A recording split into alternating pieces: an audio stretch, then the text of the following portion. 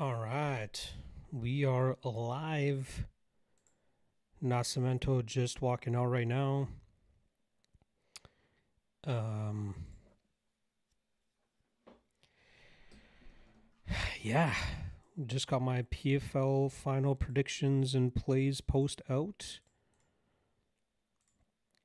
I always overlook the fact that BetOnline does not usually have props for PFL, but Bodog slash Ozone does. So I had to quickly look through that. Made a play on one of the props there. The one that I didn't make a play on, which I might kind of regret, Liz Carmouche by submission at plus 650 seems kind of interesting to me. But I ultimately did not end up playing that.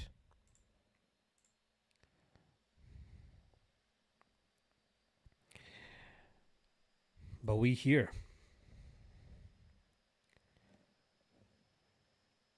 Sal in the chat nice and early. I made it. Shiloh in the chat as well. Good morning to both of you, my guys.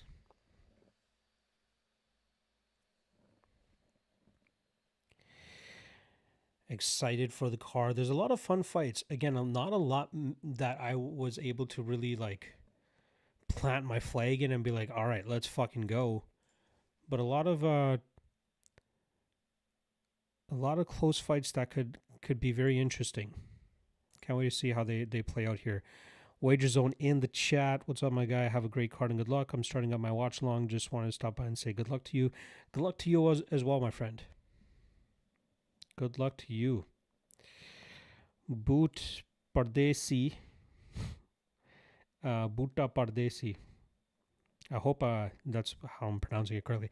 Who's the pick? Nascimento. I'm personally going Abdullayev, man. I'm not big on Abdullayev, but it just does not seem like a good spot for Nascimento. Short notice, up a weight class, ate some damage in his last matchup. I know he's undefeated. Skill-wise, he's probably the better fighter as well, but I don't know, man. I just feel like the cards are stacked against him in this matchup. So for me, it was odds reliant. I was waiting for Abdullayev to get to an underdog price. He is the underdog now. So based on the odds, I got to go Abdullayev here.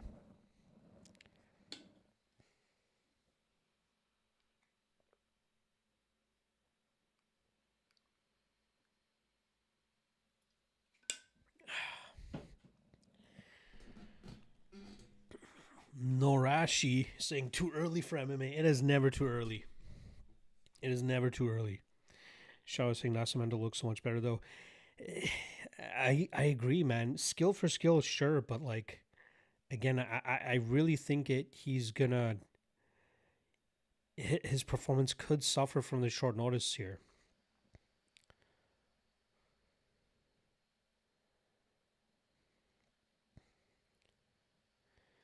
I could be wrong, but this could be a tough one for Nascimento to overcome.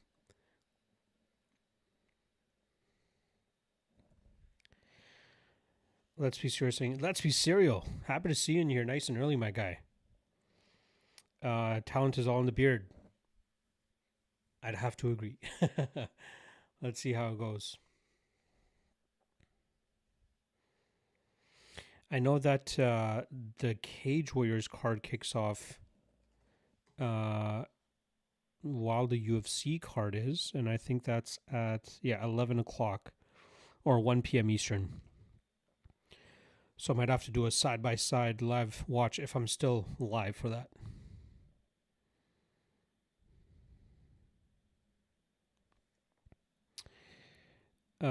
Bino saying I'm new to the whole betting thing. What do the numbers in bracket? Oh, are you talking about on the Patreon page?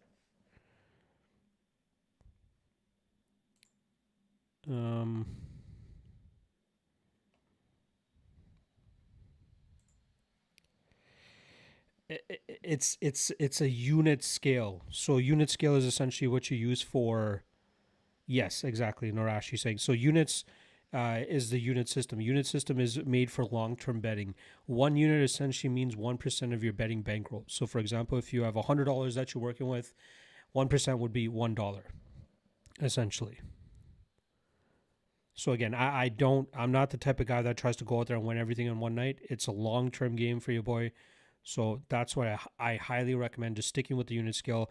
MMA is a volatile bitch. You're not always going to win, but the goal is to win long term, and that's what I've proven I've been able to do, and that's why I use the unit skill. My lock in the night play is always 5 units. That's the most I would ever suggest putting on one fight, or at least on one bet, if you want to be safe. All right. First fight has kicked off. We are 4:47, 46, 45. I know I've talked about trying to put a clock on the screen, but it's too early to try to figure that out right now. Maybe the next one, I'll try to get a clock on the screen for you guys. I don't like looking at the live chat while the fights are going on either, because sometimes you guys are ahead of me, and I don't want to get spoiled. So in between action, in between rounds, I'll take a look at the live chat, but I like to stay locked in for these fights. Yeah, one of my studio lights is glaring off the screen, so in between rounds, I'm going to have to fix that real quick. Nascimento staying in perpetual movement on the outside. Abdullayev kind of stalking him. I'm sure Nascimento is kind of waiting for an entry or a blitz attack from Abdullayev to try to counter. I will say this amount of movement probably can't help Nascimento's gas tank and taking this fight on short notice. So let's see how long he can maintain this type of movement if he's not able to get a finish. So far, both guys have kind of just exchanged kicks.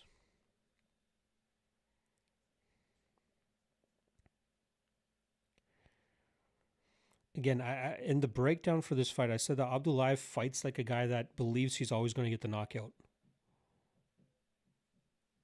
which is not a great minute winning style, but I feel like this is one of those spots where you can actually find it. He has some speed on that right hand.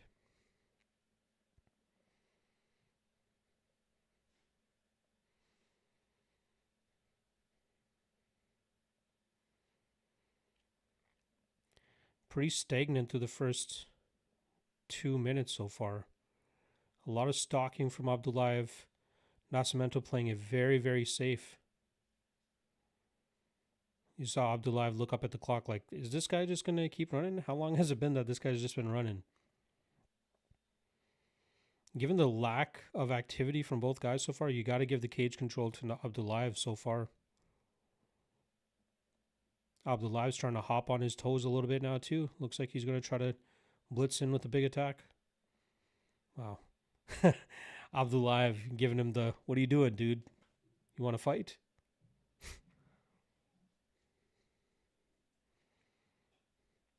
Nascimento tried throwing a shot, but Abdullayev lands a jab to kind of thwart it. Kick checked by Abdullayev. Jab to the body from Nascimento.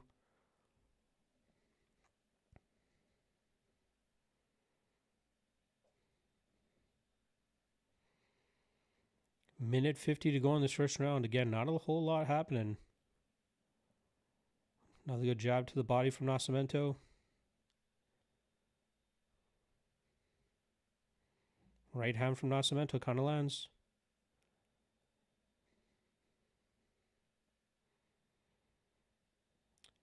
Although Nascimento is moving a lot, at least he's moving in the right direction. He's trying not to get caught by the big overhand right.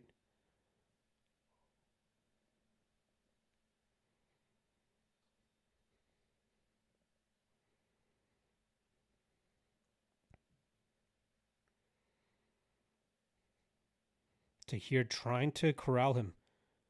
Tahir flips off Nascimento. He's getting frustrated by all the movement. Another jab to the body from Nascimento. All right, Abdullayev trying to finally engage. Now he's landing some shots. Nascimento gets out of the clinch. Hook to the body from Nascimento. Ooh, left hand from Abdullayev. Might have hurt Nascimento there. There was a little bit of a wobble there from Nascimento. Ooh. Taken out of 10 from Nascimento. Easily shucked off by Abdullayev. Might have been a little bit of a fence grab there from Abdullayev. I don't think it completely changed the trajectory of that takedown.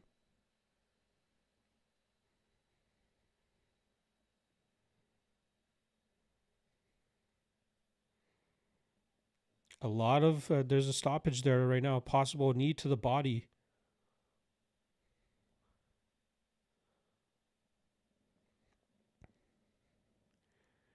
I don't know what happened there.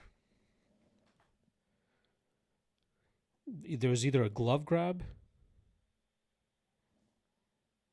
Oh yeah, there was a knee to the crotch for sure. Okay, this ref doesn't know what the hell he's doing. The action's back on. All right, round done. Let's see what you guys are saying. Hawkeye made that quick turnaround after the battle with Curtis. True.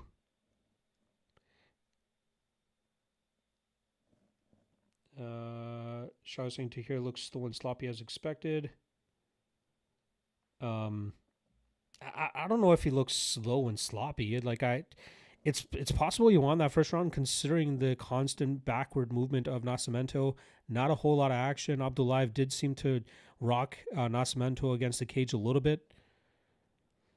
I just think he's kind of frustrated by the constant movement of Nascimento. I wouldn't say he looks slow and sloppy. Salacious Mankey saying, "What the fuck, bro?" Ow. Yeah. He definitely got hit in the nuts there. Let's be serious saying, "Should have stayed in bed for this one." Nascimento, I don't know. Maybe he's trying to slow Abdullayev down, but he might be slowing himself down with all that movement. Even to hear it kind of like pointing to the ground, like, "Hey, let's go, man." All right, first round about to kick off. Or sorry, second round about to kick off. Here we go.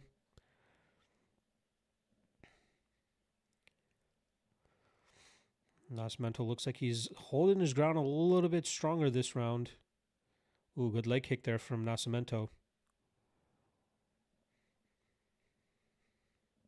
I'd like to see Abdullayev keep that left hand a little bit higher, or at least tuck that chin a little bit more.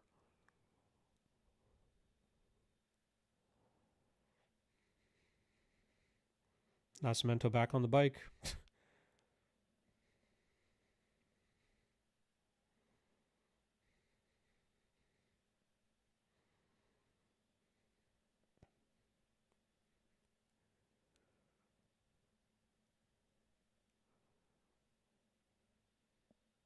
Oh! Nascimento gets Abdullayev to walk on a big shot. Abdullayev eats it though. Abdullahev's got to lock in a little bit.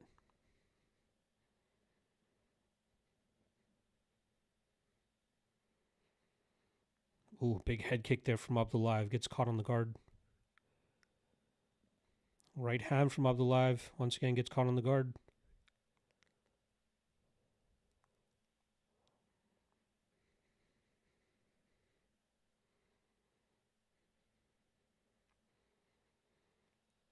They exchange shots there. Minute and a half into this second round. Starting to look like the first round a little bit again. Ooh, nice right hand from Abdullayev.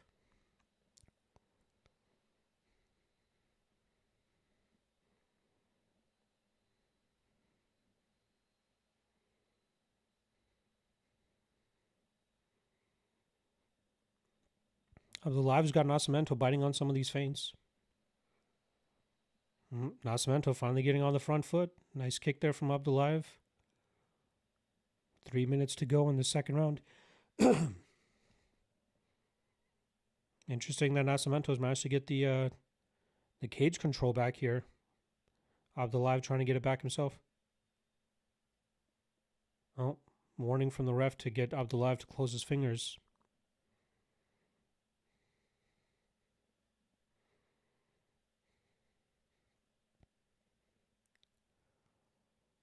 Oh, sneaky left hand there from Nascimento. That was good. Good jab to the body from Nascimento. Picking up the pace a little bit more. Ooh, hook to the body from Nascimento.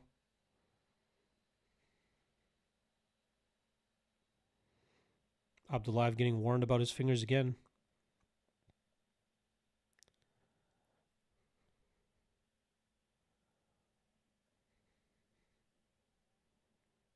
Abdullayev looking a tad bit frustrated with the constant movement from Nascimento.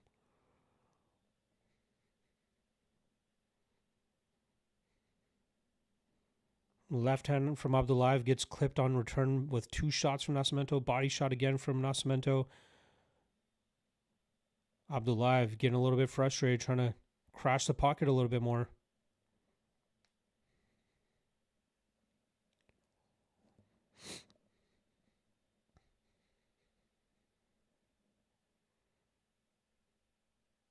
The referee trying to get them to work a little bit more.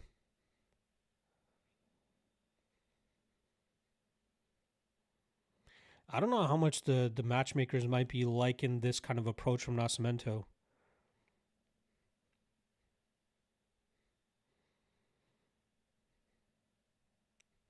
Like, I don't know if they're going to enjoy the fact that he's not engaging as much and he's kind of constantly running.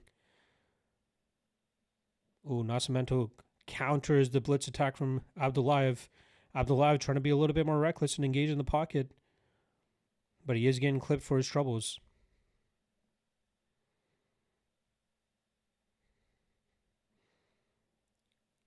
Oh, referee. The referee is pressuring Nascimento now. 50 seconds left. Wow, a little bit of a warning from the referee to cause Nascimento to engage some more. I don't know. I think it's more so on Abdullayev.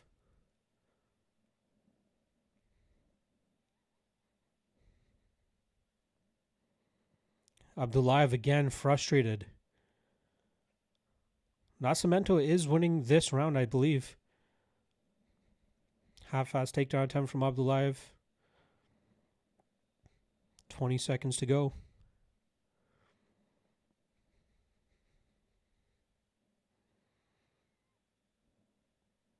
Ooh, Abdullayev just misses on a right hook.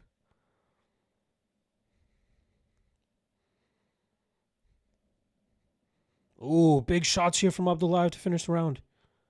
Ooh, right hand. Oh, Nascimento complaining about the big right hand landed at the end there. I thought Abdullayev let that shot go before the bell went off, though, so. Yeah.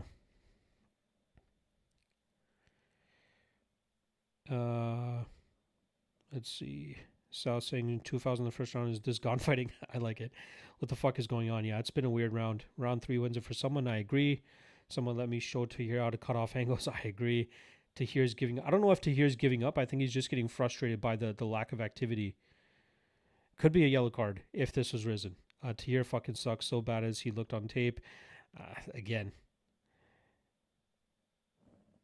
We'll see. Wow, you can warn for being on your bike. Yes, you can. You can. We don't often see it, but you can be. You can be warned for inactivity. That's what you're saying. I feel like there was a fight a couple weeks ago. Someone kept running away. Yeah, I can't recall which one. Oh, Meng Ding against Hosian Hiki. Yes, good call there. Arca Shark. And they should take a point for that shit. What a joke to hear is blatantly late shot. I don't know, man. I thought like he let that shot go as the buzzer was going off. Which again, you can get away with that considering how close it was. I wouldn't say it was a late shot. All right, round 3 has started. I think it's 1-1. But I think we're going to see a little bit more action from both guys here. Tahir. Oh, big shot landed from Tahir. Oh, sneaky knee there from Nascimento. Abdullayev uses it to get the takedown. And he's got the takedown. Oh, landing some good ground and pound now here from Tahir. Here we go. Finally, some good action. Nascimento trying to go for a deep sweep here. Deep half. Ooh, clear shots to the back of the head from Tahir. Nascimento fights through it. Oh, decent scramble. And they're back to their feet. Some more action in the first 40 seconds of round 3 than the entire fight.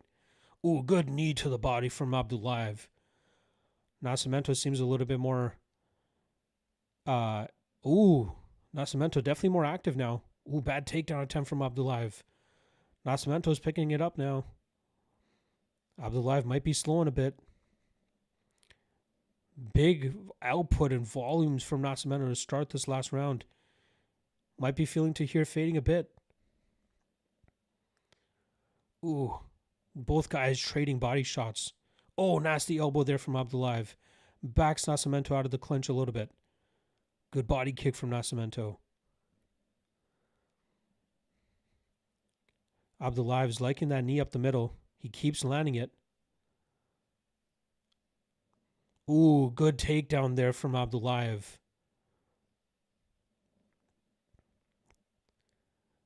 Solid approach there from Abdullaev to try to contain the volume of Nascimento. But Nascimento is staying active off his back with some elbows. Abdullaev kind of back to his feet. Nascimento goading him into trying to get some action off. Ooh, some good ground and pound from Abdullaev.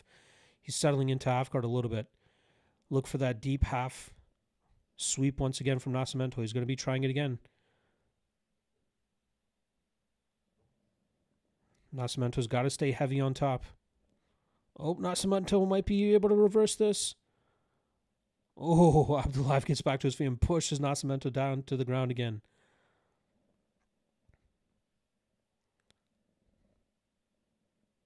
Nascimento settling again into half guard a little bit, but Nascimento throwing a lot of volume from his back. Ooh, Kimura attempt here from Nascimento. Abdullaev trying to defend. Nascimento gives up on it. Another big ground and pound shot there from Abdullaev. Both guys trading shots, but obviously this looks like it's favoring Abdullaev because he's in top position. Nascimento doing a good job of constantly trying to push on the hips. Abdullaev is trying to settle back into guard, and he does. 2 minutes to go.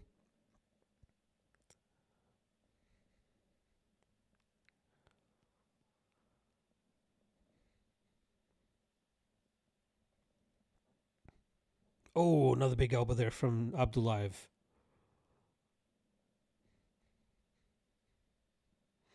$140 to go. I think Abdullaev's winning this round. Nascimento did good in the first 40 seconds, but after Abdullaev has managed to land this takedown and get some good ground and pound, I think he's kind of stolen it back. And you can't overlook the work that Nascimento is doing off his back for sure, without a doubt. But again, optically speaking, I think Abdullaev's gotten enough control time from top position and landed good enough ground and pound. But this round's not lost yet for Nascimento. There's still, a minute 15 to go. Oh, Abdullaev talking shit from top position. He's got to be careful. Nascimento is a black belt. Ooh, possible headbutt there from Tahir. Nascimento looking up at the referee like, hey, stand this up. No, dog. You're getting more action on the ground here than you did in the first 10 minutes. Nascimento seems too content off his back. Not a good look. He's got to get back to his feet. Optically, not a good look at all. Ooh, big ground and pound shot there from Tahir. Oh, more. Oh, Nascimento might be out. Nascimento might be out. Big shots here from Tahir. Oh, the referee stops it. I don't know if they should have stopped it. But Tahir gets the knockout with 30 seconds to go. He is absolutely gassed as well. Nascimento did not look good from some of those ground and pound shots. His body language did not look good. But that was a stop. He had some cuts open up on him too. They should have let that round continue to go. I'll take the dub though.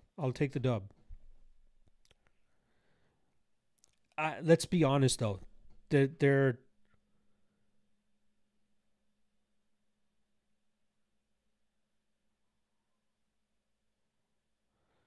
Let's be honest though. That fight, if it goes another 30 seconds, Abdullaev probably still wins it. Yeah, look at those ground and pound shots landing. There were some clean shots there. I don't know. Yeah, referee probably shouldn't have stopped that though.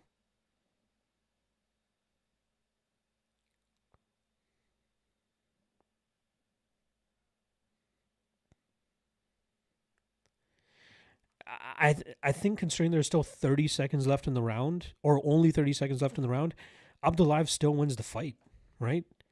Like I'll pull up UFC news on Twitter. Usually has the scorecards up pretty quickly, so I'll keep my eye out for that. But I thought Tahir won round 1. I thought Nascimento won round 2, and round 3 was looking like it was going to be Tahir's round. So, yeah. I think Tahir was on his way to winning that fight regardless. Again, I'd probably never bet on Tahir again. But the odds were just, they're at the point of where I said I would probably consider a play on Tahir here, and he got there. I got him at plus 121, and he cashes.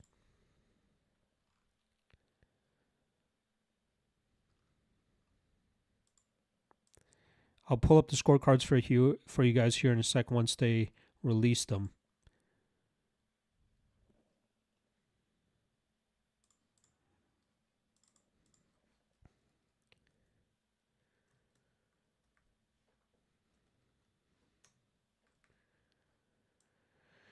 A solid start to the card. We get the dub on Abdullayev, fading the line movement as well.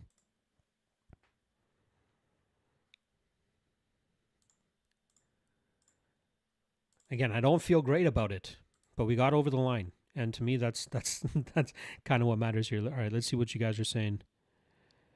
Worst fight of the year. It's getting there. I tried to tell the masses about Jose Anhiki. Anhiki was, again, I still have some question marks about the guy, but he did better than I expected him to against Meng Ding. Saucing, protect yourselves at all times. Yeah, he was getting hit with some big shots. Celicious saying good round. Tahir likes clamping down on that overhook. That's a sambo thing. Yes. Well, it helped him avoid the deep half guard sweep, which was really good. First round might decide. I thought it was for Tahir, but I'll pull up the scorecards when we get a sec. Everybody's hating this referee. Yeah, he looked indecisive, and that's where I think kind of sucked there. Didn't look good, but he was in it. Yes. Kind of shit is this ref tweaking on? Yeah, I agree. I believe it. I agree. It was a bad stoppage. At least the judges didn't get a chance to screw it up. I think Tahir was on the way to winning, though. I agree with that. Ref needs to be investigated. Didn't Nascimento lose last week too? No. Oh, didn't Nascimento lose last week? I don't know. I can't recall off the top of my head. All right, let's see if UFC News has the scorecards here for now. Nope, not yet. Again, I don't feel great about it, but we did get over the line there with Abdullayev. Happy about that.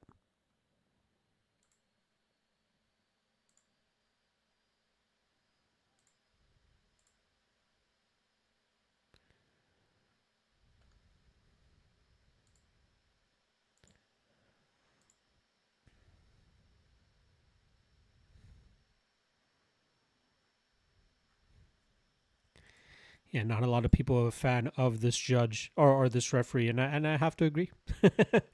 Again, you can't be indecisive. You can't be, second thinking what your decision is. From fouls to late stoppages and stuff. It's not a great look.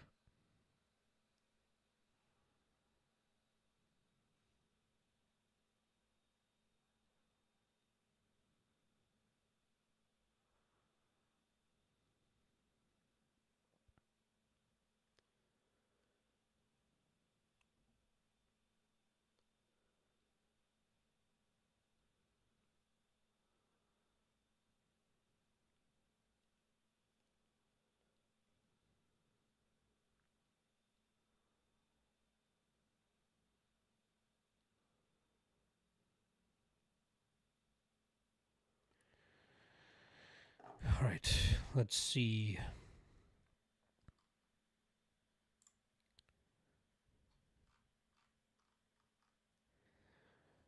No scar cards yet.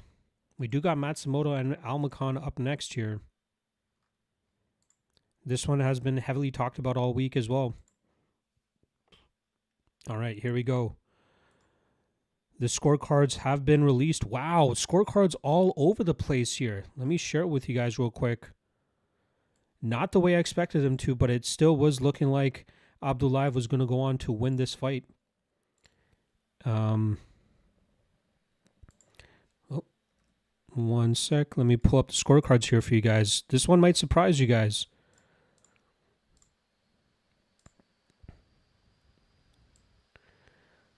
Look at this scorecard, folks. So two judges gave Nascimento round 1. Wow. And then 2 judges gave Abdullayev round 2. So it was technically 1-1 going into the last round, and it would have Yeah, it would have been a unanimous decision win for Abdullayev if he continued to rain those big shots down from top position. Not the way that I thought the judges would have gotten to that decision, though. I thought Abdullayev won round one, but it looks like two judges gave it to Abdullayev. Or sorry, two judges gave it to Nascimento, and I thought Nascimento won round two. Wow, we might get some shady fucking decisions here today, boys. Wow.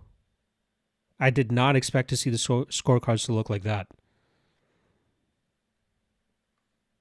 Let me know what you guys think about that scorecard. Again, I know somebody said that it came down to round one, but I guess it wasn't as clear for Abdullayev as I thought it was.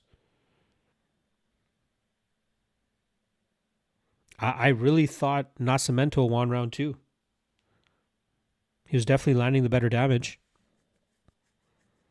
That late barrage from Abdullayev wasn't bad, but again, I thought Nascimento definitely did better work. Damn.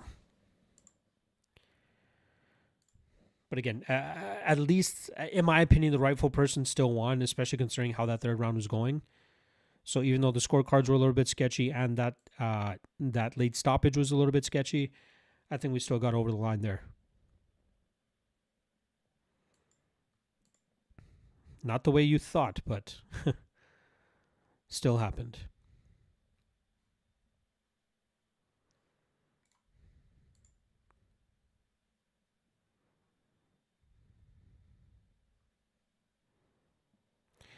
I'm really excited about this one, though.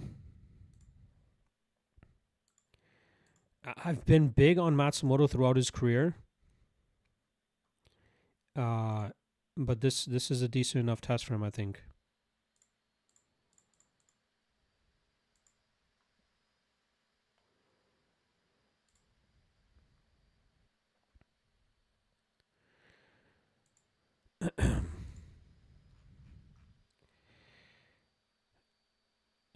I had that fight under 2.5. I'm so pissed. Oh, yes. He gets the finish, but not under 2.5 round. That's crazy. Shao is saying biggest takeaway from the fight is that the referee needs to be fired. I agree. Absolutely agree. Sal's saying Uncle Dana famous saying never leave it in a blind judge's hands. Well, it seems like some of those judges were blind, that's for sure. Yeah, scorecards definitely made no sense.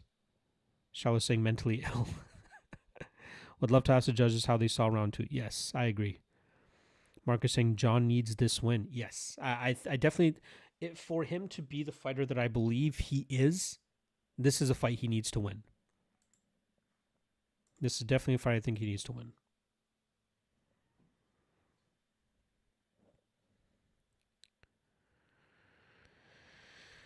Whew. I'm excited for this one, even just as a fan and as an analyst and predictor. I'm very excited for this one. He is the free play as well, and it looks like he is closing. He's up to minus 185 now, so we got some pretty decent CLV there to get him at minus 148 earlier in the week.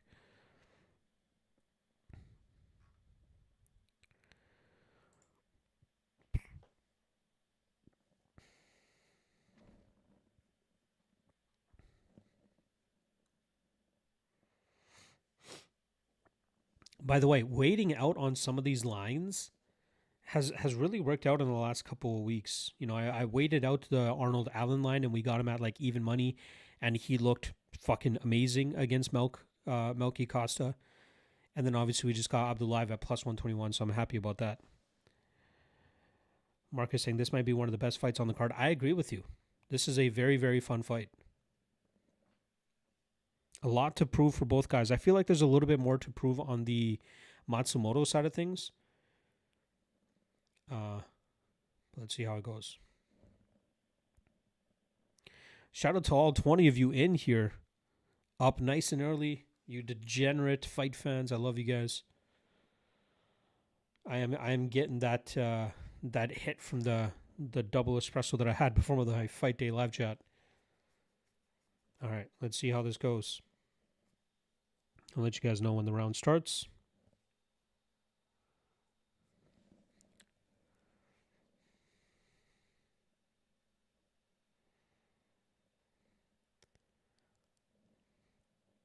All right, round one has begun. Let's see. Will Matsumoto's durability hold up? We need to be wary about the power of Almacan. I think Matsumoto is the better technical striker, but like speed and power can obviously nullify that. Backsat on the pressure immediately. Interesting to see Matsumoto be the one kind of backing up here. Looking like Matsumoto might also be looking to counter strike. I'd like to see some good kicks there from Matsumoto. Start working on that lead calf of Almacan. Obviously, got to be very careful about the straight right coming back his way as a counter. Almacan obviously very fast early. Almacan will surely have the speed edge, especially early on in this matchup.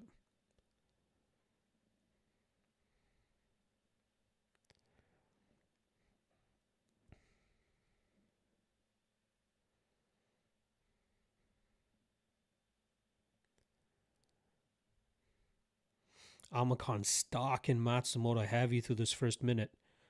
Oh, nice counter there from Matsumoto. Lands right hook as Almacan misses on 2 shots on the entry. Good leg kick there from Matsumoto. Answered with a 1-2 there from Almacan.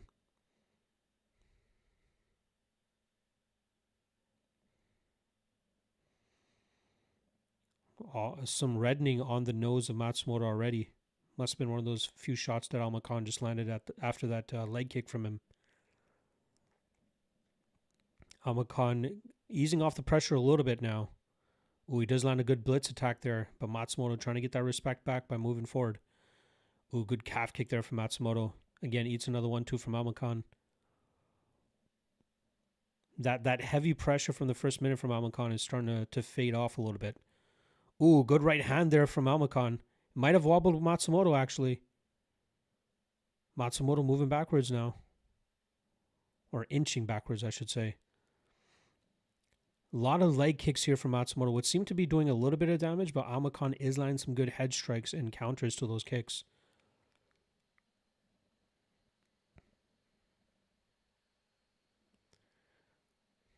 Nice pocket exchange there.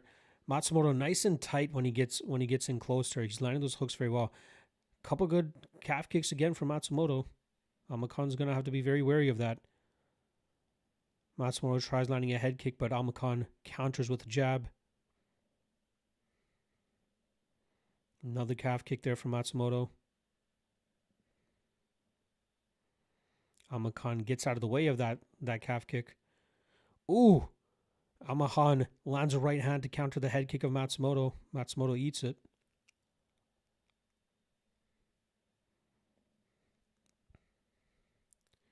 Oh, Almacan drops Matsumoto. After Matsumoto landed a good kick. Almacan a little bit on the pressure now. Good body shot. Takedown attempt from Matsumoto. Stuffed by Almacan. Matsumoto trying to shake off the cobwebs here. Always backed up to the fence. Oh, uppercut from Almacan. Matsumoto eats it. Lands a counter. He's getting his wits back about him, though.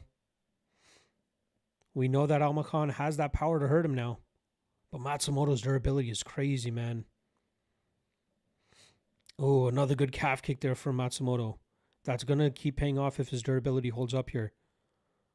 Nice blitz attack there again from Almacan. But Matsumoto is such a gamer, man. Oh, takedown here from Matsumoto. Stuffed by Almacan. Matsumoto pushes Almacan against the cage. Deep underhooks there from Almacan. Shocks Matsumoto off with ease.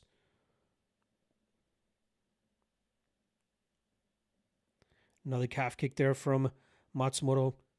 I think that Almacan's left leg is hurting bad. I don't think Almacan's left leg is going to take many more shots. Look how red it is. 16 head strikes from Almacan. Makes sense. Matsumoto very intent on landing that. Oh, good jab there. And good takedown attempt entry from Matsumoto. Almacan shucking it off so far. Good wrist control there from Almacan to defend the takedown. Ankle pick possible here from Matsumoto. Gets Almacan down to a knee. And almost got his butt on the ground. Nope, Almacan stays up. Some good shots from Matsumoto as he keeps pushing Almacan against the cage. Ooh, big slam takedown there from Matsumoto to end the round. Beautiful work. And lands some elbows to finish the round. Ooh, Solid work there from Matsumoto. Momentum surely on Matsumoto's side, but Amar Khan definitely won that first round with those big shots he was landing. That pressure is slowly catching up. MMA Junking has Nas winning first 2 rounds. Wow. So I was saying, me too. Matsumoto got me sweating, man. I knew it, man. Matsumoto gets hit so much. But, man, his durability is crazy. Momentum definitely back in his favor. He lost that round for sure. But, to eat that damage and inflict as much damage as he did on the calf of Amar Khan, that's going to continue to pay off for the rest of the fight. And then being able to land that takedown definitely is going to be a confidence booster for him. 1-0 Beksat, I agree. Shallow Singh gonna get sit down again, looking for that too soon in the second. We'll see. JK saying holy, does that mean that something happened? And because my first round's about to start, I'm not looking at the live chat. Fuck you guys. I don't want you guys spoiling this shit for me. My least favorite part of watch parties. All right, second round just started.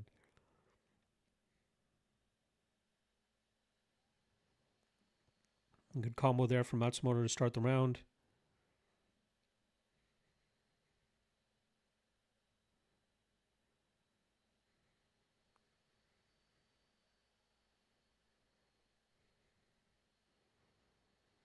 Nice right hook from Matsumoto. 30 seconds into round 2. Ooh, big takedown there from Matsumoto.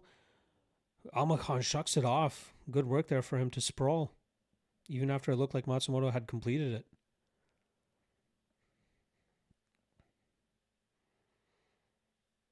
I feel like the longer this goes, the more it's going to favor Matsumoto, especially if he's been able to eat some of those big shots from Amar Khan.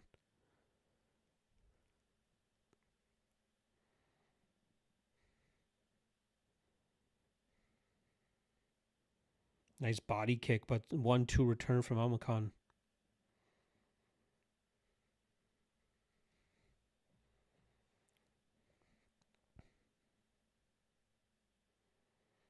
Oh, those calf kicks, man.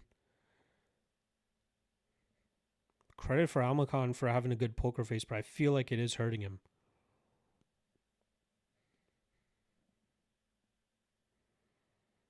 Ooh, clean right hand down the pipe there from Amar Khan to split the guard of Matsumoto. But Matsumoto just eating it. Good body kick there from Matsumoto. Right hand from Matsumoto. Clean 1-2 again from Amar Khan.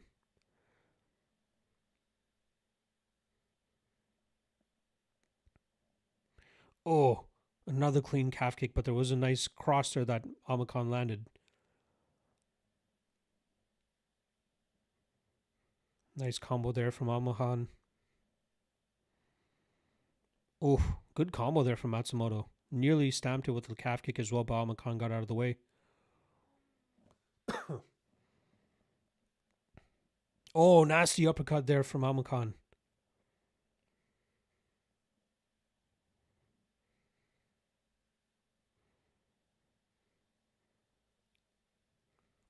Matsumoto eating these shots. Ooh, returns with a big combo of his own. Ooh, watch the headbutts there. Ooh, nice 1-2 from Matsumoto. Good body kick from Matsumoto. Sneaky elbow there from Amar Khan.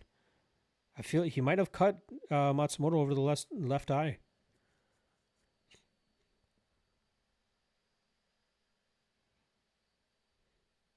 Yeah.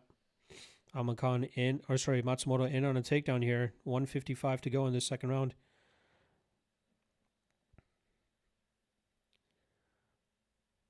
Solid defense here from Amar Khan.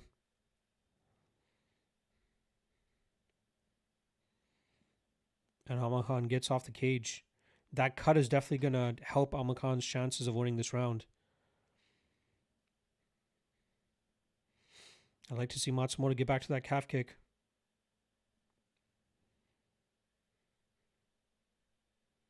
Nice body kick from Matsumoto.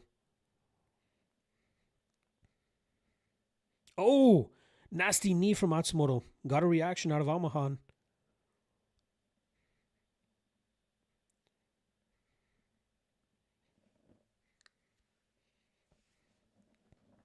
It's a fun fight. Definitely better than that first one. Oh, good teep to the body there from Matsumoto. Forces Amakan to clinch. Another good knee to the body from Matsumoto. Gets in deep on a takedown. Amakan gets his underhooks. Shucks it off. Ooh, left hook there from Matsumoto. 45 seconds to go in the round. Oh, nice left hand from Matsumoto. Head kick from Matsumoto. Right hand return from Amahan. Oh, good combo there from Matsumoto to get in on a takedown. Shucked off. Oh. Oh, nice right hand from Matsumoto. Oh, sneaky head kick there from Matsumoto. 20 seconds to go. Ooh, Matsumoto keeps landing that sneaky head kick. But that right hand from Amakan doing some damage. Ooh, sneaky spinning back fist there from Matsumoto. Oh, lands a big hook to hurt Amakan. Ooh, man. If it wasn't for that cut, I feel like this would be... I feel like Matsumoto would have won that round if it wasn't for that cut and that elbow. That was a close round. I thought that could be a Matsumoto round.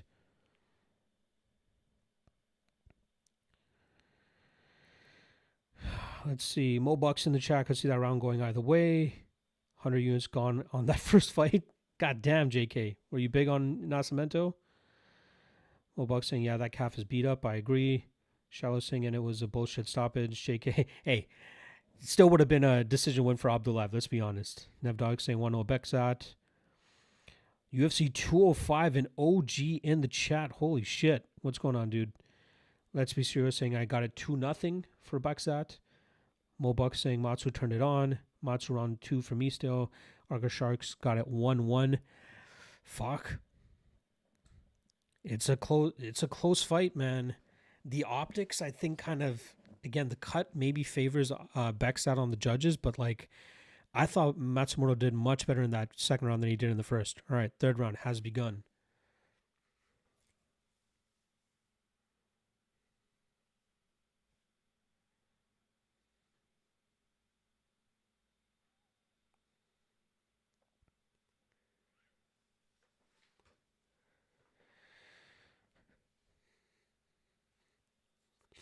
I want to see some more calf kicks from Matsumoto in this. Ooh, good right hand there from Matsumoto. Snaps the head back of Almakan. Almakan's gas tank holding up a little bit better than I thought it would, but still, that Matsumoto pressure and that volume is always going to be tough to deal with. Another good calf kick there from Matsumoto. Oh, Matsumoto trying to get the crowd going there, even though they're clearly cheering against him. Oh, sneaky kicks there from Matsumoto. One to the calf, one to the head. Almahan eats it. Nice one, too, from Almahan.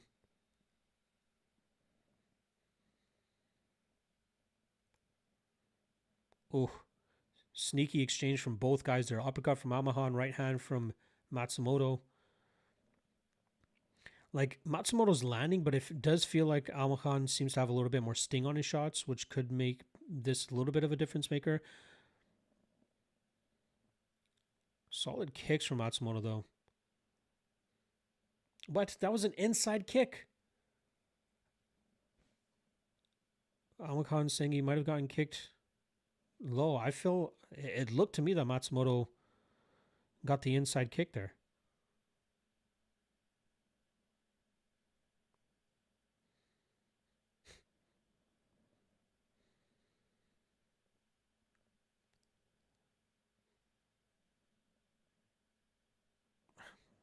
That seemed quite clean to me. Almakan gets a little bit of a breather there. Action is back, though. 3:15 to go. Ooh, big right hand there from Almahan. Opens the cut back up.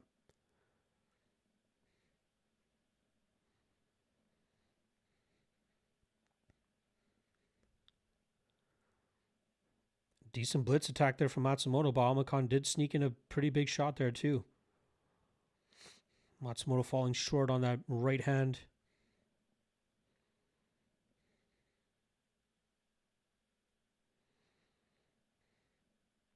Man, Amakan's going to be limping. He's been eating so much damage to that lead leg. Not just the calf, but the thigh as well. Oh, big right hand from Amakan. Matsumoto just eats it.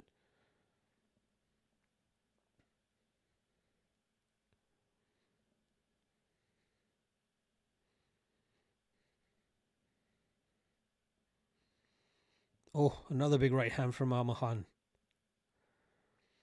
Oh, good right hook from Matsumoto. Oh, good left hook leg kick. Another right hand from Amakan, answered back by Matsumoto. Man, Matsumoto's so fun to watch. Win or lose. Ooh, sneaky takedown attempt there from Matsumoto. Amakan's defense looking good. Oh, hands are clasped for Matsumoto. And he puts Amakan on his back. 144 to go. Matsumoto right back to his feet. As soon as he realized that there's only 140 left, it almost seemed like if he felt there was a little bit more time that he would have taken a little bit more time to catch his breath, but he got right back to his feet. Good work from Amakan to not settle. Oh, sneaky takedown attempt again from Matsumoto. Good defensive work from Amakan to shuck off the takedown again. Amakan lands a knee in the clinch. Some body work going. 105 to go in this third round. It's a close round. Big shots of Amakan against the volume and work of Matsumoto. This is a tough one to score. Matsumoto's up on 5 significant strikes as well. Again, the optics of Amakan landing those big shots is going to be tough to score against. But it's a close round. 45 seconds to go. A little bit of a reset there from Matsumoto. I hope he's not cruising here. He's circling a little bit too much for my liking. 30 seconds to go. Head kick there from Amakan. Oh, 1-2 from Amakan. Oh, flying knee from Matsumoto misses. I feel like they might give this one to Amakan. 10 seconds to go. Why is Matsumoto running? He's got to go. I think Matsumoto's corner might have fucked him, man. I think Matsumoto's corner might have fucked him. I think Matsumoto's corner might have fucked him in the sense by telling him that he secured round 1 after landing that takedown. I think he thinks he won round 2. I think he thinks he won round 1 as well. Round 3, I think it probably goes to Amakan.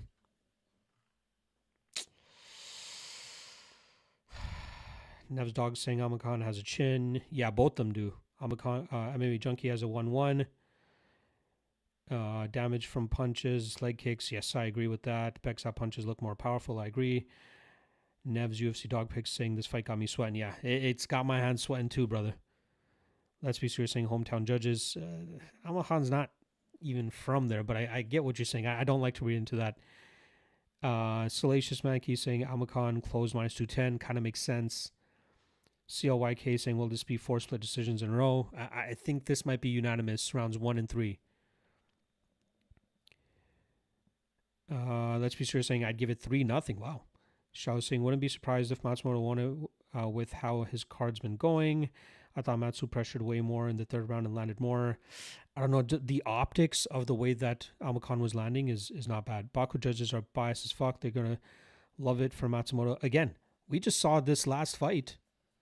You know what? Let's hear this decision first, and then I'll comment on that, because I feel like we just saw something against what you're trying to say in the last fight with Abdullayev and Nascimento. Kind of. We'll talk about that. Let's hear what this decision is first.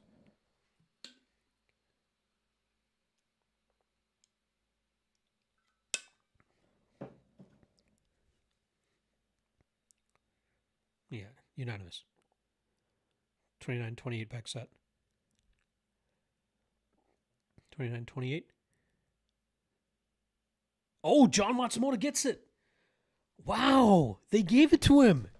They fucking gave it to him. Wow. Let's go.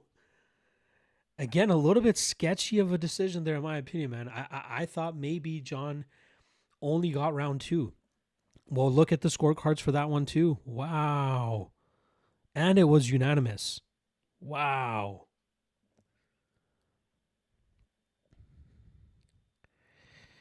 So as Nev was saying here, Baku judges are biased as fuck. They're going to give it to Alma, and Matsu was dumb. I don't know why he thinks he was up. Again, I thought they should have given round 1 of the Abdullayev fight to Abdullayev, but 2 of them gave it to Nascimento. Although round 2 probably should have been for Nascimento, and 2 judges gave it to Abdullayev. So, yeah. This one seemed a little bit sketchy to me. I thought Beksa was going to get 1 and 3. Matsumoto got it, boys. And it wasn't even a split. Yeah, Nev's called it. Shallow was saying, absolutely never come back to this shithole of a city ever again. Shallow mad. Arca saying, thank God I didn't bet on this. Yeah, bro, he threw way more in the third round, was on the front foot. I agree with that. Again, it just seemed like the big shots that that Beksa was landing in return was a concern for me. Never have fights under this commission ever again. That's hilarious. CLYK saying, there goes the hometown cooking sentiment. And again, that's something I've been hammering like for a long time, but also like earlier this year, I believe in March with Evloev and Murphy, right? I thought you could make a case for Murphy for hometown cooking, but Evloev gets the win there, and rightfully so, in my opinion. We'll find her in 10 minutes. Buffer read the wrong name. Hilarious. The judges aren't local, I don't think. These commissions in these countries are usually made up of like unified commissions. So again, they're not really local, right? Let me all right, let's look at these scorecards again, boys. I'll pull it up on the screen here. You can get my live reaction to these.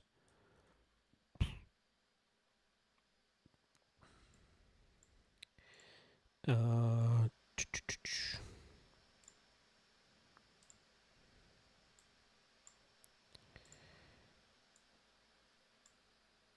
right. Round 1. Almahan for 2 judges. 1 judge actually scored it for Matsumoto. Wow. And then the last, wow, complete opposite scorecards from some of the judges here. So 2 judges had rounds 2 and 3 for Matsumoto, and 1 judge had rounds 1 and 2 for Matsumoto. So I guess we were right. I think those, yeah, I think it's kind of right. Like I could see the argument for round 2 and 3 Matsumoto. I thought it was 1 and 3 Almakan, but unfortunately for Almakan, no judge gives him both rounds. Crazy. And in terms of the judges being local, Ben Cartledge is from the UK. Anders Olsen, I believe, is from Scandinavia somewhere. Same with Clemens Werner, if I'm not mistaken. And then from the first fight, who are the judges? Mark Collette, American, I believe. David Letheby, I believe he's British. And Vito Paolillo, I believe, is American as well. So not local judges.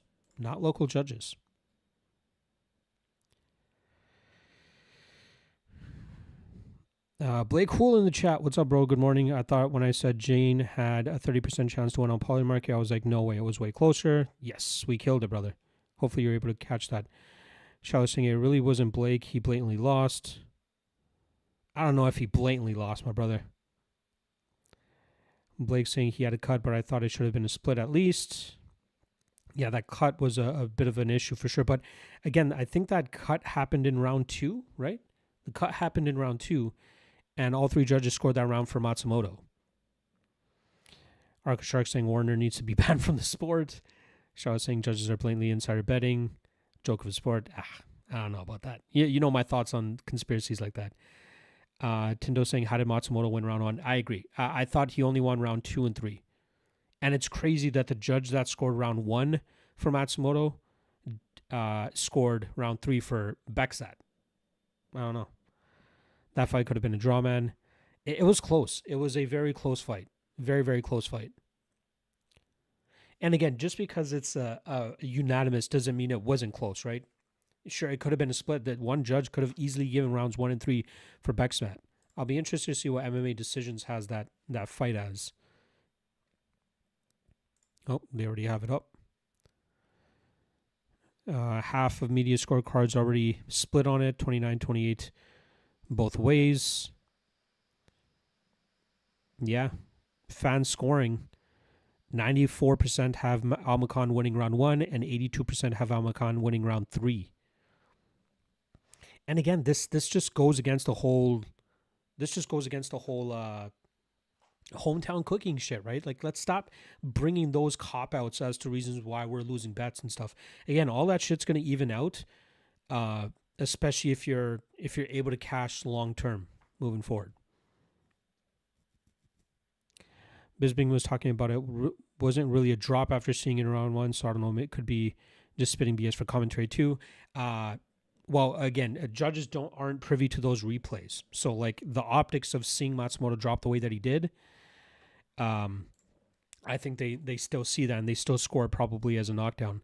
I want to see if they maybe scored it as a knockdown or counted it as a knockdown on UFC stats. Yeah, Almacan was credited with the knockdown in round 1. Nev saying, especially with that cut, my girlfriend got Matsumoto. My GF got Matsumoto at plus 400 live. Wow.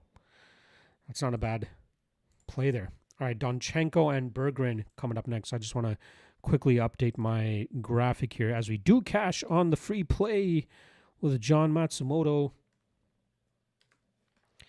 Happy about that. Pretty good start to the card. Let me just quickly put this up here. They are rolling through this card so far, right? Pacing's pretty fucking good. Well, although we did have 2 fights go to the 3rd round, so that's pretty good.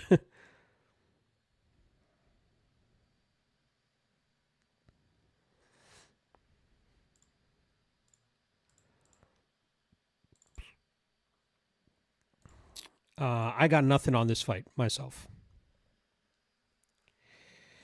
Shiloh saying, Bisbing and DC commentary will make you lose 25 IQ every time you hear one of them tear dumbasses. I'll say I like DC more than Bisbing just because DC has that like jolliness to him and that willingness to just be a little bit more fun. But yeah, like there are some things where they're just talk out of their ass a little bit too much.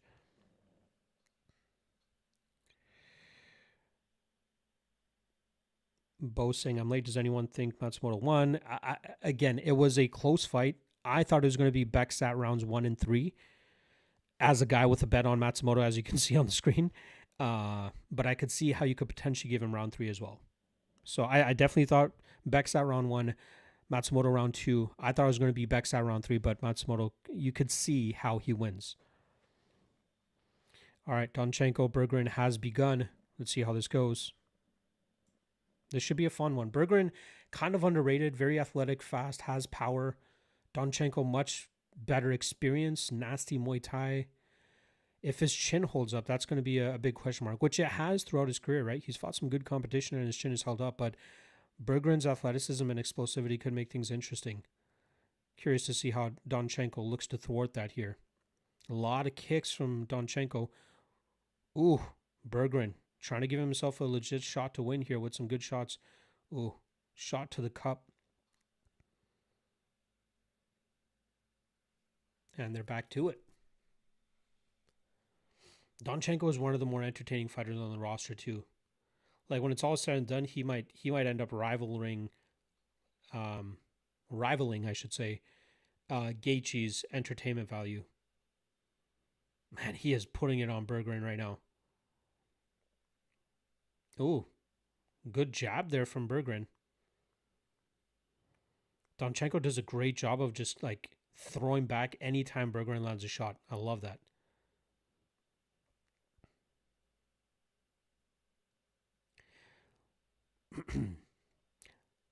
Oh, good shot to the body there from Donchenko. This pressure is gonna really wear on Berggren, I think. Oh, good body shot from Donchenko. Donchenko initiates the clinch. Minute 50 into the round.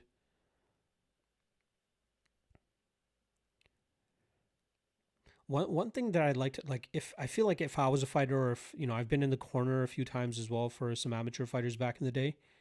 One thing I kind of try to tell those guys is like, you know, if your approach is to strike with your opponent, imagine it like the fight starts at a bar of 0.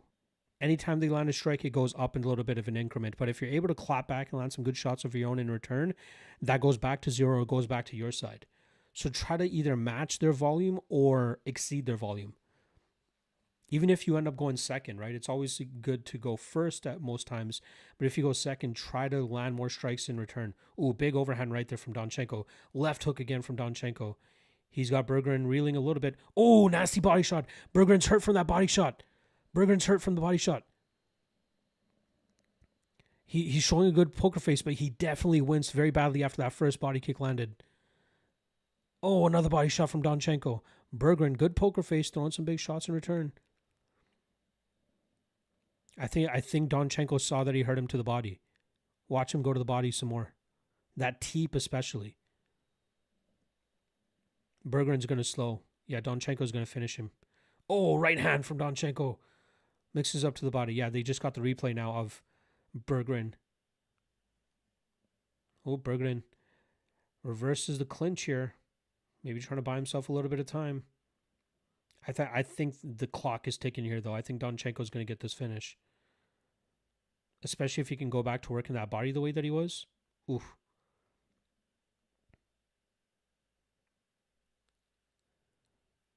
Oh, big right hand counter there from Donchenko.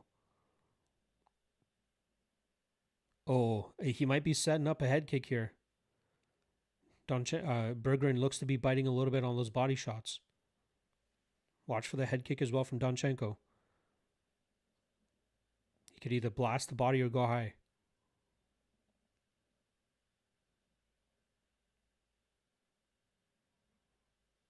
Oh, sneaky right hand there from Berggren. Donchenko eats it.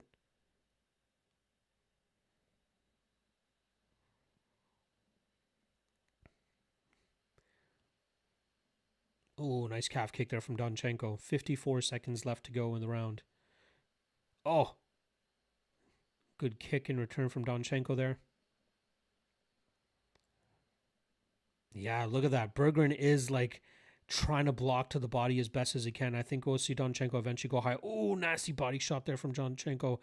Teep to the body from Donchenko. I love it. He is so fun to watch. Oh, sneaky inside kick kind of wobbles Berggren. More so off balance than anything. 20 seconds to go. Oh, another nasty kick there from Donchenko. Overhand right from Donchenko.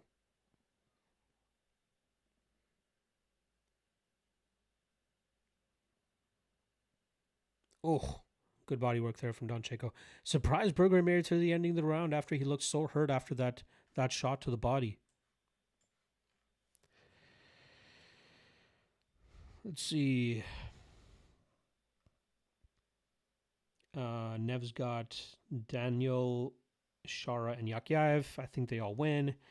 Junkie gave Jean round 2 and 3. Makes sense. I need Nolan, Camilo, Bruno, and Rafael to finish my parlay. I put a bit of money on. You are crazy, Blake. You are crazy. Knockdown cut, defended every takedown, pretty even on feet. I don't know, man. It was close. It was close. CLYK saying Daniil with the jester brace. Dude, I was just thinking that. I was just fucking thinking that. Nev saying Daniil with the Jeff Hardy hair. I love it. Fucking Jeff Hardy, man. That was my guy back in the day. Fight ends before round 3. I'd be surprised if it doesn't. Backside won, but the judges had their life savings on Matsumoto. Goddamn, shallow bitter. Shallow bitter. I feel you, my friend. I hope Berger wins. Jab going to be huge if Berg wants to survive. Berg does got a chin. Berg needs a kick high. That could help him. My guy McNasty in the chat. Good morning to you as well, my friend. All right, second round has begun. Let's get back to the work. Shout out to the 27 you guys that are here nice and early. Appreciate the love. So many nasty kicks from Donchenko. I love it. If I remember correctly, Donchenko inside the distance was minus 250. If Berggren's durability holds up, that would be a bad beat for a lot of people that took that chalk.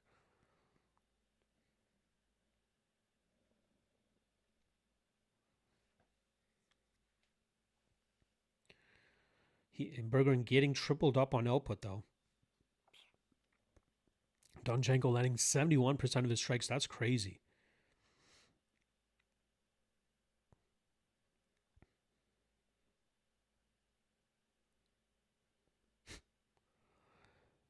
Oh, another sneaky kick to the body. Berggren eats it though. Ooh, sneaky left hand there from Berggren. Donchenko eats it though. Great head movement there from Donchenko though to evade most of that damage.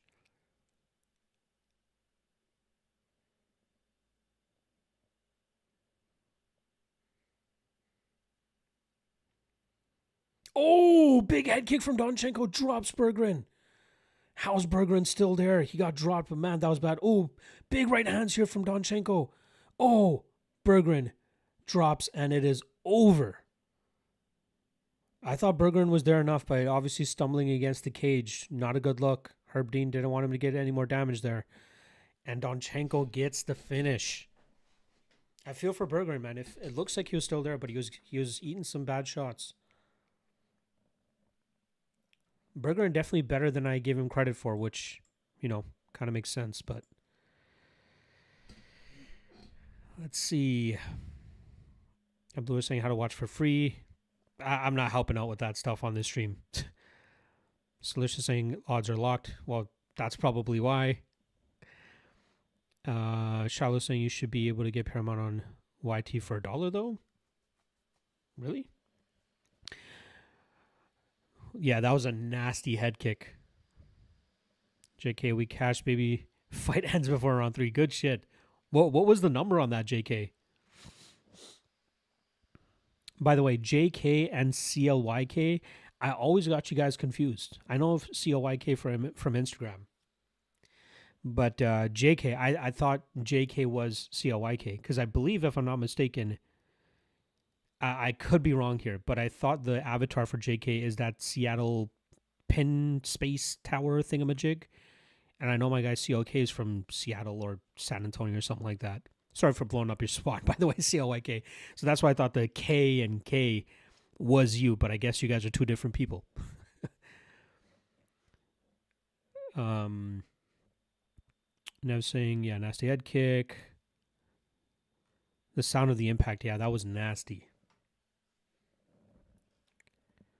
Plus 120 live. Attaboy.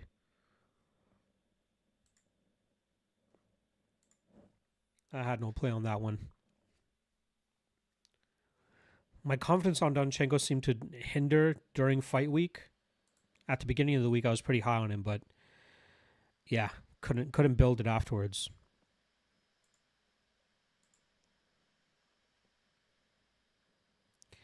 Nev saying, I fuck with this live, man. I don't usually join fight companions.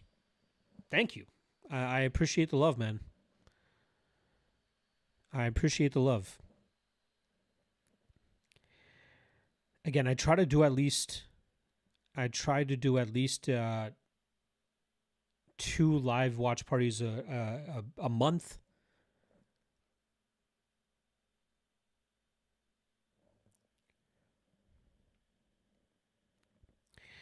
Harwani saying had to get in blood after that. Bekzad and Nascimento's disaster live took Donchenko round 2 KO on the top and took the KO prop before. I love it. Good shit, brother. CLYK. My bad, man. My bad.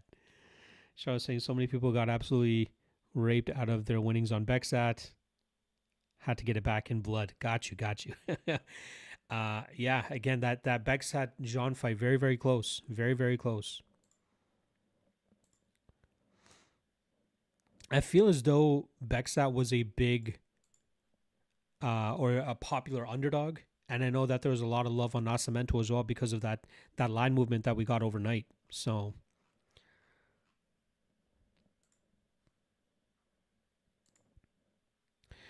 Reyes sitting at minus 250 now. I believe his fight is next. All right, I got to hit the washroom real quick. So give me just a couple minutes here before we get this next fight going. I'll be right back.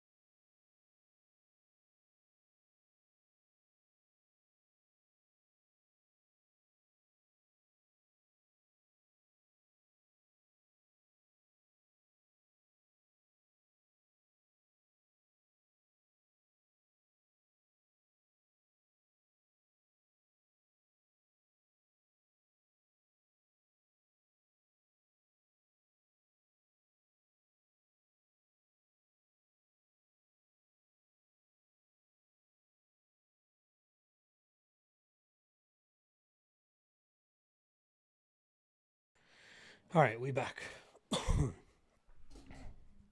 Appreciate you guys bearing with your boy.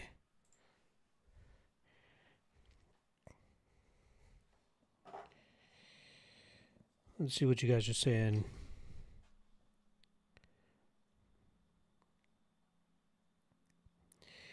Reyes round 1 or 2 KO plus 325. That's not a bad line. I like it. We was on all Jean. I thought there were a few guys that thought Bexad won. I thought Bexad was going to win too.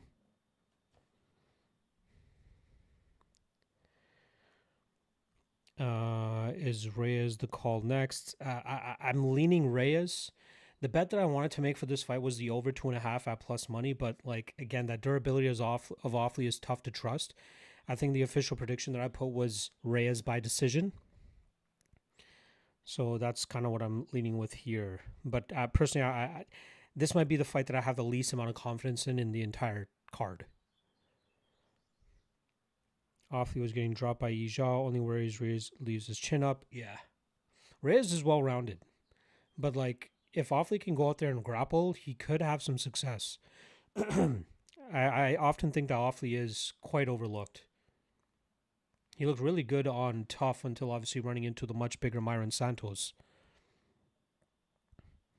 JK saying bet Reyes locked. Good luck. Jaren K. Holder saying 3 out of 3 predictions on method. Is that me? What did I get? Yeah, I had Abdullayev knockout.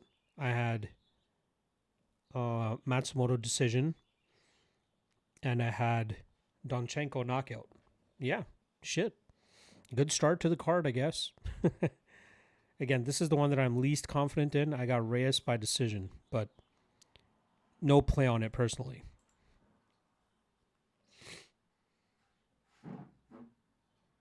Also, I usually like to have my blinds closed just for the sake of light, but it got hot as fuck in this room, so I got my blinds wide open now, and I got the window wide open as well.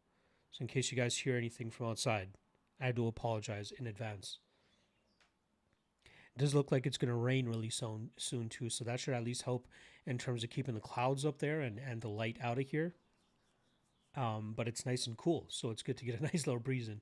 And that also means some good stuff for my potential plans for the evening that I might not have to go somewhere. So we might be able to do the whole stream here.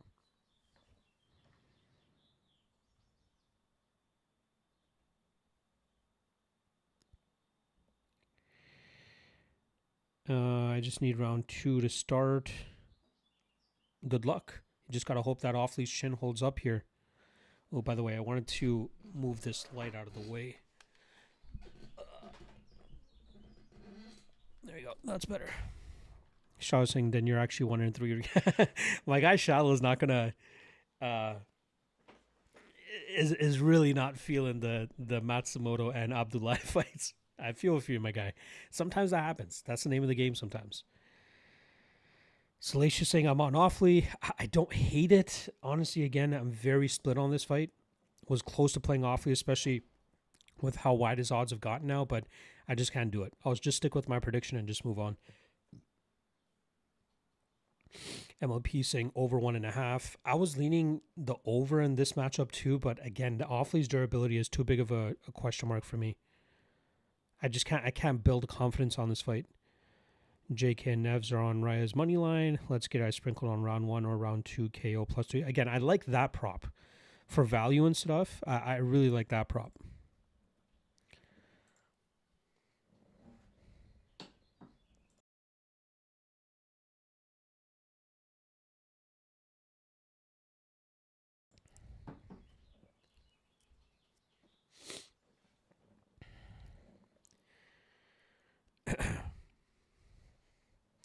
We also got Cage Warriors kicking off in just under 2.5 or an hour and a half's time. Sorry, 2.5 hours time.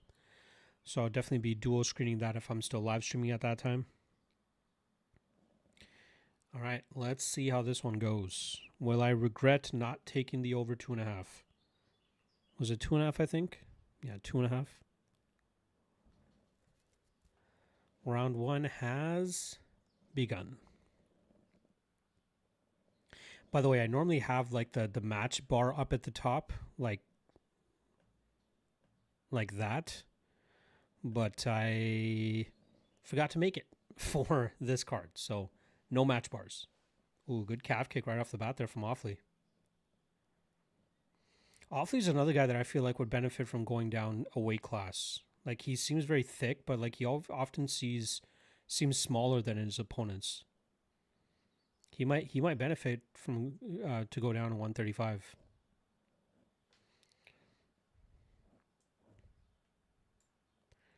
Let's see where Reyes,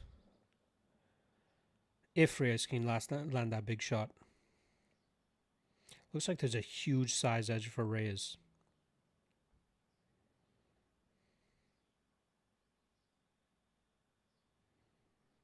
Oh, sneaky left hook there from Offley to counter the pressure of Reyes.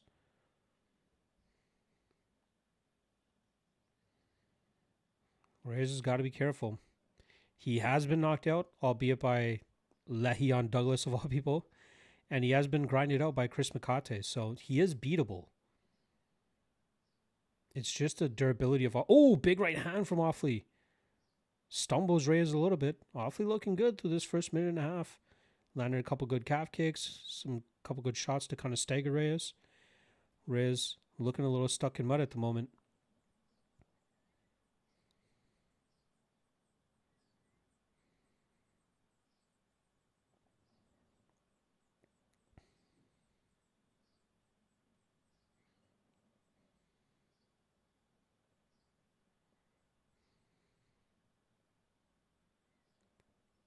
Reyes is the one pressuring though, but that's what's gotten him caught.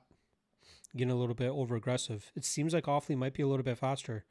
Yeah, look how high Reyes keeps his chin when he throws that strike. His chin immediately darts up anytime he throws a strike, which is not a good look.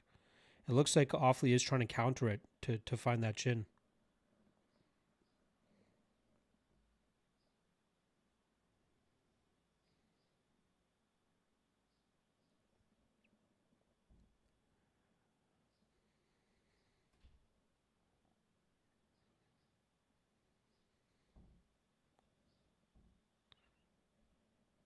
Yeah, Reyes nearly got finished by Douglas, if you guys remember as well, before he found his own finish.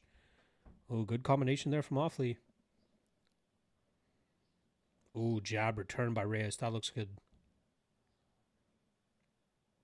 Offley really likes that lead left hook as a good counter. Good body kick there from Offley as well. Offley's looking good through the first 3 minutes.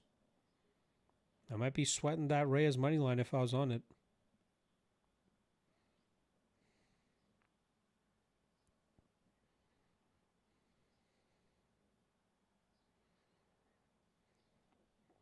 Again, that durability of Offley could change things immediately if Reyes can land cleanly enough.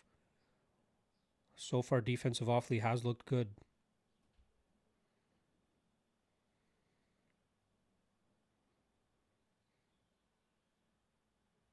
A little bit wild of an entry there from Reyes in terms of his strikes.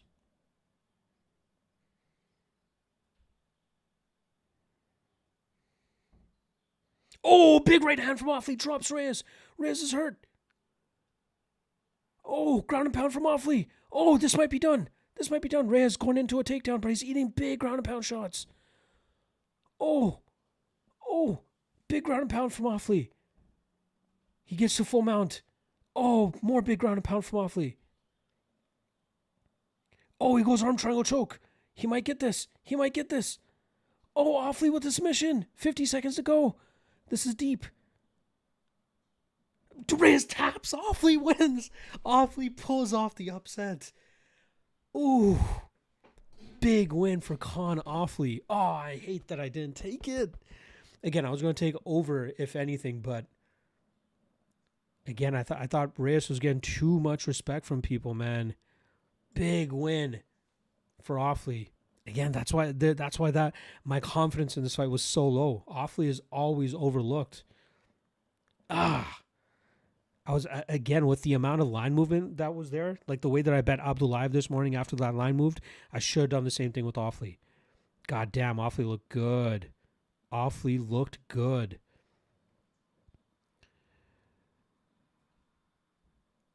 Shadow saying, tell me your predictions for today's co-main and main event. I'm going Shit. I got Fiziev by knockout, and I got what's the comment? Oh, and I got Shara by decision. Salacious saying Reyes sucks. I wouldn't say he sucks. I think he was just being overvalued here. Now seeing Reyes leave his chin up is so frustrating. Yeah, he got clipped. He got put away. Salacious odds locked. Yep. JK, what the fuck, dude? Nevs, damn awfully. Still don't like him. Both are bums. Good call, Salacious. Good work, man. Damn, couldn't even get out of the first round. Yeah. Cut Reyes. I seen enough. Again, he's fine, but like he makes some mistakes. Nev saying, told you my worry was he leaves his chin up so fucking much. Awfully ain't good. Reyes just does not tuck his chin. Yeah. He just leaves himself open to getting hurt. Dude scared of a guy half his size. I wish I took fucking Awfully. Oh, so close.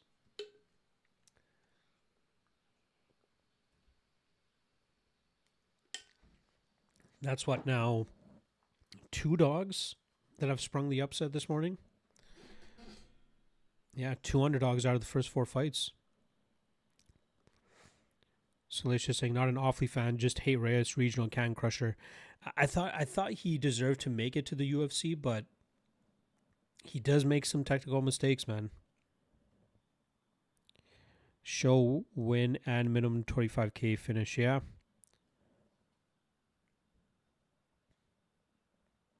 Solid win for Awfully there. 2 wins, right? 2 in a row now? Or is it 3? I know he has the Hamosh win as well. Yeah, Hamosh, Ija, and now Javier Reyes. Bouncing back very emphatically from those 2 losses to start off his UFC career. Although that first one wasn't technically a UFC fight because it was a tough finale. Good win for Awfully though.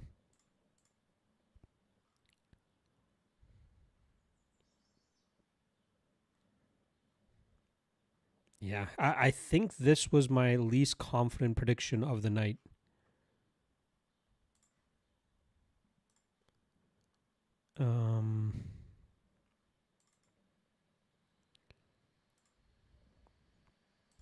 Let me see here.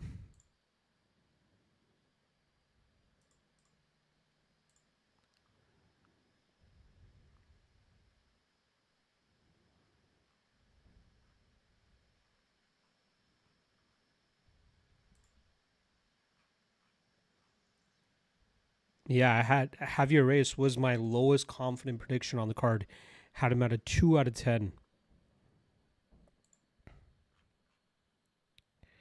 Where does Yakiaev by KO pick come from? I don't know how people are betting that. He could TKO. And again, Walker's not a great striker either. He leaves many openings there as well. You know, obviously Yakiaev more of a grappler, but like if you're good at grappling, you open up just as many opportunities to get a TKO as you do a submission. So that's the other thing that people need to remember as well. Just because you're a grappler doesn't automatically mean that you're only good at submissions. He could definitely get a TKO.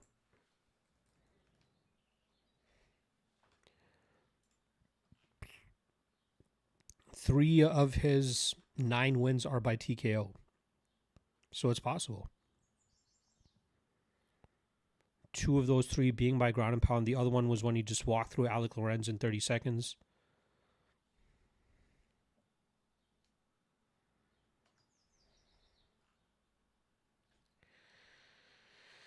I'm assuming we're going to get a little bit of filler here, considering that quick stoppage.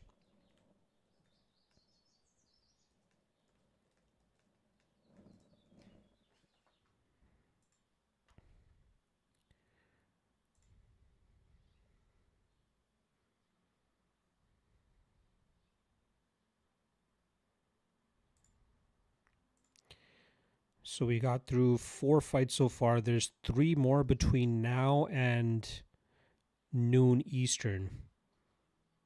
That's enough time. Yeah, they got 3 fights for the next hour and 15 minutes. They could hop on the next fight sooner than later.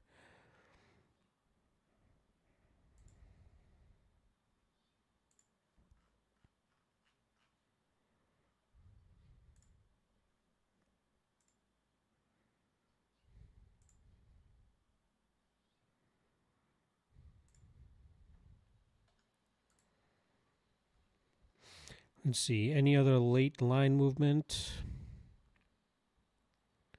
Looks like Aliskerov has gone from minus 290 to minus 250. So some love coming in on Bruno Ferreira. Everything else kind of looks as it normally has. Ruziboev down to minus 170. That's another one that I'm very sketched out about.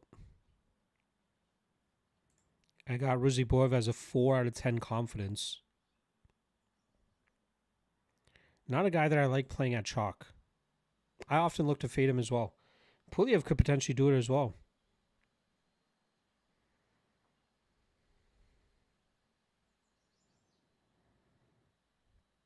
Salacious saying I'm on Ruziboev kind of big.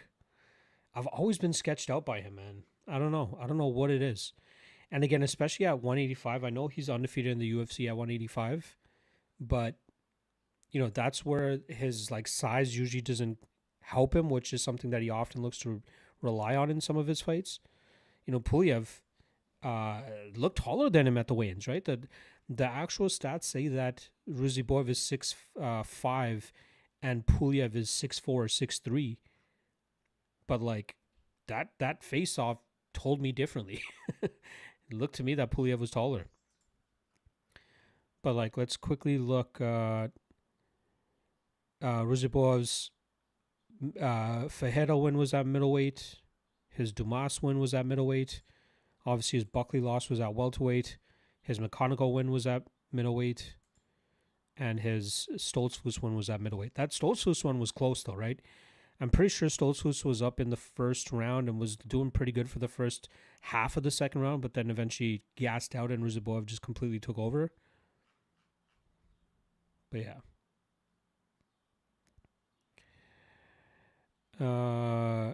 Gertrude B saying, what city is the background?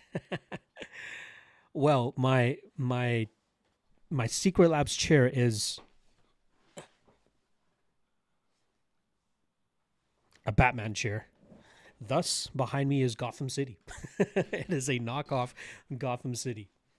I wanted something different. I wanted something cool.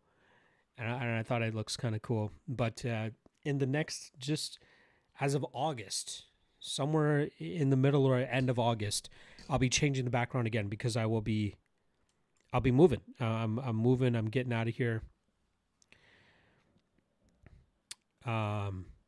So this Gotham City background will not be around for much longer. MLP likes Ruziboev by KO. I believe that was my prediction. So we'll see if that happens. Nate saying this next one going the distance. I don't know. I think we're going to see Ruziboev get the finish. Nev's got Pulyev. I don't hate it. Again, low confidence from my end. Billy Closet in the chat saying, what's your next pick? I'm going Ruziboev, but again, not a lot of confidence there. No big confidence there. I got Ruziboev, and I believe... Oh, sorry, my sneaky prop for this matchup actually was Ruziboev by submission, which is plus 1,000. I think it was worth mentioning, but I think my official prediction was Ruziboev by knockout. Let me just quickly double check what I put here. No, I put my prediction as Ruziboev by sub. Yeah.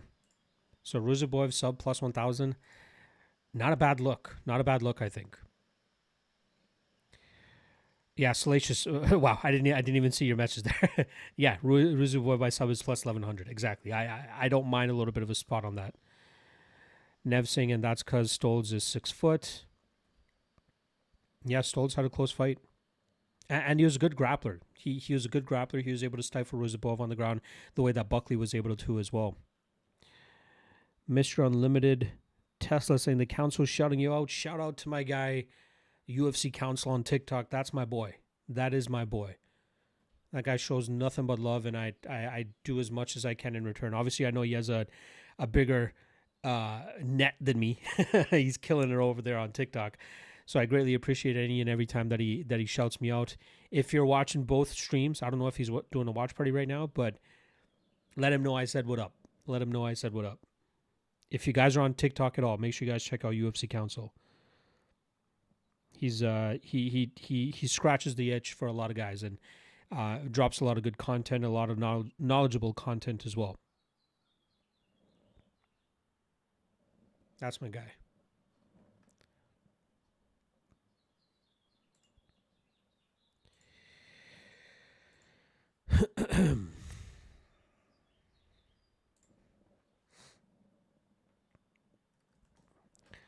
Let's see if I can just peek into his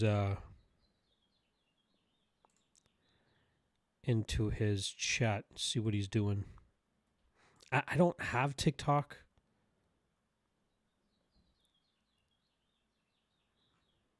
I've always just been against kind of getting on TikTok. I don't have the time. I know it would help with my exposure and stuff. Sorry, his handle on TikTok is MMA.council.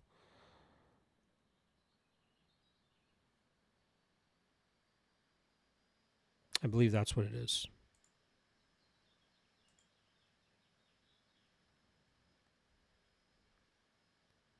Yeah, MMA.council. I gotta start TikTok, man. I know some people are just like, just cut up some of your podcasts and just throw it on there. But I don't got the time, man. I don't want to be a TikTok boy.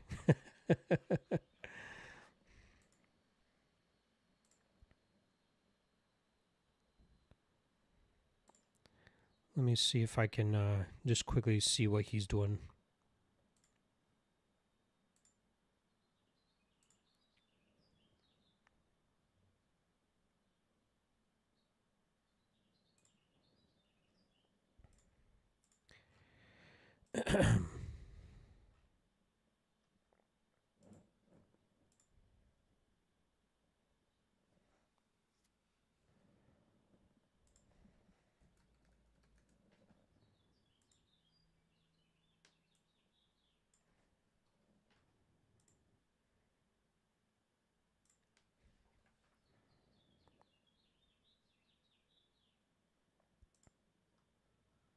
Oh yeah, he is. He is on live. Shout out to my guy.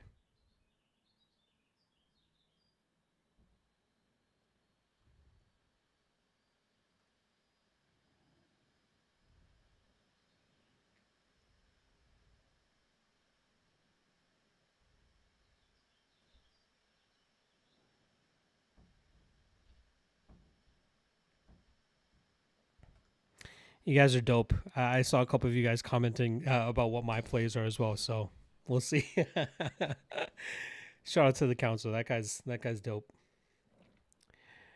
Maybe I'll have to collab with him one day. You know, I don't like collabing as much nowadays.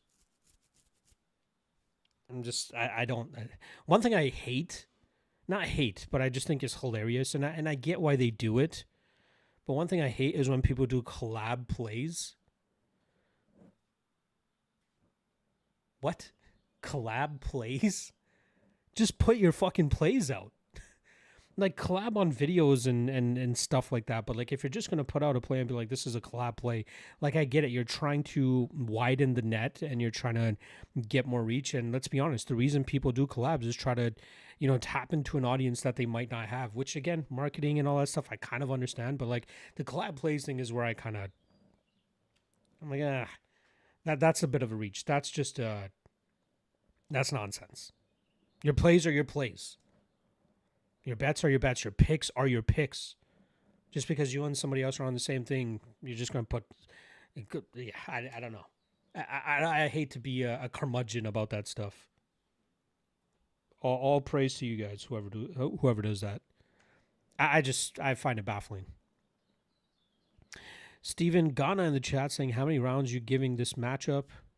I don't know, man. Puliev is durable. Ruziboyev is aggressive, though.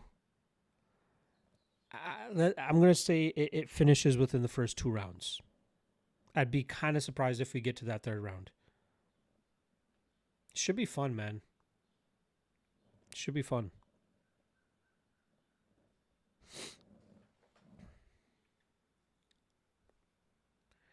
I'm so glad that I fucking opened my window. It's been so hot in here. I don't want to start sweating in front of you guys.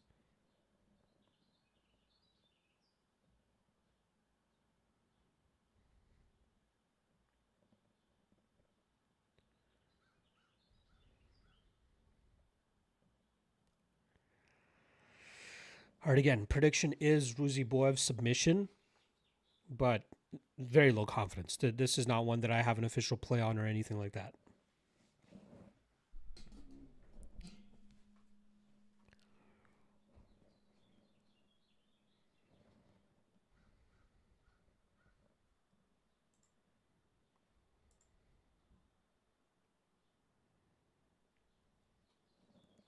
What are you guys playing for this one?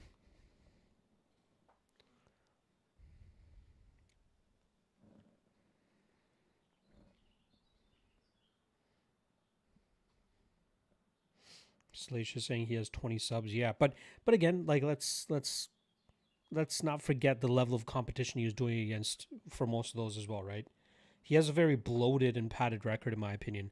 Not saying he's a bad fighter, but still, could be sneaky. All right, let's see how this goes. Round 1 has begun.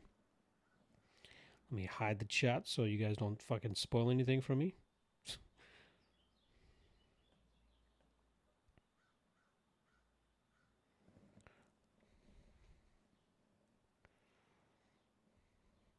Again, I'm curious how the size, like, the lack of size advantage for Ruziboev, how that will work out for a guy who relies on that kind of, right?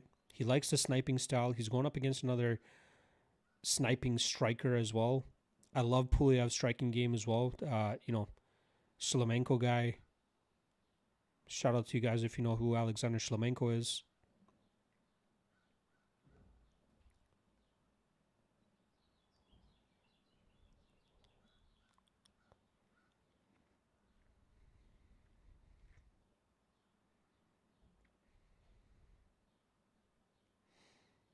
A lot of feeling out so far. 1 minute in. No big strikes landed on either side.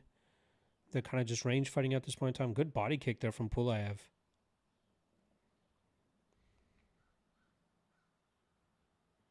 Ooh. I'd watch for the head kick from Pulev. I don't know what it is, but Ruziboev is biting on something. Oh, see, Pulev almost threw it there. Takedown from Ruziboev. Pulev getting right back to his feet, though.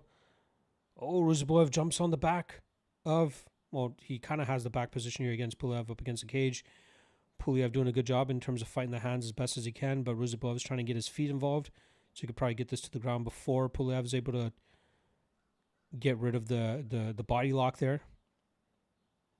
Let's see how hard Ruziboev works for this position. Ooh, solid knee to the thigh. Ruziboev using a lot of strength. Oh, he's got one hook in. He jumps on the back. He's got 2 hooks. He's going submission. He's got the back position. Let's see how much work he can do here. Decent wrist control so far from Pulev.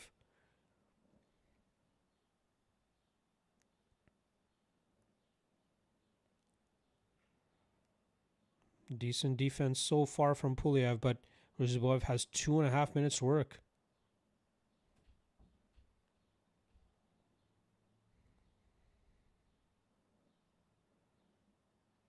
Let's see what Ruziboev does. Is he going to just try fishing for the rear naked choke? Is he going to try maybe transition to an armbar?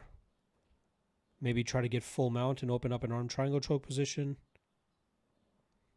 Oh, it seemed like he had a little bit of a bite, but Pulev got on the wrist control. A little bit of a bite from Ruziboev so far, but again, good wrist control from Pulev. 2 minutes to go in this first round. Great work from Ruziboev to get this position. Oh, sneaky punch up the middle there from Ruziboev. I like his ability to kind of mix things up enough. Mix in some punches. Try to play with the hands a little bit. Oh, might have a bite here. He might have a bite here. Nope, it's on the chin. Good defense from Pulev so far. Ruziboev still threatening with that right arm, but Puliev's defense is looking good so far. Oop, a little bit better of a bite. Kind of looks on the chin still. Oh, it's on the chin, but let's see what kind of squeeze Ruziboev has here. That is a tight squeeze.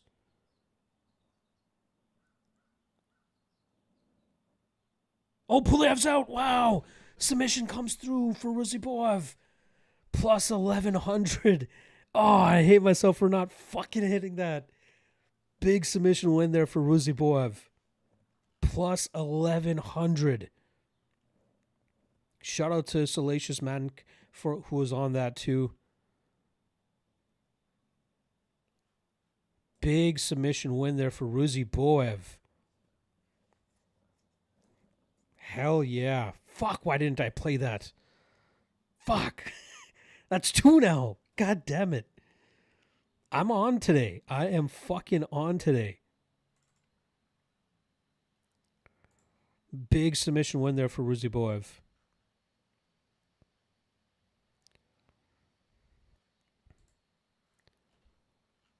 Hell yeah.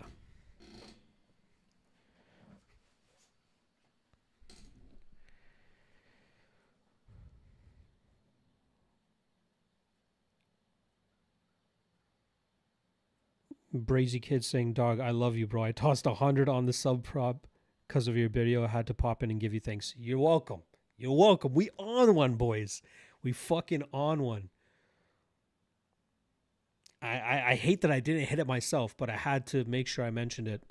Plus 1100 on the sub.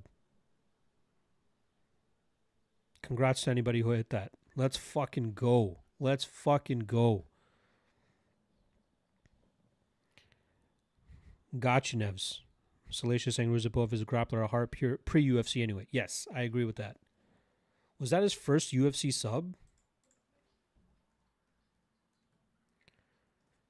That might be his first UFC sub. Yeah, he's only been knocking guys out in the UFC. Literally, his last 2 wins before coming to the UFC were by armbar and Kimura. So, yeah, but again, he's been doing it against like abysmal competition for the most part. But it's cool to see him do that here. Jiren Calder, let's go. Ruziboev sub. That guaranteed 25K finish with a possible 100K was a great move by the UFC. I agree. Yes, sir. I got plus 1150 at my local casino now. I need Yakyav inside the distance to cash my big play. Hell yeah. Good shit, brother. I'm happy to hear you're cashing. Hopefully, Yakyav doesn't fuck this up. Nev saying Yakyav by sub or KO. I think for my official prediction, I put KO. I think he gets maybe a ground and pound or something like that, but I'm not overly convinced on it. I think he wins inside the distance, but I'm just as torn on you in terms of the actual, the actual method of victory there. Hell yeah. Hell fucking yeah.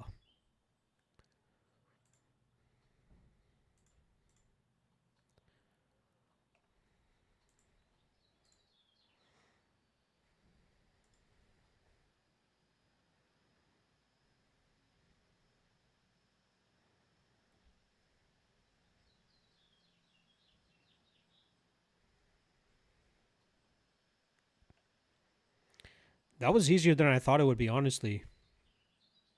That was a very sneaky back take. And then just great work from that top position and getting the back. Beautiful work.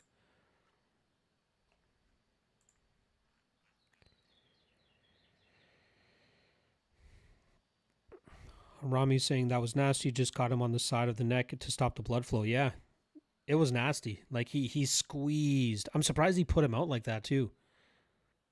He put him out cold. Yak by sub, but it's only plus 160. Yeah. What do you think about Nolan and Hassanov? I'm on Nolan. I'm personally on Nolan. Obviously, that first round is going to be tough with the type of knockout power that Hassanov has. But I think if Nolan can eat that, I think he'll be competitive enough in the grappling realm. I think Nolan has the better gas tank, and I think he'll kind of put a pace on Hassanov here and win this in deeper water. Oh, Yakyaev is next. Nice.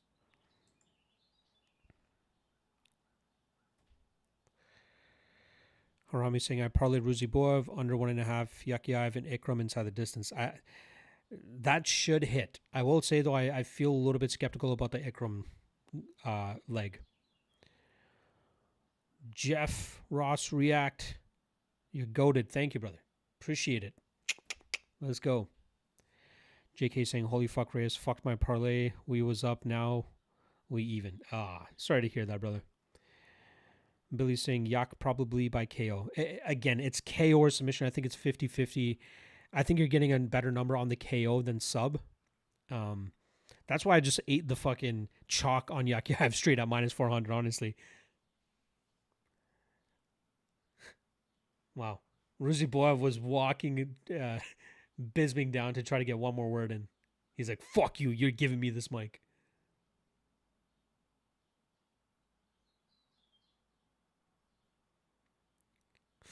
That's hilarious. They got their shirts that say "Let's Go Black." That's Ruziboev's nickname, is Black. Something hilarious just seeing it say "Let's Go Black."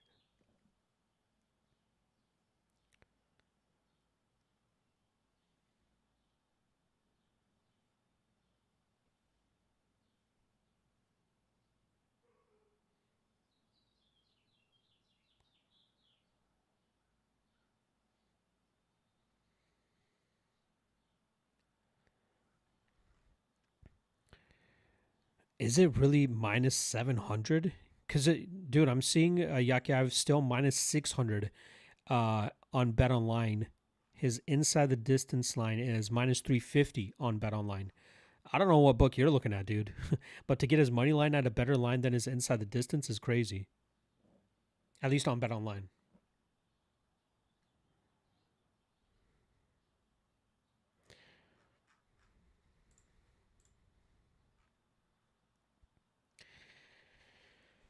All right. Yakiaev, do not let me down. I hate playing this type of chalk on a lock of the night play. I never do it. If you guys have been around me long enough, you guys know I do not play this type of chalk. But I feel like he is just so much better than Julius Walker. Salacious saying Hasanov is from Azerbaijan. He has to come through. Well, we'll see. We'll see. I think he has a tough matchup.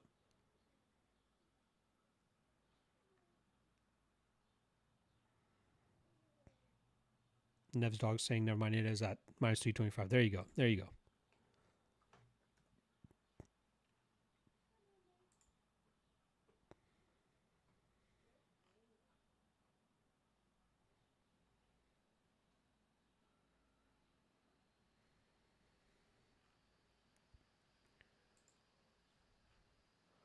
Under 1.5 is minus 170. That's not bad either. Again, I've just been so set on Yakiaev in this spot. I know Walker has some grappling as well, and he's obviously athletic too, but like, I just think Yakiaev is just so much better than him. And again, I'm never 100% right. And I could be off on this. Maybe my confidence is misguided, but I feel like Yakiaev is just so much better than Walker. Arker saying, I'm torn on Olex and Abus. Who you got? I'm going Olex Shajak. I got him as an underdog. I think he eventually gets a TKO in round 2 or round 3.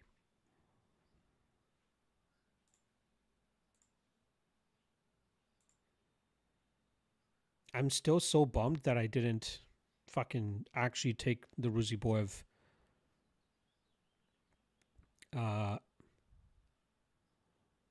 submission. God damn it. Salacious saying weird matchup. Walker coming off a loss. Yak coming off a win.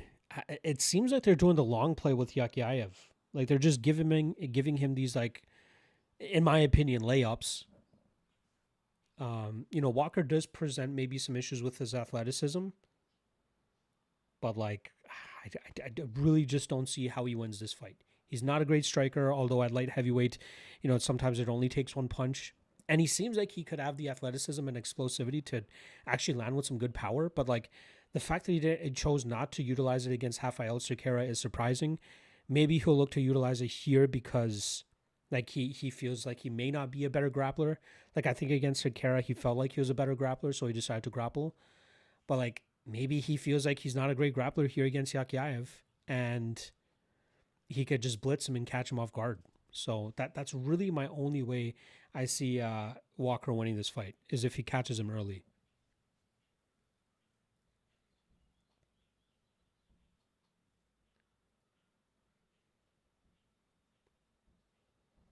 All right, video packages have begun for Yakyaev and Walker. Very excited about this one for obvious reasons. I really can't recall the last time I played a locker that I play this chalky. Let me see if I can do a quick search of my track record. The last time I played something this chalky.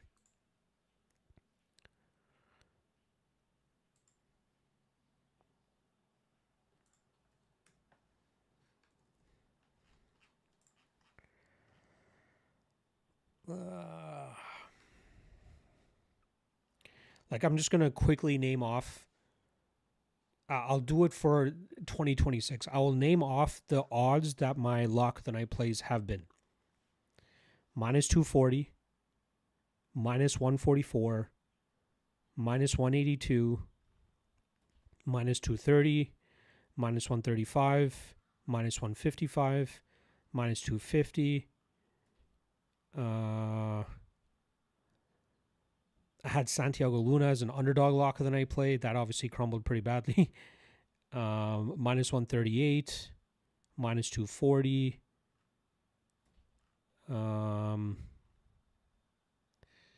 Minus 150, minus 185. And then minus 155. I'm not going to keep going for the rest of the year, but you guys get the gist, right? I don't play this type of chalk normally, so yeah, I feel pretty convicted about this one. To play minus 400 in the first place.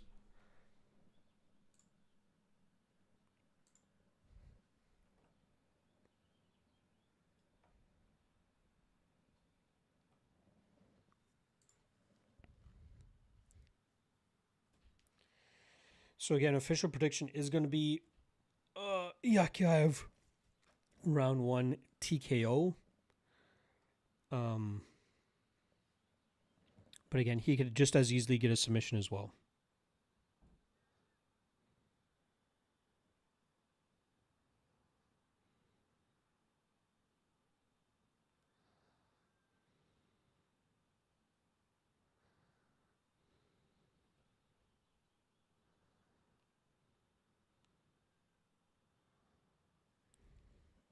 Let me know what you guys are feeling for this matchup.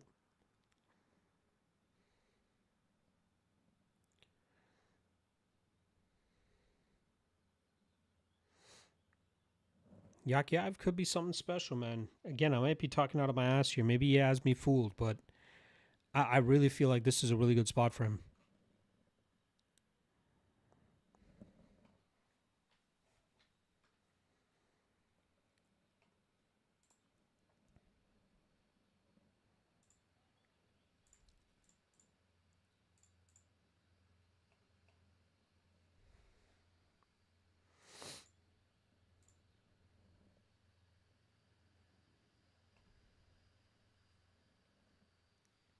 I feel like I'm going to have to hit the washroom soon. I don't know if it's because of my nervousness going into this fight.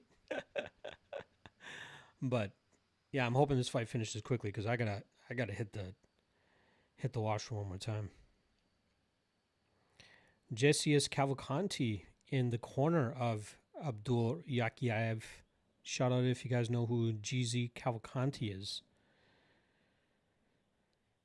Nev's dog going under 1.5 minus 170. Couldn't be bad either.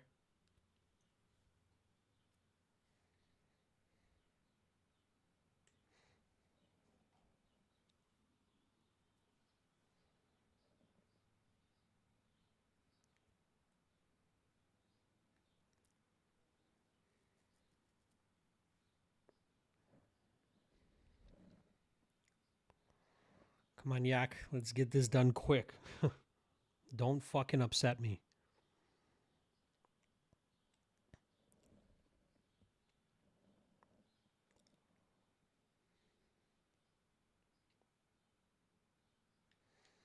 I've seen some like calls that Yakiaev is fraudulent, and I don't see it myself.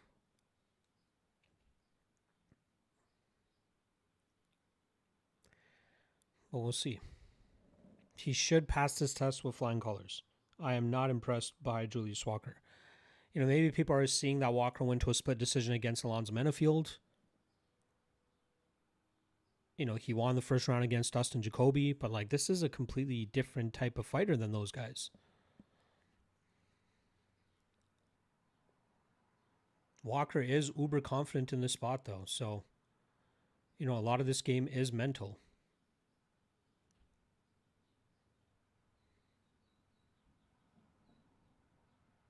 I think Walker has potential for sure, but I don't know. All right. Let me hide the chat now. Oh.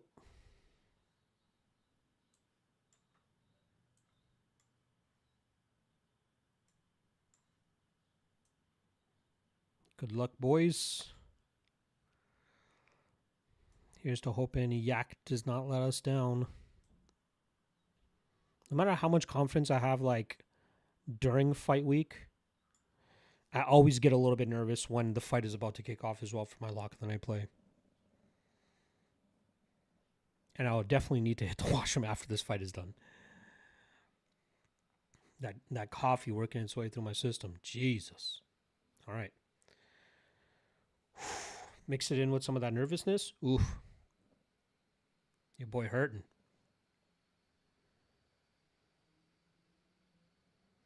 First round has begun. Let's see how this approach goes. Oh, first shot. Yakiaev lands. Drops. Walker right away. This might be done.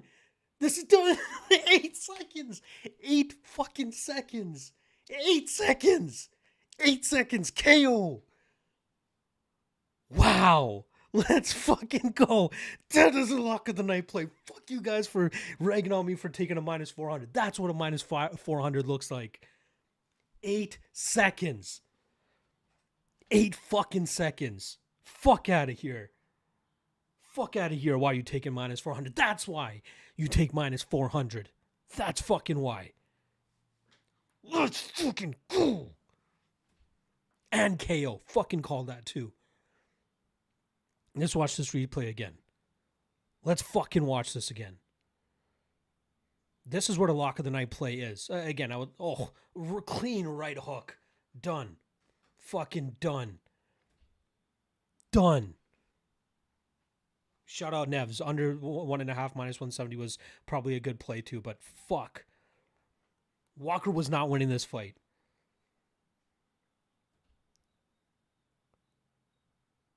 Boom. What a sneaky right hook. What a fucking right hook. 8 seconds. We'll say. I might have shit myself for that. No, I didn't. I didn't. Oh, let's fucking go. Again, I hate fucking celebrating this much about a minus 400. But, like, I really believe he should have been minus 1,500 in this spot. And again, I don't like saying just because a guy got an 8-second knockout that he deserved to be minus 1,500. Like, I'd like to see a fight play out a little bit more to see if it would have gone the way that I expected it to. I expected this to end in the first round. But, like, we didn't get to see much. We saw one right hand. But again, he showed why. Let's fucking go. 8 fucking seconds.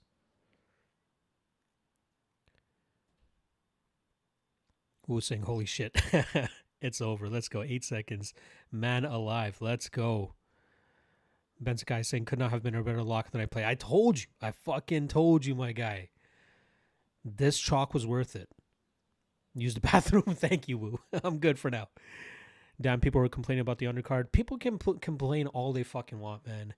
We get fights every single week. Why are you guys complaining? There is obviously going to be a drop-off in terms of, you know, the talent and name value and all that shit. Just be thankful we get fights every weekend. And it has the potential to go as good as these ones have gone, besides that first fight of the night. I hate people fucking being up in arms about fight cards and all that shit. They're trying to tweet shit just to try to get some interaction. Like there's I was thinking about this earlier today. There's like a Rolodex of things that like you are bound to hear from people every single week. People complaining about an early start time. People complaining about not no name value on a card. Just fucking be thankful we get to watch fights and we get to bet on them too like this and can make these opportunities. Come on.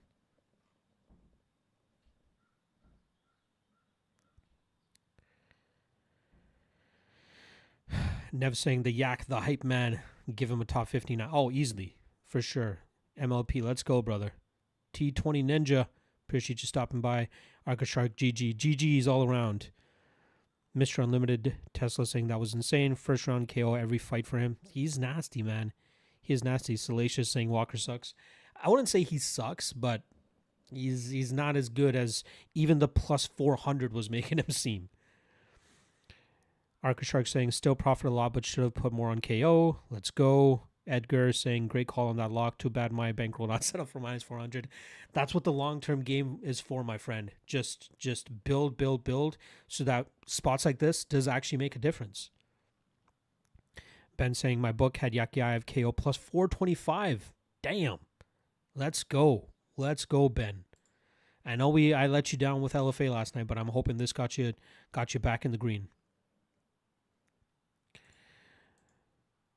Whew. Let me update my fucking my graphic here for you guys. Let you guys know that fucking lock of the night play hit. It fucking hit.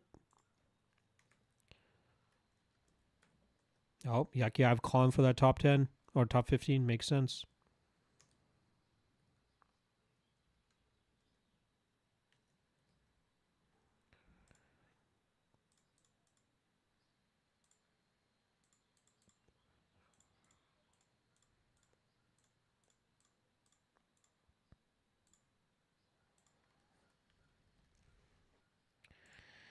All right, now I got to hit the washroom.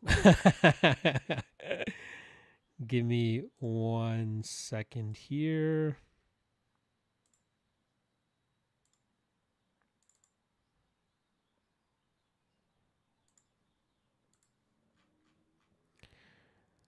Charlotte saying Walker's disgrace to Missouri and Springfield. Man, sucked out at D2 basketball too. Oh, goddamn. I don't really know PFL, but I hope you got me later, man. I hope so.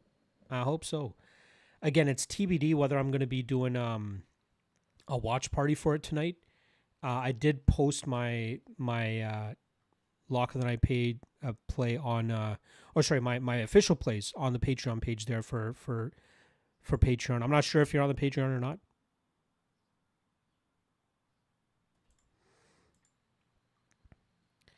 I will sprinkle in a free play for you guys for PFL. I am a man of the people after all. Let's see. I got 1, 2, 3, 4, 5, 6, 7 plays for PFL. A little bit of another chalky lock of the night play, but not as chalky as minus 400. But here, I like... man, a lot of these lines have kind of run. Here, let's go Alexander Shabley by decision minus 120. I think that's a pretty good spot. Devin Price in the chat saying his Psycho parlay cash to plus 950. Ruziboev sub. Now we just waiting on Shara by KO plus 130. Oh, I think Shara wins by decision. But good luck, my friend. Good luck to you. Billy saying, what do you got on the Nolan fight? I'm going Nolan by decision, but that first round is going to be tough with the knockout power that Hasanov has. But if he can avoid that, set a pace, I think he wears Hasanov down and wins this fight late. So saying, don't shake your snake more than 3 times. You the man. You the man. All right, let me just go deal with that, and I'll be right back.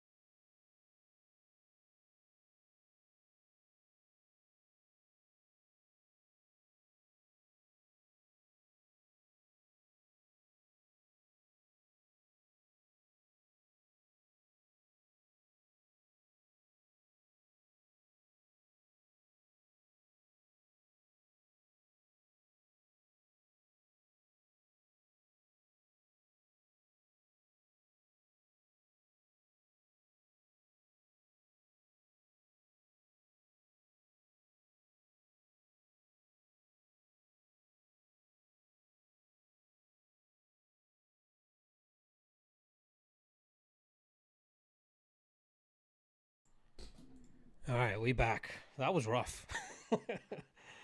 That coffee ran through your boy. But we back. We up. All right, let's see what you guys are saying. Nev's UFC dog pick saying smash the likes everyone so we get a live later. It won't. I'm sure it would be great if you guys smash the like and subscribe if you haven't already. It more so comes down to whether my plans, which if they stick, I might only be on for another hour to hour and a half. But there seems to be a pretty big rain downpour that we're supposed to be getting in the next little bit, and if it does rain, that will cancel my plans for the day. It might delay my plans, but it could also possibly cancel it. And if my plans do get canceled for this evening, then I'll try to do a live with you guys. I would love to. Not a lot of people do PFO live watch parties. I love doing them, so I will do it if my plans allow me to. So we'll see. Nev's got Nolan. Yes, we go in Nolan. 19 watching, 18 likes. Hit that like if you haven't already. Thank you for the reminder. Colin Daniels in the chat. Where my man at? Absolutely crushing it. Let's get this paper on Nolan. Thank you. I had to hit the loo. What's the lock? Billy saying, what's the lock here? There's no lock in this matchup, but I really like Nolan in this spot. Not saying he's a lock, but I think he wins. I think he wins either by decision or probably third round stoppage. But I'm going to go decision. Nev's going with the American flag. I will allow it since I am Canadian, but I will allow it for this matchup. All right. This fight should be kicking off any second now.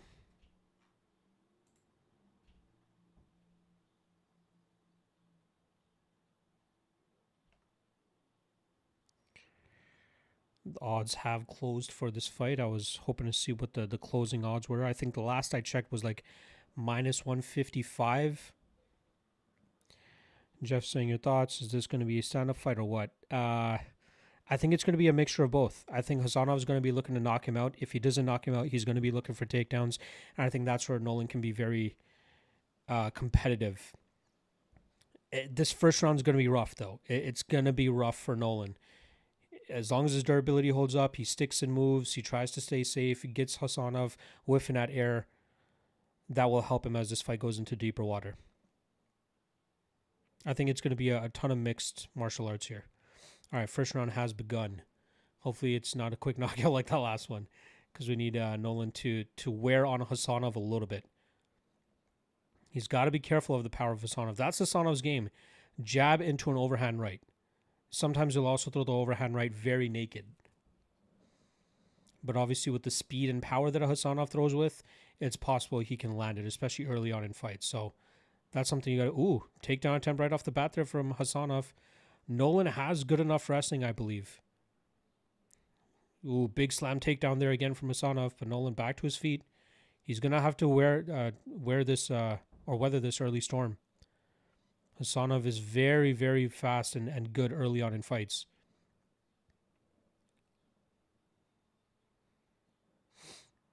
If Nolan can continue to work back to his feet, make Hasanov work, this will benefit him later on in the fight. But this is a bull rush he has to deal with early. Looking decent so far. He's fighting the hands well. But he's gonna continue to get taken down. That's without a doubt.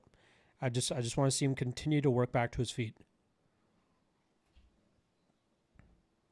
Sneaky ankle pick there from Hasanov to get Nolan's butt on the ground. Let's see if Nolan can get back to his knees. He does.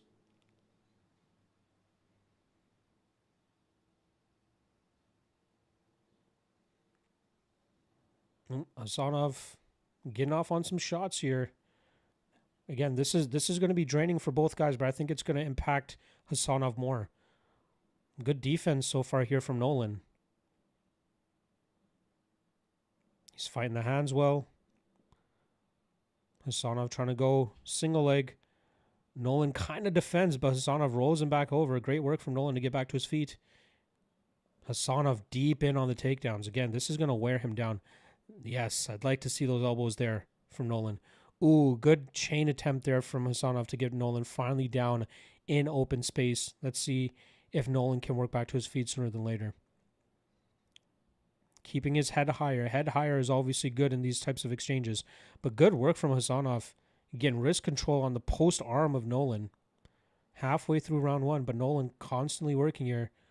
Creating some decent space with his right elbow. But Hasanov inside control. Giving up his back. Let's see if Hasanov takes it. Nolan's got to get back. He's got to explode to his feet. He's in the center of the cage. He's working to the fence, which is not a bad idea. Back to his feet. And Hasanov just riding that back. Sneaky trip there, but Nolan right back to his feet. Again, this is going to be wearing on Hasanov's gas tank a lot too. 2 minutes left in the round. He's clearly winning the round, but again, ideally, this is how I would like for this first round to go. Nolan not to eat too much damage and make Hasanov work a lot. Don't settle on getting taken down. Accept that you'll get taken down, but just don't settle. Keep working back to your feet.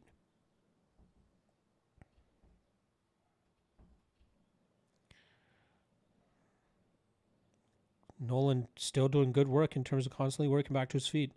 I don't know how many takedowns Hasanov has landed, but he's landed quite a few. Oh, kind of a full mount position here for Hasanov if he kind of put his knee down, but Nolan bucks a little bit, back up on against the fence. Nolan constantly working on the grip there to try to break the grip. Hasanov obviously very strong, very, very pressureful. Oh, he breaks the lock. Nolan jumps Gilly kind of, and Hasanov translates it to a takedown. 50 seconds left in the first round. Nolan finally kind of on his back. Working for a Kimura here. Hasanov addresses it almost immediately. I'd like to see Nolan kind of just work back to the defense here. Oh, eat some ground and pound there. I'd like to see Nolan get back to the fence and just try to work back to his feet.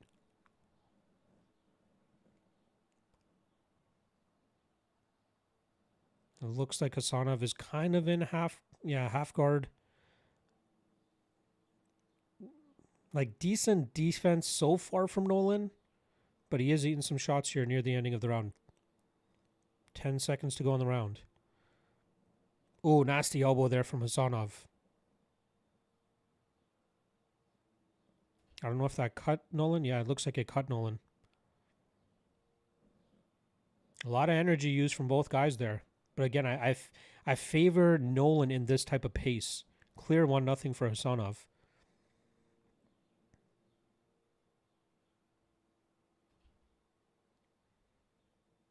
That was a nasty elbow, though. That caused a nasty cut.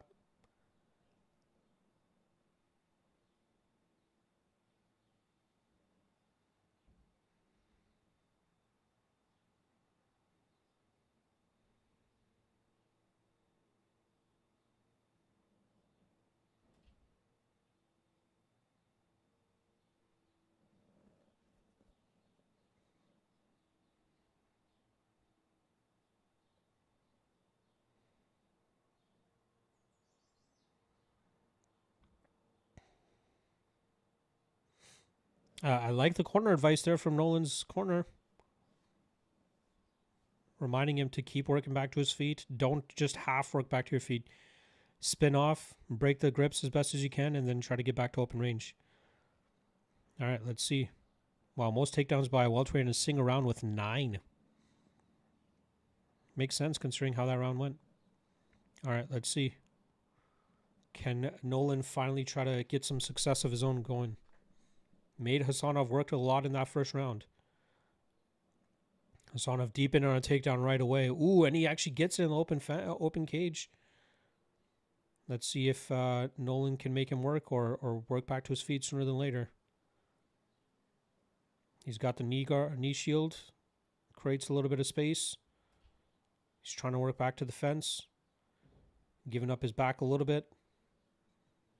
And he's back to the fence, back to his feet. Now he's just got to work a little bit harder to get out of this situation a little bit quicker. Ooh. Oh, takedown right into full mount from Hasanov. Nolan gives up his back. Oh, he attacks with the Kimura, gets out of the position. Great work for him there. Lands a knee as Hasanov goes in for another takedown. Great work from Nolan there to get out of a very bad position pretty quickly. I'd like to see him work a little bit quicker off the fence here. He's giving Hasanov that time to kind of catch his breath. Oh, he's attacking. It looks like he might be attacking with another Kimura.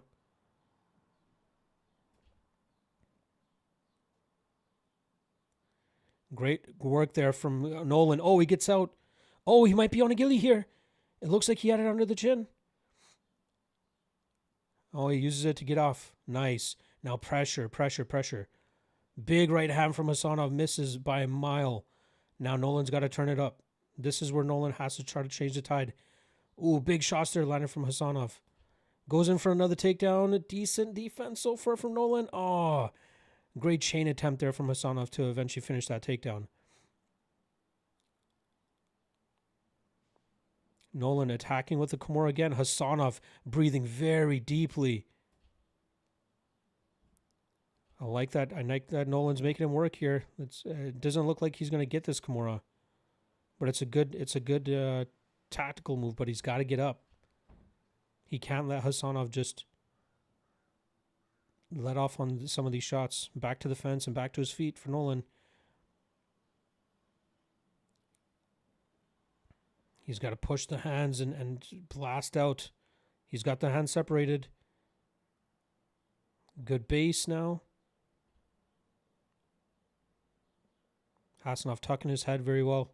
Halfway through the round. Ooh, Hasanov chaining his wrestling attempts together very well. But Nolan defending well too. Hasanov might be breathing a little bit here. Come on, Nolan. Let's pick it up. Let's pick it up a little bit. Oh, Hasanov is gassed bad. Nolan has the better gas tank. Let's go. Let's go. Come on. Oh, nice jab. He's got to be wary of the big power from Hasanov still. Man, Hasanov looks bad right now. Nolan can finish this if he goes. He's got 150 to go. He's got to be wary of the big power from Hasanov. Hasanov is dead to rights right now. Nolan's got to be very careful. Oh, Hasanov lands a takedown. Nolan's got to work. Come on. Back to your feet, man. Don't let him fucking catch wind here. Good job pushing the head. Now he's got to get his hips up. Come on, Nolan.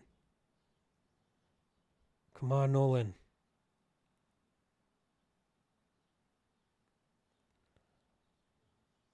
Decent work from Hasanov here to establish this top position, but Nolan kind of back to his knee. Come on, Nolan. Up, up, up, up, up, up. Nasty cut still over that right eye of Nolan. Come on, Nolan.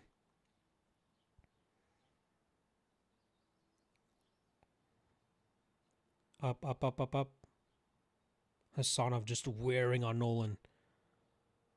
Oh, Nolan back to his feet. Hasanov a deep takedown again. I wouldn't mind seeing Nolan kind of attack that ghillie, considering how gassed Hasanov is. He might be able to actually get it. Oh, he's got a hold of the neck. Oh, let's go of it. 30 seconds left in the second round.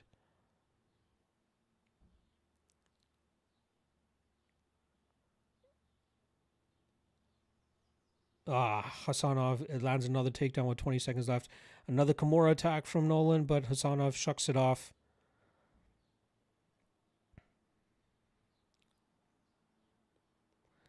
Man, credit to Hasanov for pushing through that exhaustion in that second round.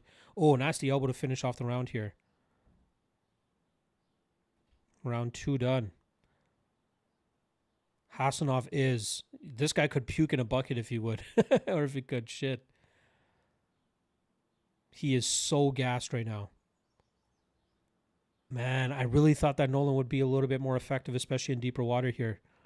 He's still got 5 minutes to try to get a finish, and Hasanov is so gassed. Let's see if Nolan can do it. He's got to muster it up. He can easily win this fucking fight if he just has a little bit more gas. Look at how gassed Hasanov is. I want to hear the corner.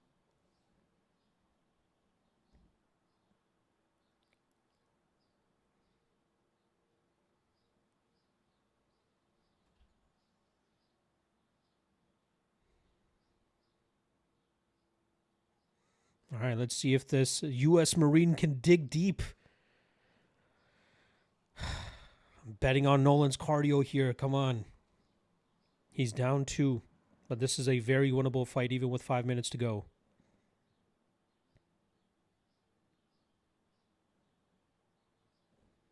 All right. 3rd round has begun.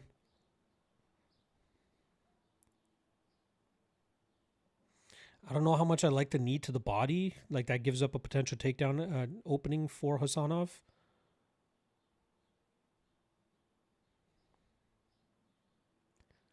But, like,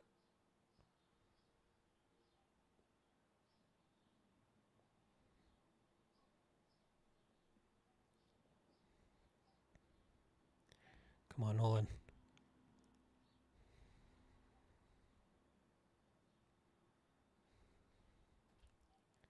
Come on, Nolan. Oh, jab to the eye. Kind of hurt Nolan there. Oh, big right hand. 2 big right hands from Hasanov. Nolan eats them. Good jab from Hasanov. Nolan just not taking enough chances.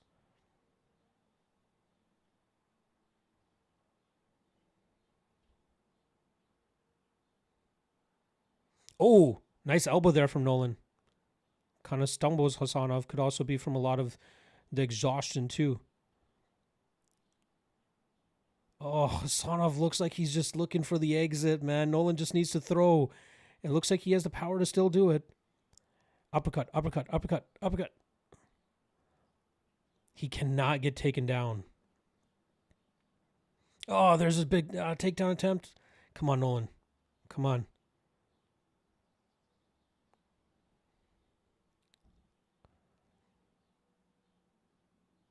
Come on, break off the fence here.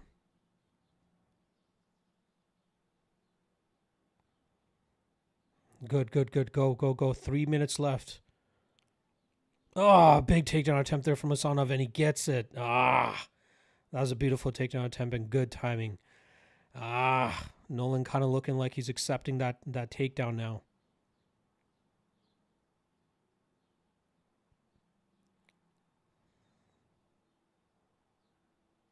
Nolan can work out of this. He has the time, but man, that was a big takedown there for Hasanov. Oh, full mount for Hasanov here. He has the back of Nolan. Let's see if Nolan... Oh, Nolan gets the hooks out. He getting back to his feet. Come on, keep working to the fence. Hasanov landing some decent shots while Nolan is working to the fence. Back to 1 foot, back to 2 feet for Nolan. And Hasanov trips out one of the feet again. Come on, Nolan.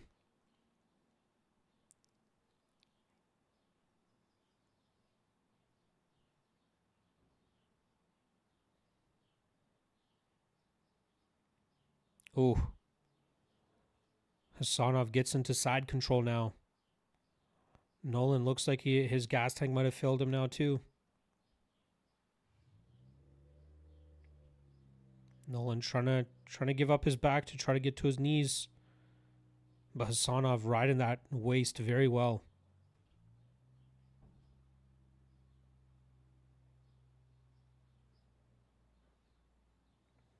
Nolan trying to create some sort of scramble, but I don't think he's going to beat Hasanov in scrambles here.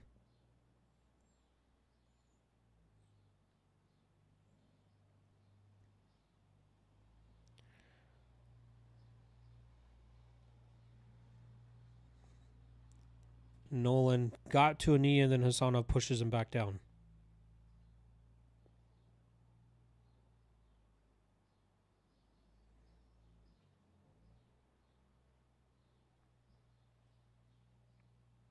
I can't tell if that's Shamid Khan Magomedov in the corner of Nolan or not. He's given up an arm triangle position. 35 seconds left. Hasanov back to full mount.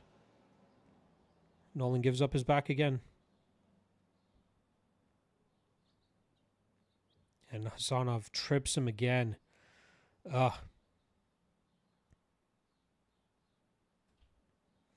Yeah, this one's done. 15 seconds to go.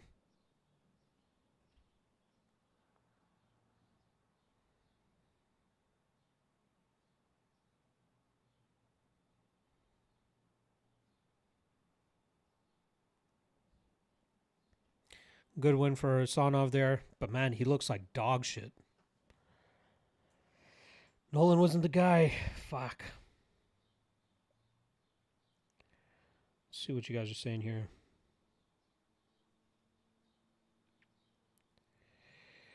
No way they set up Hasanov to lose in Baku. Well, he had to gut that one out there. Jeff saying you seem very knowledgeable of the sport. How long you been watching MMA? I've been watching since 2007, 2008. I came over with Brock Lesnar when he started. You know, I was a big WWE fan, which ever since I got into UFC, I just completely scrapped WWE for the most part. Like I'll watch WrestleMania or Royal Rumble or something like that. When Brock came over to MMA, I'm like, oh, they do this shit for real? So I started watching mixed martial arts.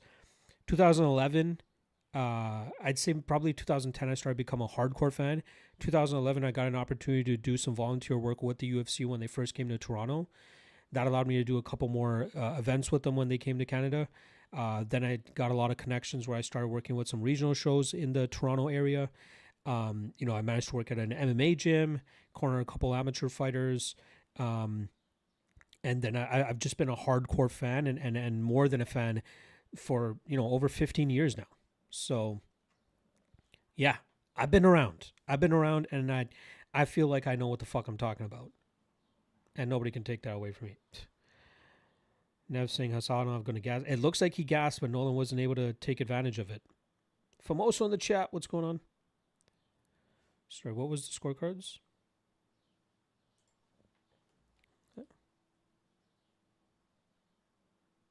Yeah, 30-27 sounds right.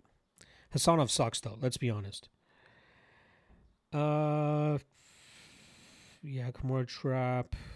Laser in the chat, what's going on? Colin was cheering for Nolan. Yeah, I really thought Nolan had it.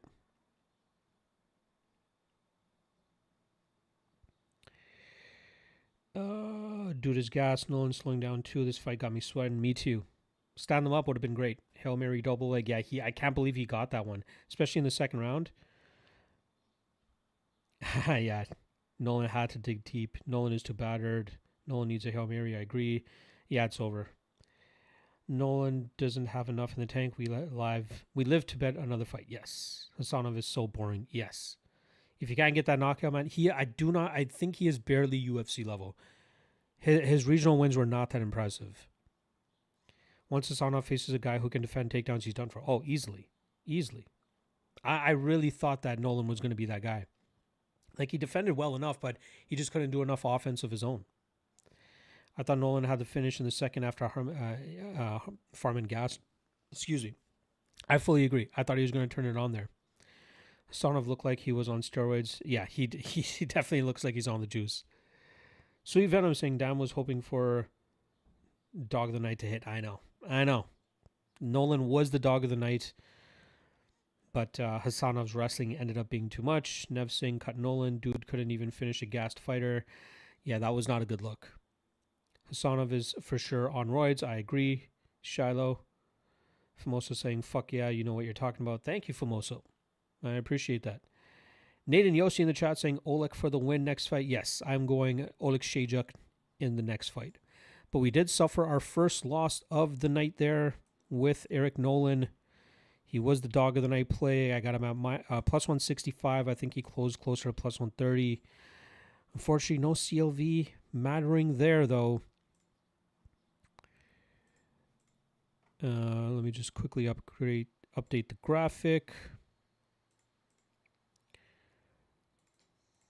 Still kind of in the profit.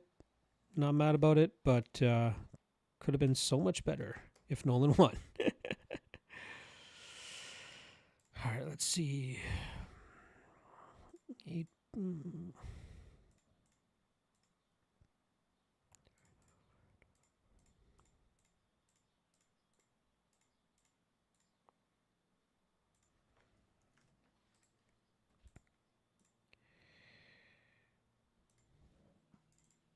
All right, main card is up next here. We got Cage Warriors kicking off in about an hour's time as well. I'll be throwing that on and dual screening this shit.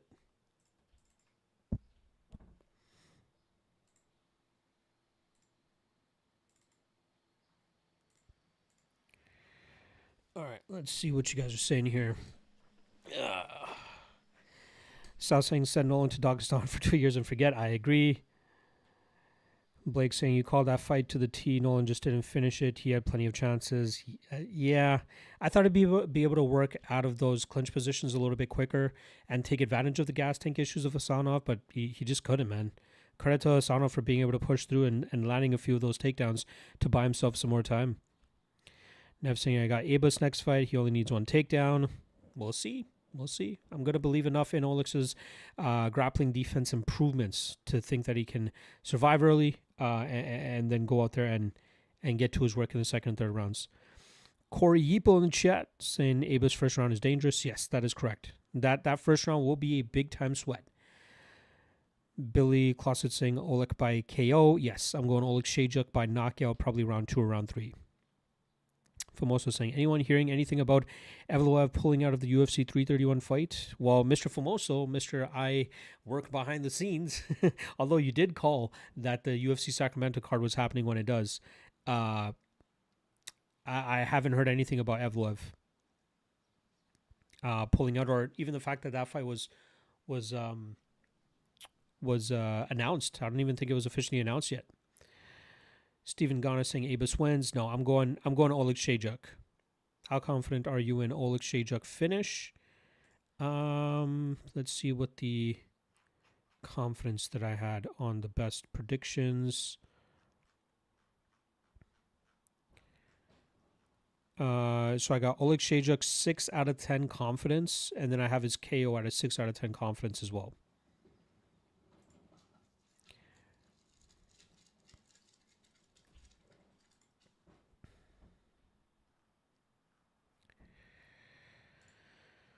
Whew. Can't believe it's already been 3 hours.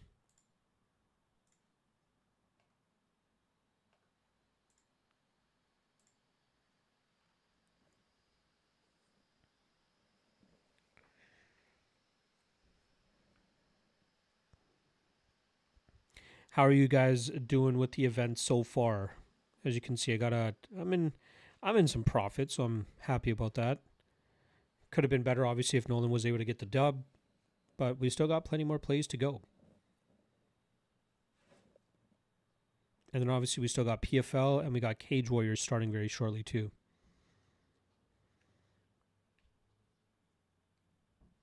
Again, I got some ground to make up from last night's disaster of an LFA event.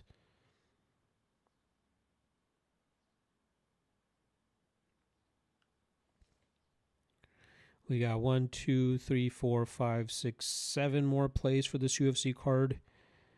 I believe 1, 2, 3, 4. Yeah, 5 fights that I got plays on.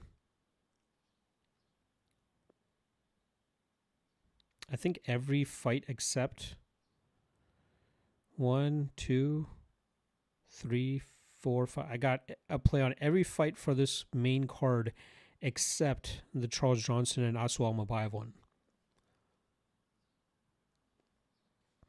Where can I see Cage Warriors? Cage Warriors will be on Fight Pass.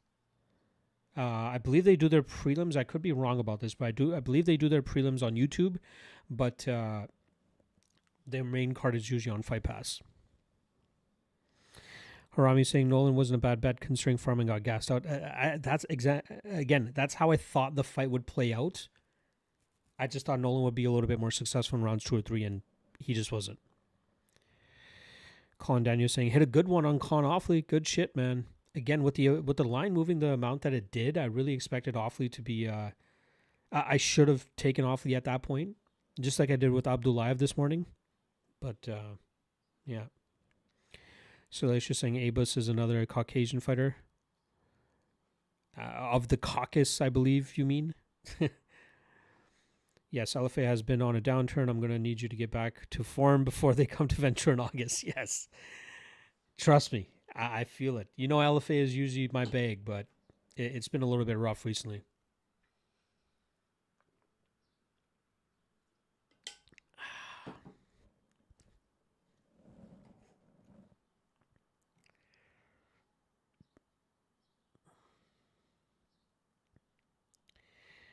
weather out there is looking kind of murky, which might play into my hand of damn, we're supposed to get like 6 millimeters of rain. Thunderstorms all day. Yeesh. Yeah, that likely means I'm probably staying home today, guys. Which is good for you, because then I get to live stream. The place I'm supposed to go is apparently getting 10 millimeters of rain. Just in an hour's time.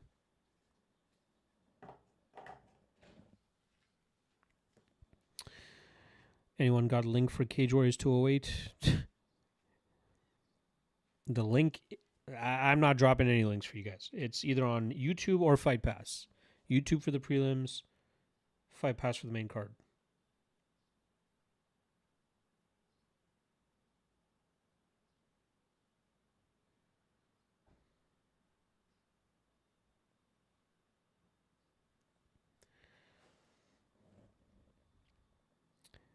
Jeremy Burns in the chat.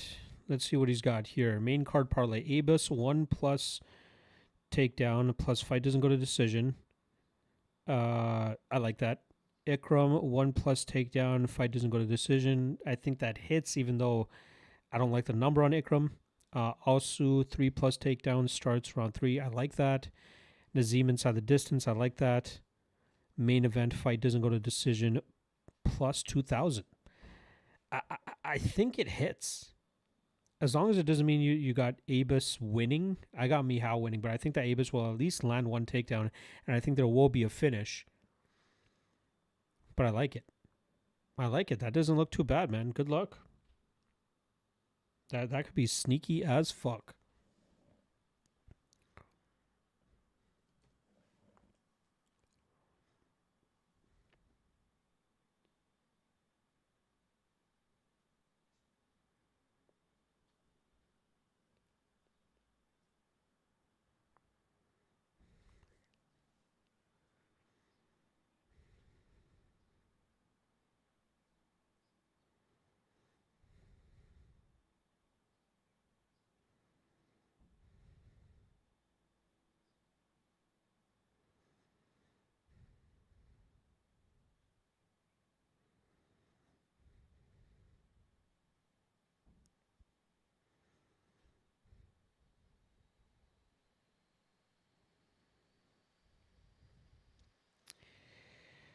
Nah, just take down props. Yeah, then I think you should be good, man.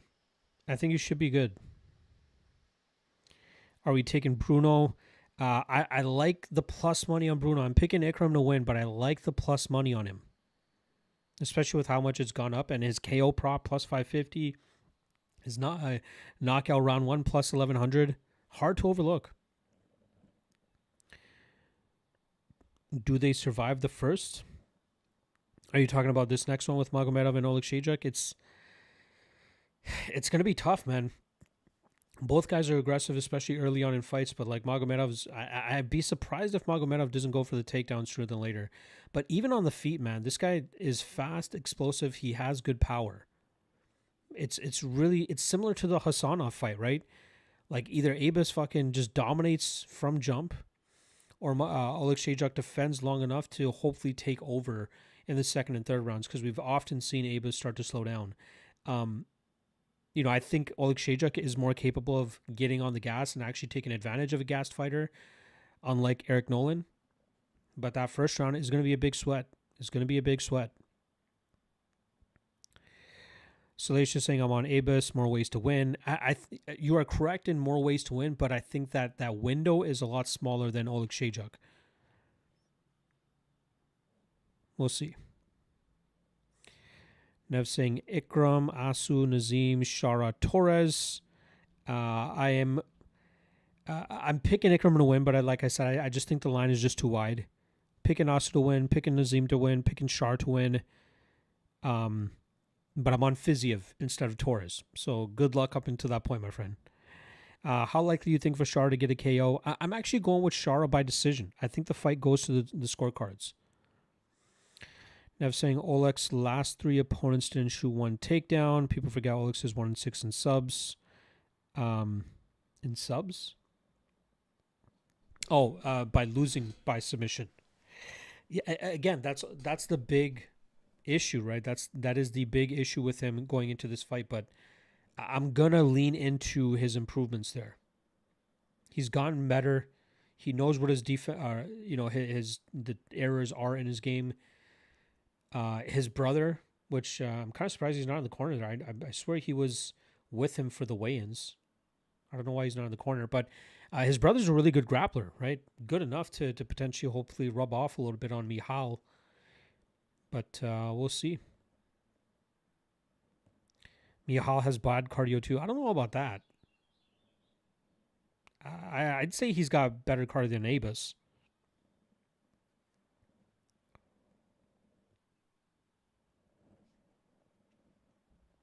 I'm looking forward to this one. I don't like this referee though. This is the referee that had the first fight with Hasanov and not Hasanov, sorry, Abdullayev and Nascimento. This guy's just a little bit too unsure sometimes. I don't like that in referees. Looks like Oleg Shajak will close as the favorite. When I studied this fight, he was about plus 120, plus 130. Now he's sitting at minus 125. Looks like some love has been slowly trickling in on Torres as well, pushing him up to minus 113 after this fight was a pick'em earlier today. Nev saying Sharakeo only plus 115. Yeah, that line, that's not a, in my opinion, that's not a great line.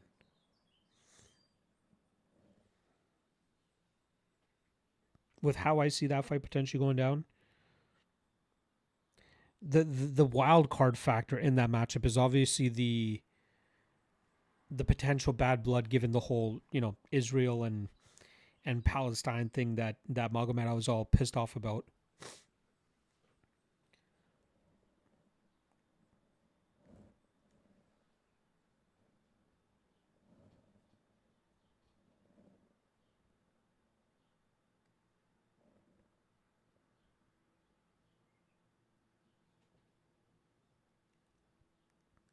This first round is going to be a big sweat.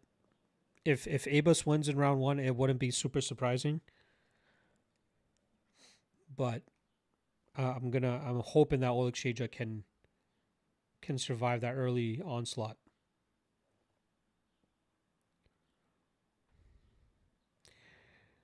My book has Johnson decision plus 850 and Asu by decision plus 1,000. That is off. That is so fucking off. Asu could maybe get a knockout if he trusts his hands enough, and we've seen obviously the deterioration in Johnson's durability. But man, that seems quite off. That seems like another mistake, like the Matsumoto plus 900 you're telling me you could get.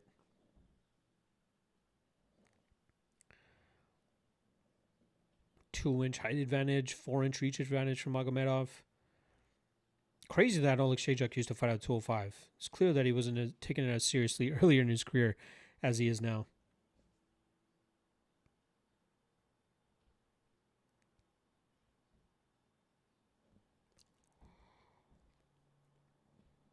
I'm saying no way Asu decision is plus 1,000. Ben has a bookie that is not on it whatsoever. Like in terms of like they got a lot of mistakes. He's been taking advantage of them. Shout out Ben.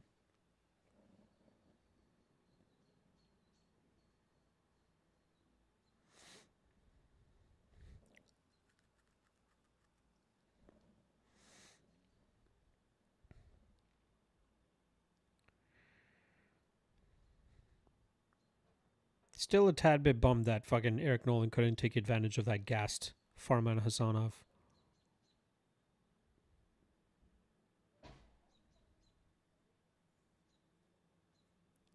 Crowd does seem a little bit flat.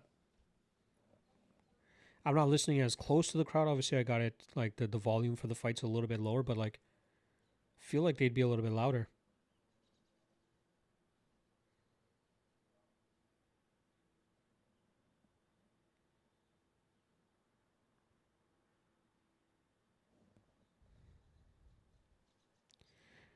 Eric Nolan could have won. He should have been throwing the knees, uppercuts. Yeah, he did nothing when his opponent was gassed. Yeah, I was very surprised he slowed down as much as he did and couldn't take advantage of that. All right. Round 2. Oh, sorry, round 2. Round 1. About to kick off in a second here. Blocking off the chat so I can't see anything in case you guys are ahead of me. Round 1 has begun. How quick before Magomedov shoots or throws a big shot to try to catch Michal? I know Abus has all the physical and technical advantages, especially early, but again, we're kind of going the Hasanov route here where we're hoping that Oleg Shejak can defend well enough, set a good enough pace, and then start to reap the fruits of his labor in the second and third rounds. Abus, not a bad striker either, though. Very powerful, very strong, very fast early. So definitely got to be worried about that.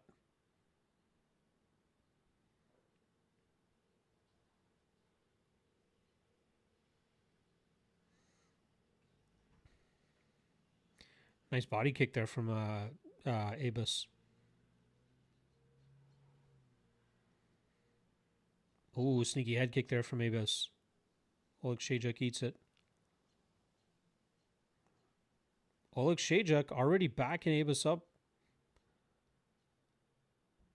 This will help him slow Abus down, but he's got to be very careful about the power coming back his way. Oh, left hand there from Abus.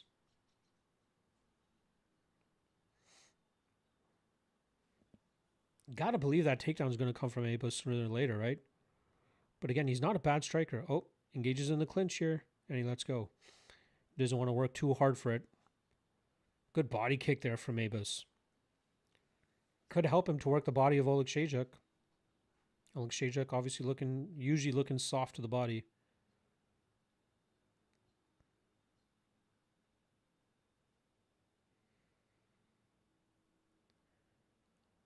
All this backing up is not going to help Abus. It's going to slow him down sooner than later. He's got to make his presence get known sooner than later. But Michal just walking him down. Hasn't been able to land anything of significance, though. Ooh, big right hand there from Abus. Parlays it into a clinch. Decent defense so far from Oleg Shejak. He's got one underhook, trying to get the second.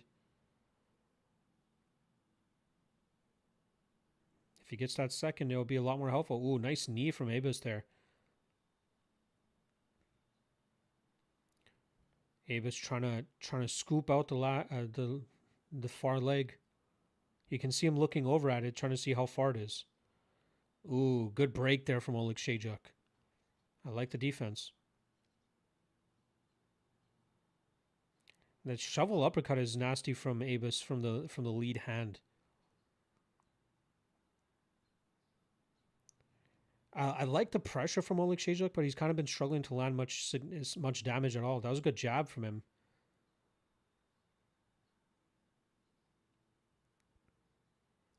I got to be honest. Oh, nasty elbow there from Abus. Hurts Oleg Shejak.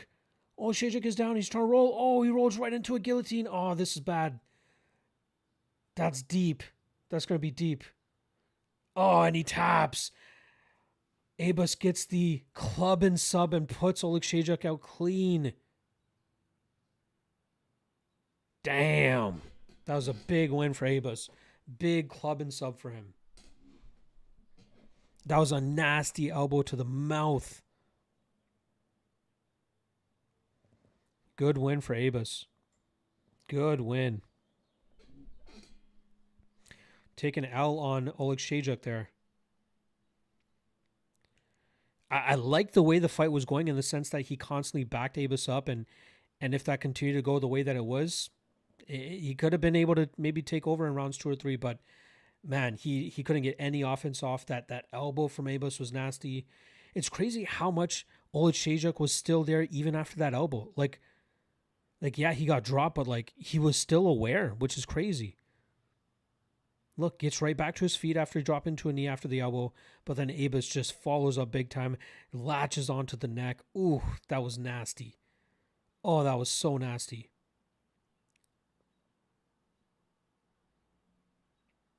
Abus held on to the choke a little bit longer than he should have there.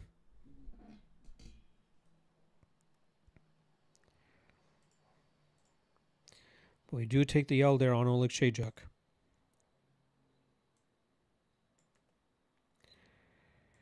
We were able to get plus 120. Closes minus 125. But that is just the name of the game sometimes. And that puts us pretty much at a break even now. Shucks. Solid start to the card, but things getting a little bit rougher as we're getting deeper into the card.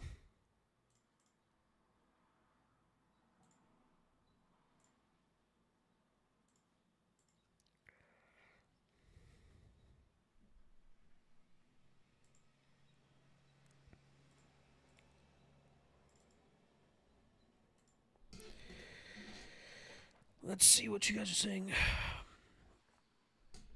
Yeah, Abus. Again, Oleg Shajak's chin is still crazy. Still crazy.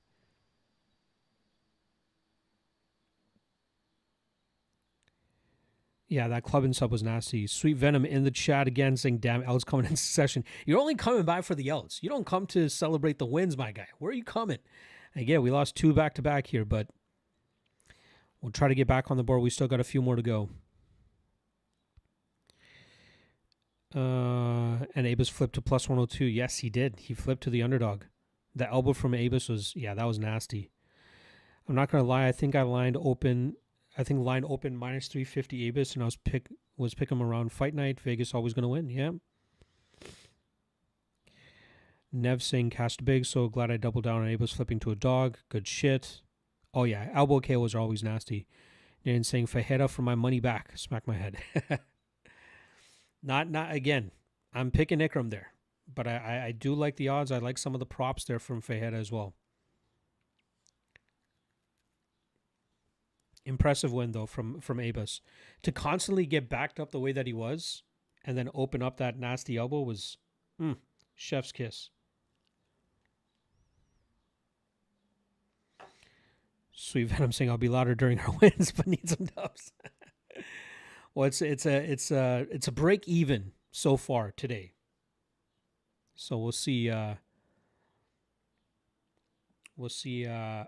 If we can turn things around here. Still got what 5 more plays on the card. Still plenty of time to profit, which I'm happy about. But would like to get some momentum back in our way after suffering our first 2 losses of the card.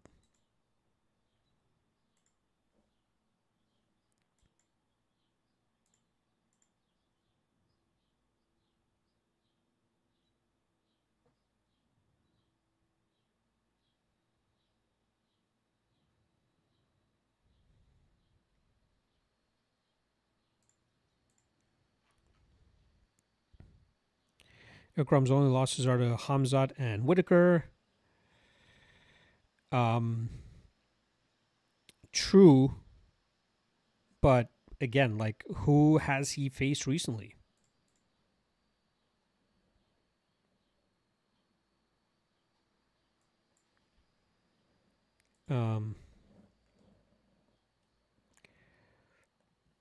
Excuse me. I will say I was impressed with the Jun Young Park win.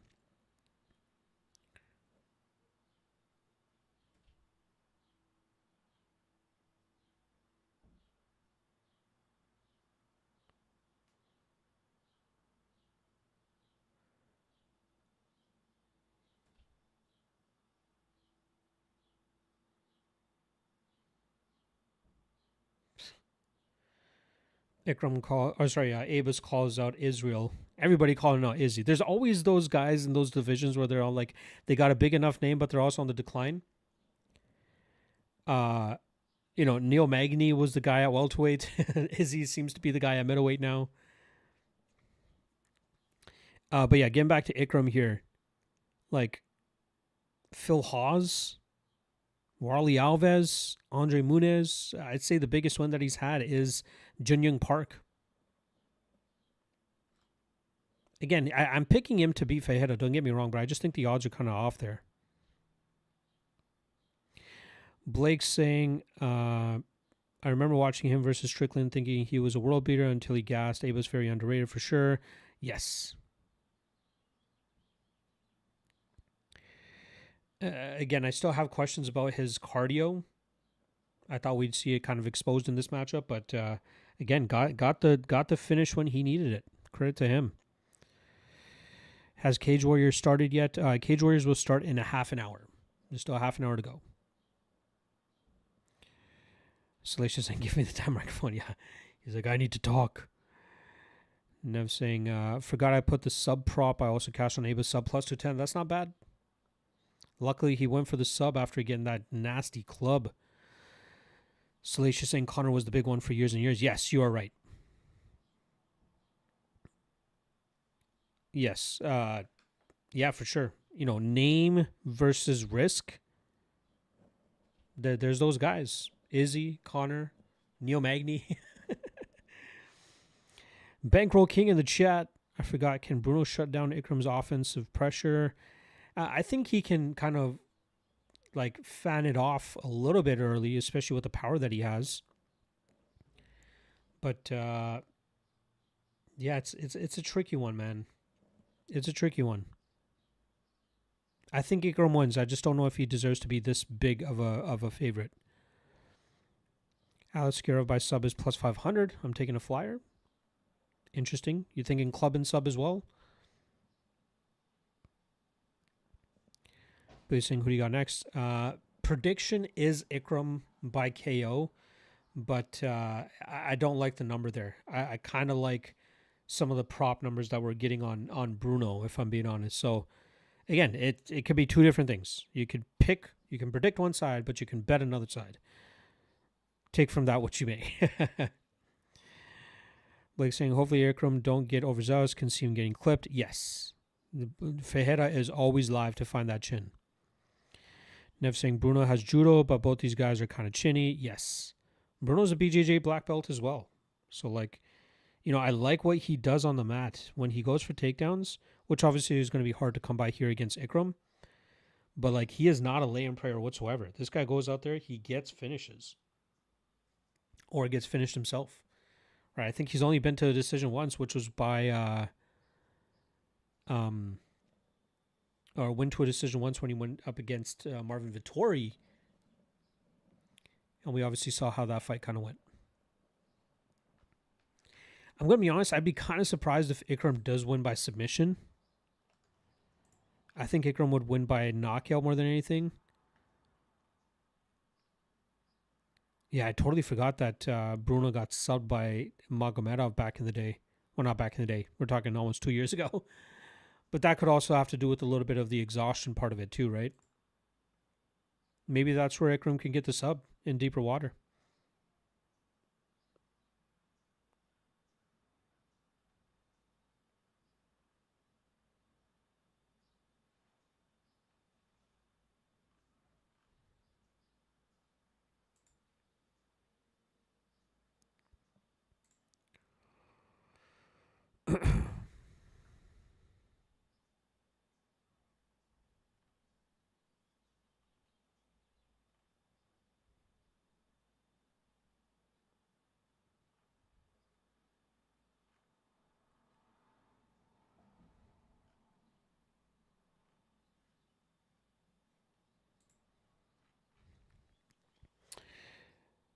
Bankroll King saying this could be a make it or break it spot for Bruno. He's a scary man, and to be honest, if he put his heart into this fight, it might put KO prop. That's true. Maybe adrenaline dump first round, second round sub for Ikram. That's an approach that's possible as well. That's absolutely an approach that's possible. I'm excited for this one. I'm very curious to see how this one goes. Shallow saying, I tried to tell people if you're losing a decision to a Magomedov with one eye, you're getting finished by one with two. I like it. I like it. Well, we know plenty of Magomedovs that have gone the distance with their style as well. Just look at ACA. Man, I remember covering ACA for like a year or two, and man, that running tape on that promotion is not for the faint of heart. God damn.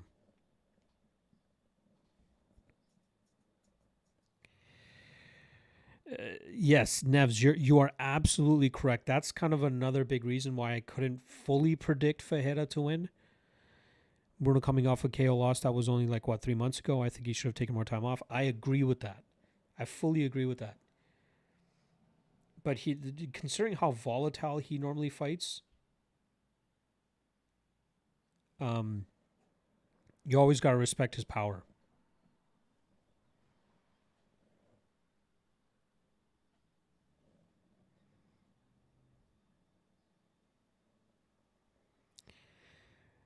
Shiloh's saying, yeah, bro, you're different if you're taping ACA guys. I think I did it for a year or 2 years, but I just couldn't do it anymore. It was too much. I had too many promotions that I was covering. I had to drop Octagon, I had to drop KSW, I had to drop ACA. It was just too much. Like I still skim KSW and Octagon every now and then, like if I see anything that entices me enough. But fuck, I couldn't go as deep as I used to with those. Sweet Venom saying Nazim under 2.5. Well, I believe that's the next fight, or 2 fights from now still. So still got a couple fights to go before that. Bankroll King saying, is Shara Bullet overhyped this fight? She's 1 eye plus she's going against a veteran. Sweet Venom saying washed veteran. I don't know, man. Again, the way that I kind of see it going is just like them just throwing like flashy techniques at each other and not landing anything super cleanly because neither of them are willing to just like completely engage. But again, there is that bit of bad blood going into this fight with the whole Israel and Palestine stuff. So maybe that kind of pushes Shara to throw with a little bit more heat. We saw Carl Dalkas drop Pereira, right? But I don't know, man. I'm going Shara by decision.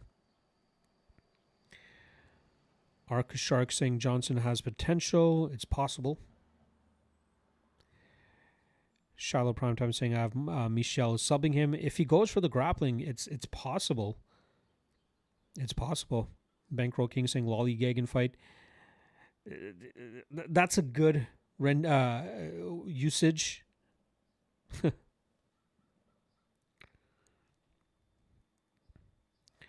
Sweet Venom saying he does, but that's a 50-50 play. I think he's talking about Johnson.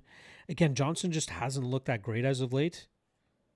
And against a tough guy like Almabayev, stylistically speaking, if we get one of the better versions of Johnson, yeah, that plays out close. Again, I love the fact that he just never settles with getting taken down. He always just works back to his feet. But like the threat of that takedown, the cage clinch of Almabayev, and then obviously Almabayev trusting his hands a little bit more and throwing shots. I think that's ultimately what allows him to dictate the pace of that fight and kind of outwork the volume of Johnson. So again, I told you guys on the main card, that's the only fight that I don't have a play on. I just couldn't settle on his side there. Arca Shark is right. 50-50 at plus 360 is good odds. He is right. You're right. That's where you play the numbers. Bankroll King saying last question. Thanks for your time. Hey, no need for a last question. You can ask as many questions as you want, man. That's what I'm here for. What kind of host would I be to be sitting here and forcing you guys to watch me if I'm not willing to interact with you guys? Nev's saying club and sub live here for both sides, right? For both sides, it's absolutely possible. I'm excited about this one. I'd be interested to see if Fajeda could make 170. Like, he is a thick boy. He's big-boned, as they say. But he might fit in better at 170, considering his lack of height.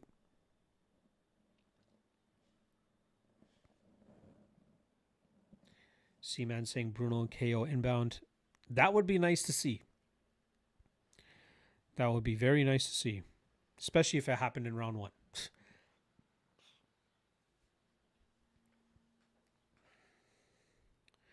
I'm excited about this one. It has potential for so much chaos.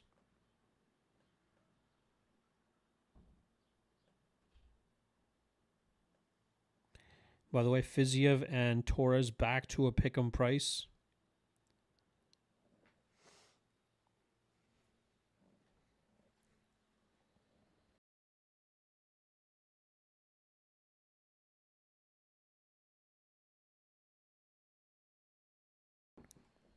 I keep forgetting that I have a mute mic button on my keyboard. I keep going back to OBS and hitting the mute there, but I could just press a fucking button. I have a button on my mic too. God damn. Get it together. All right. First round, Ikram and Bruno, seconds away from kicking off here. And it has begun. Mark Goddard as the ref. Let's see how this goes. Very dangerous power from both guys. Let's see who can land it first.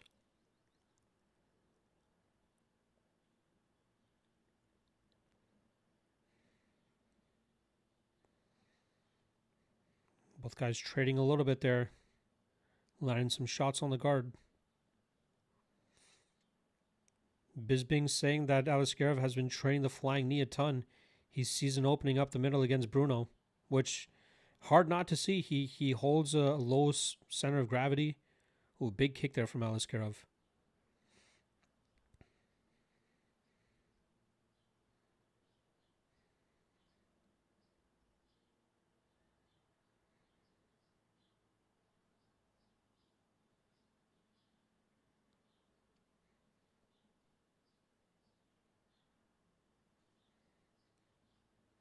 Aliskerov, deep takedown.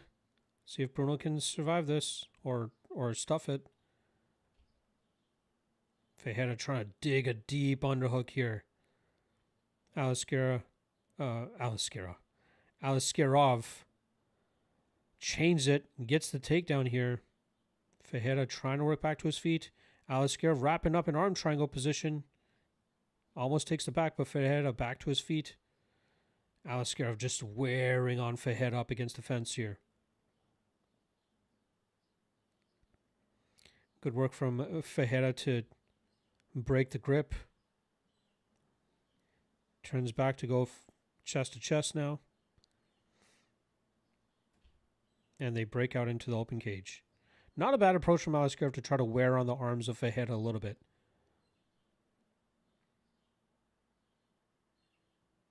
Oh, good calf kick there from Fajeda.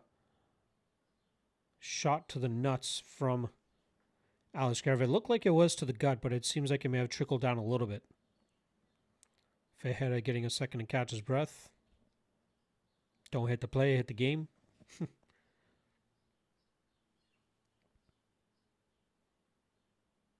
Yeah. All right, Fajeda back to work.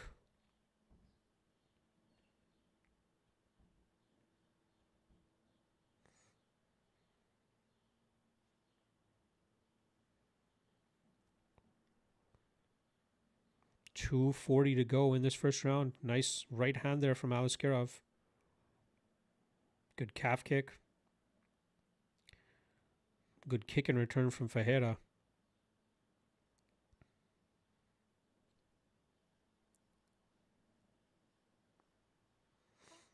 Fajeda whiffing big on a right hook. Ooh, right hand lands there from Fajeda. Returned by Aliskerov.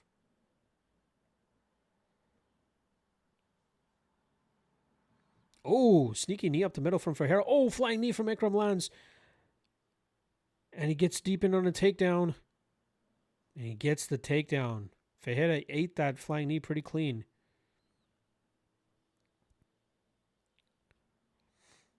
Fajeda gets back into full guard here. Solid work from the BJJ black belt.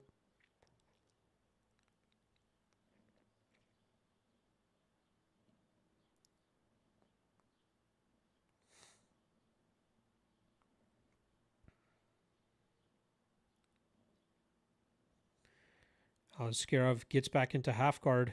He got 90 seconds to work in this first round. Fajeda back to full guard. They're playing between full guard and half guard.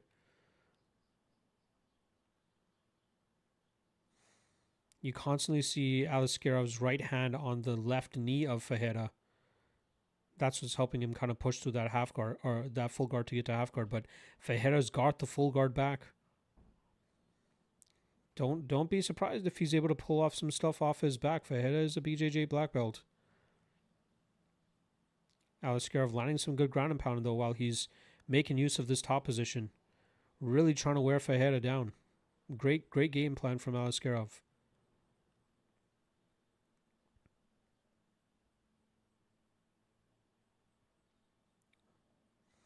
Fajeda tried throwing up the armbar there, but Aliskerov got his weight forward very, very well. Ooh, sneaky elbow off the back from Fajeda.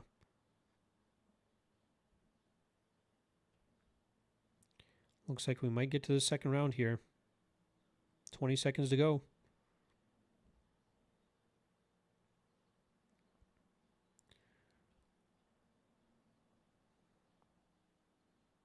Fajeda back to his feet.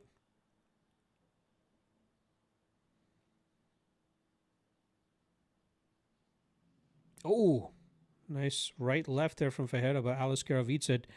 To the second round we go. Easy 1-0 for Aliskerov there. Bankroll King saying, but Torres is looking good. I'm thinking Fiziev is still shook from his last fight, and Torres isn't the type to hesitate to pull the trigger on a finish. True. I don't think Fiziev is a guy that's shook. You know, this guy's been a lifelong Muay Thai specialist. He's fought, so often in Muay Thai. He's had a pretty decent schedule with mixed martial arts as well. He's not a guy to me that's like mentally weak by any means. Doesn't mean Torres still can't finish him. Torres is obviously a very, very dangerous finisher. But I feel like when you look at it overall, Fiziev just has more tools. Like, I think he's more capable of going into deeper water. I think he can be the better technical striker, find the openings to counter Torres. But we know in mixed martial arts, it only takes one shot to really change the trajectory of a fight. Nev saying I could see Bruno trying to make welterweight. If he loses this fight, that would definitely be a good path for him. All right, round 2 has begun.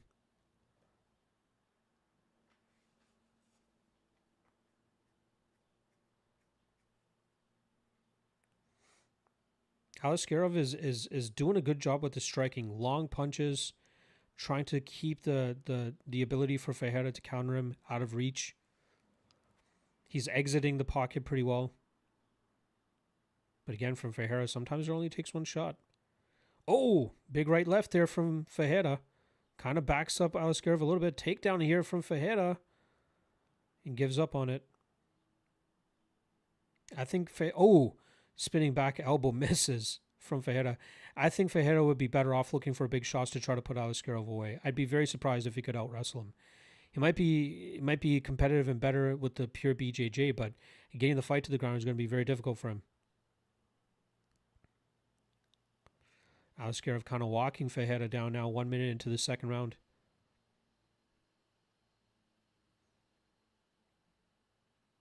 Nice 1-2 from Aliskerov. Ooh, sneaky knee up the middle there from Aliskerov. Fajeda eats it.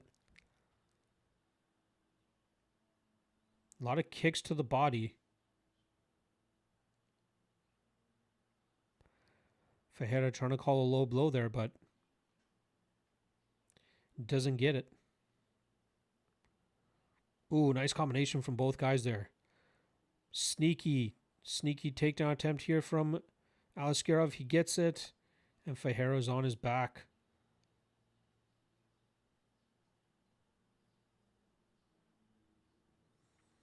Fajeda trying to go Kimura here. Aliskerov defends. Nope, Fajeda tried throwing up a triangle. Didn't work. He is trying to fight off his back as best as he can. He's got the foot on the hip. He might look to push off. Oh, rolling for a knee bar is Fajeda. I don't know if this is a great option for him. He's getting stuck in a north-south now.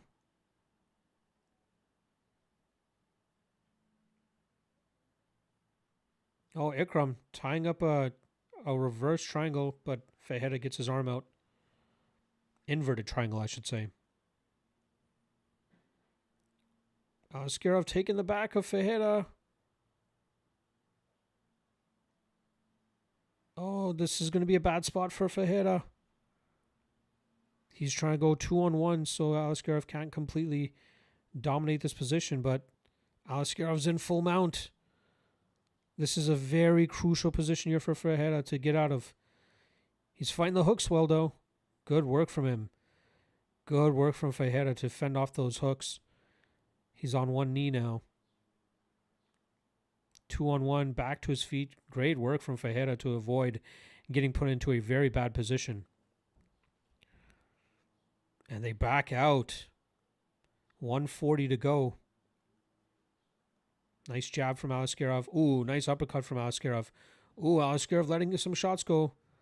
Askarov misses on a flying knee. 90 seconds to go in the second round.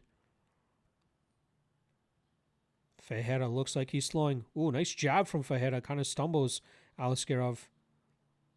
Ooh, nice right hand from Fajeda. Not bad offense from Fajeda. Askarov gets a takedown. Fajeda kind of, he tried scrambling to get back to his feet, but Askarov just gets right back on top of him. Fajeda trying to stay busy off his back, though. Landing elbows. Not bad. Fajeda trying to get the feet back on the hips. And he does. Ooh, Fajeda rolls. Askarov kind of has his back, and Fajeda gets back out. Great work. He's going to spin here. Watch for the spin. Watch for the... Oh, he does not spin. It looked like he was setting up a spin there. Let's see whose cardio holds up here. 20 seconds to go. Both guys looking a little bit drained.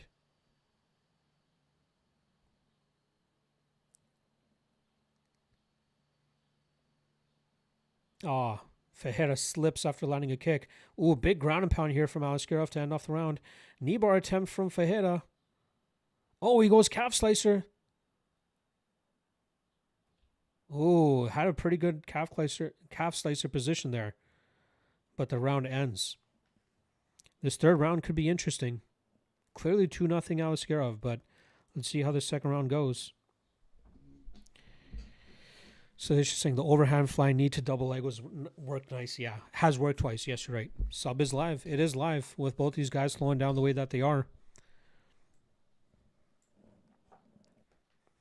Your boy's starting to get a little bit hungry.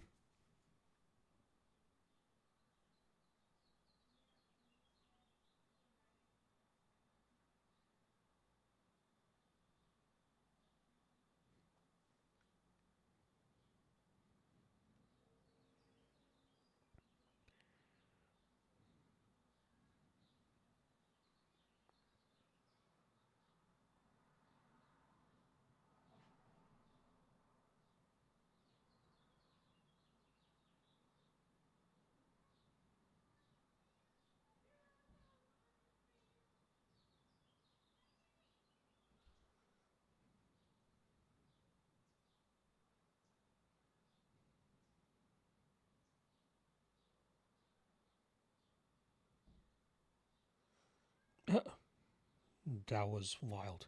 All right, round 3. Sorry, some guy just crashed into one of my friend's neighbor's houses. Didn't look like it was pretty big, but hilarious. Had to watch that clip. All right, third round. 4, 39, 38, 37.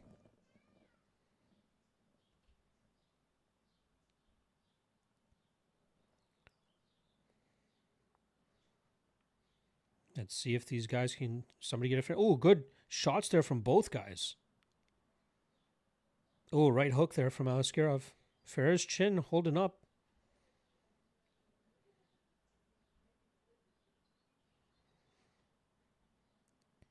These guys are just trading shots. I wonder if they're just too gassed to produce enough power to get a finish now. I wouldn't be surprised to see Askarov get back on a takedown sooner or later.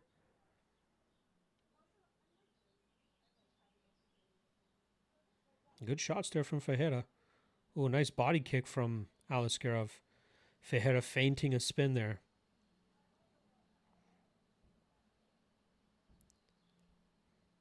Takedown attempt here from Ikram, and he gets it. Oh, Fajeda gets right into a triangle position, but Ikram gets out of it. Ikram settles into the top position now, and Fajeda immediately just landing strikes off his back. I love it. Again, optically, it doesn't look great to be on your back, but just to not let Ikram settle, I think is a good look. Ikram back into half guard.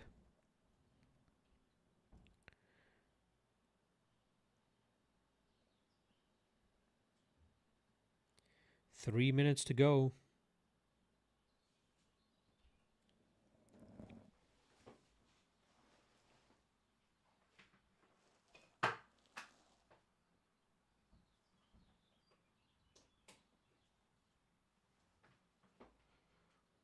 Ooh, body triangle for Ikram. 2:40 to go. This is going to be a tough position for him to get out of.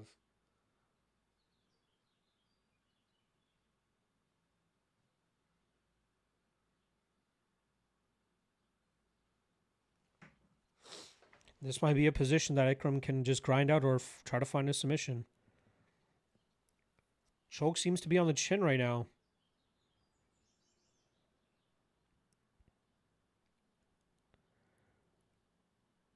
Fajeda trying to go 2-on-1.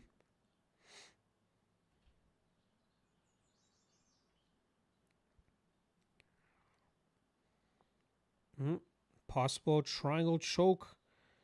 Triangle choke here from Aliskerov. Fajeda defending it decently so far. A lot of Fajeda's defense is that 2-on-1, which is, again, very good.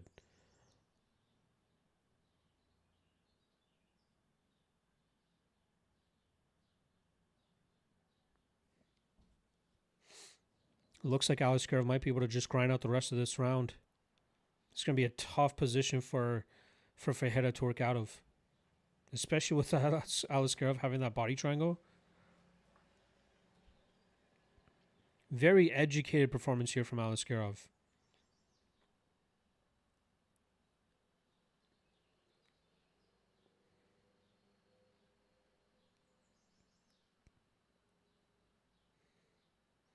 Yeah, I don't know if Fajeda has the energy to work out of a position like this. Very, very dominant position here for Aliskerov.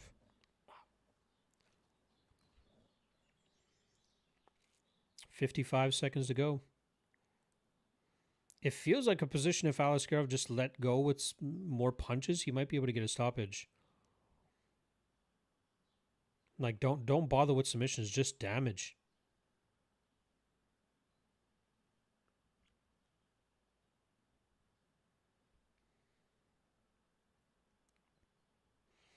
Yeah, Fajeda's almost in like a checkmate type position here.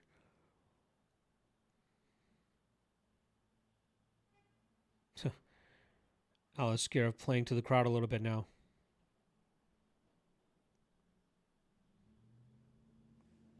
He might get a stoppage here. Not throwing hard enough, apparently.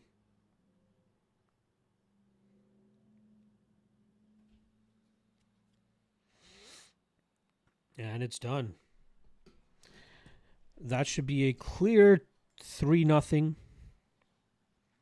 for Aliskerov.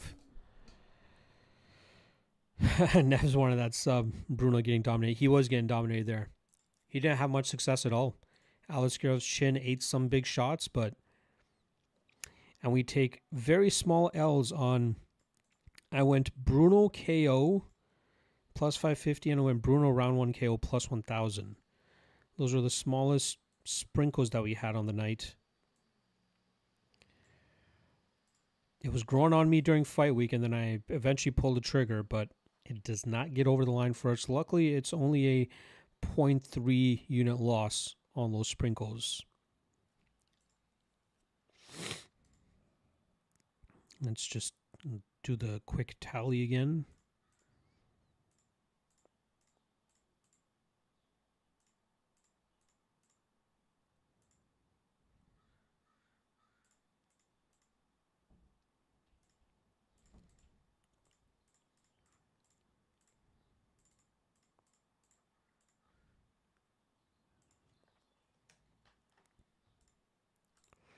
All right, I believe the next fight is the only one that I don't have a play on for this main card.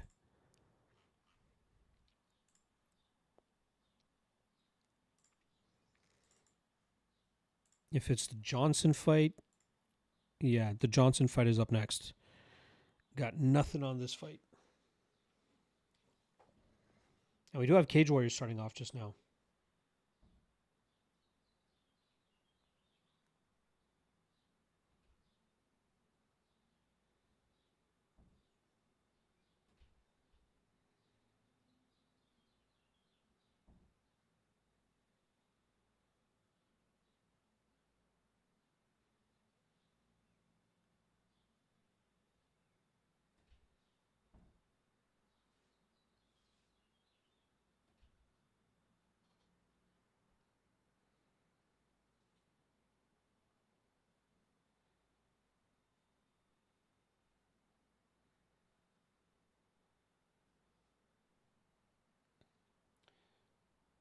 So I'll show you guys what I'm looking at here. I don't know if you guys can see this. Somebody drove onto the lawn of my friend's neighbor's house.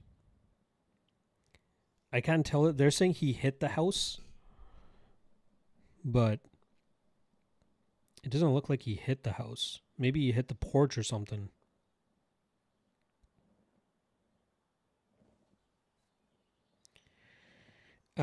I will be back in 1 second. Just got to check something. Give me 1 second. And yes, my prediction will be Almabayev by decision. Give me 1 sec. I shall be right back.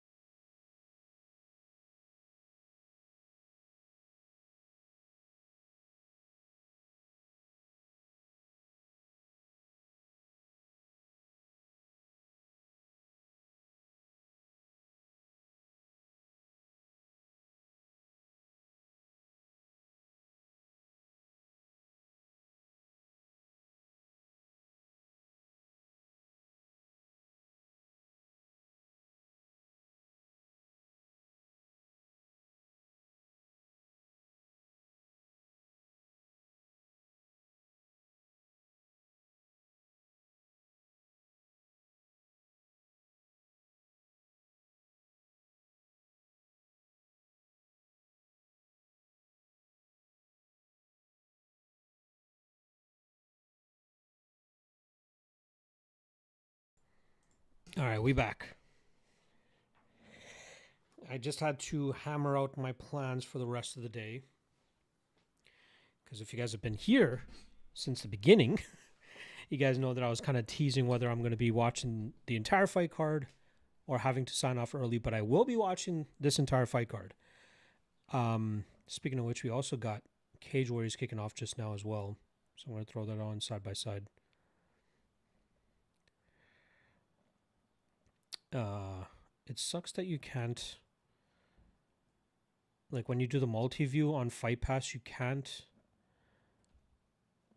like toggle with the volume there. Anyway, so I'll be watching the entire card with you guys. We got 4 fights left, so I'll watch all of them with you. But I am unfortunately going to not be able to do the PFL live watch party. I'll be heading out of town. Got some family stuff that I'm going to be doing tonight. So positive, I'll be able to watch the rest of the UFC card with you guys. And while we got some Cage Warriors on as well, but no PFL live watch party. I apologize. All right, let's see. Colin saying, why is Charles Johnson such a big underdog?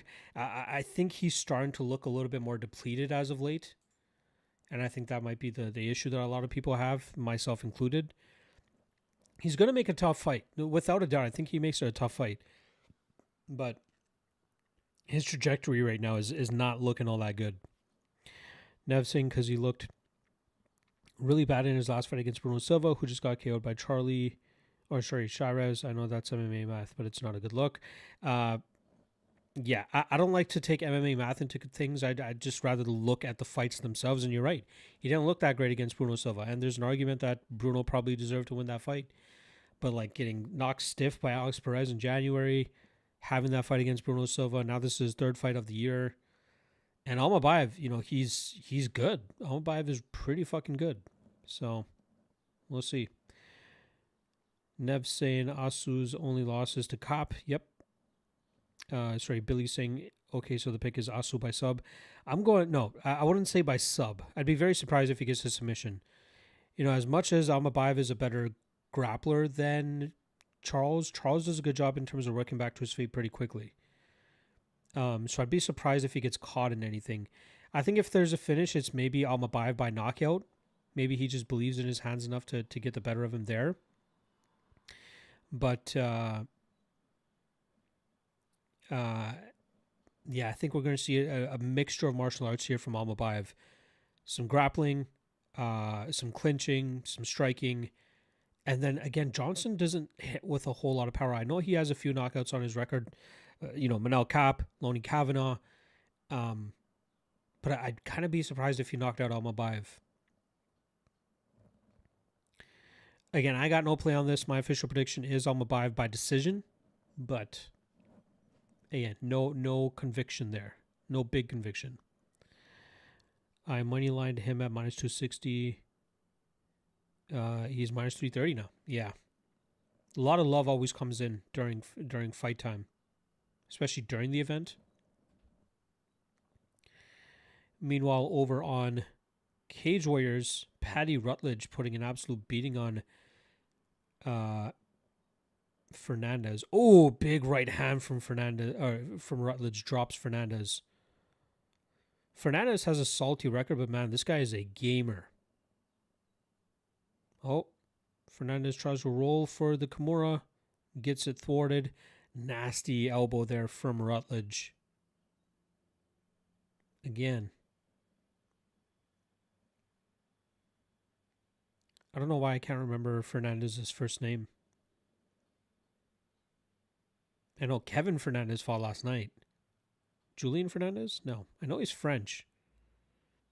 What the fuck is his name? Rutledge is looking damn dominant, but he is a minus 500 favorite after all. Giovanni Fernandez, that's what it is. The Italian first name, although he is of French heritage.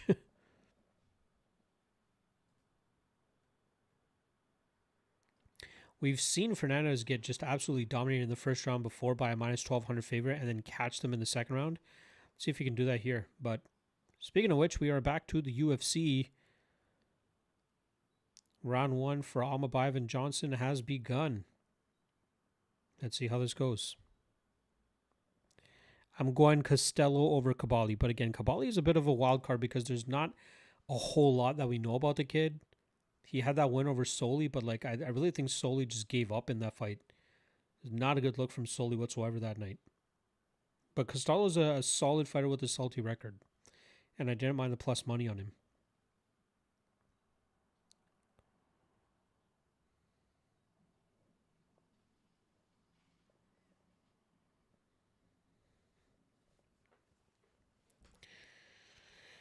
Second round for Rutledge and Fernandez about to kick off here as well. But we're about 45 seconds into this Almabayev and Johnson first round.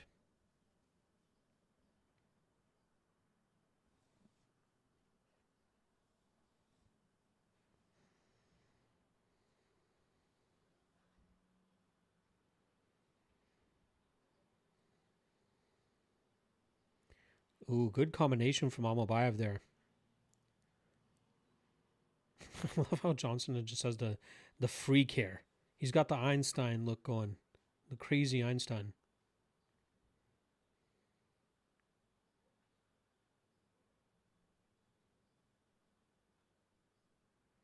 Looks like Almabayev's trying to go for a knockout here. Ooh, sneaky takedown there for Almabayev. Let's see if he can settle on top though, because Johnson usually does a good job in terms of getting to get his feet on the hips, creating scrambles.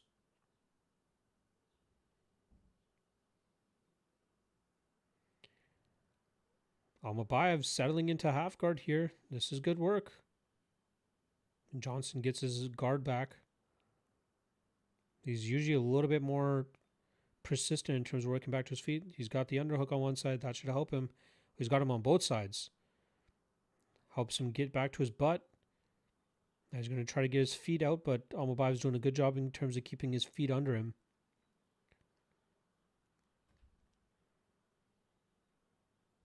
Johnson trying to go elevation, and he gets it. But Almabayev smashes right back into that full guard. Johnson very scrambly from bottom, but Almabayev doing a great job in terms of just staying in top position, scrambling, beating Johnson to the positions.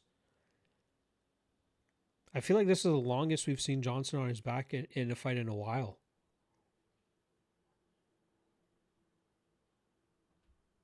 Half guard from Almabayev, near full guard or full mount. Johnson elevates him, gets him off.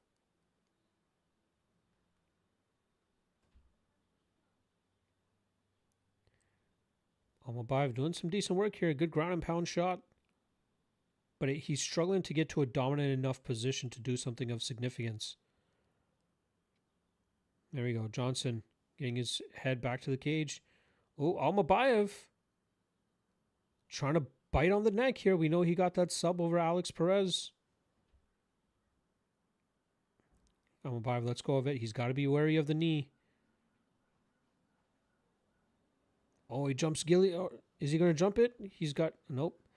Good defense so far from Johnson. Almabayev keeps threatening with the guillotine. That's probably a way to try to keep Johnson down as well. Obviously, that pressure on the back of Johnson. Johnson back to his feet. Almabayev with a takedown. Ooh, Johnson rolls through. Almabayev continues to threaten with the neck. Takes the back of Johnson. Johnson rolls to his back, and now we got Almabayev in side control.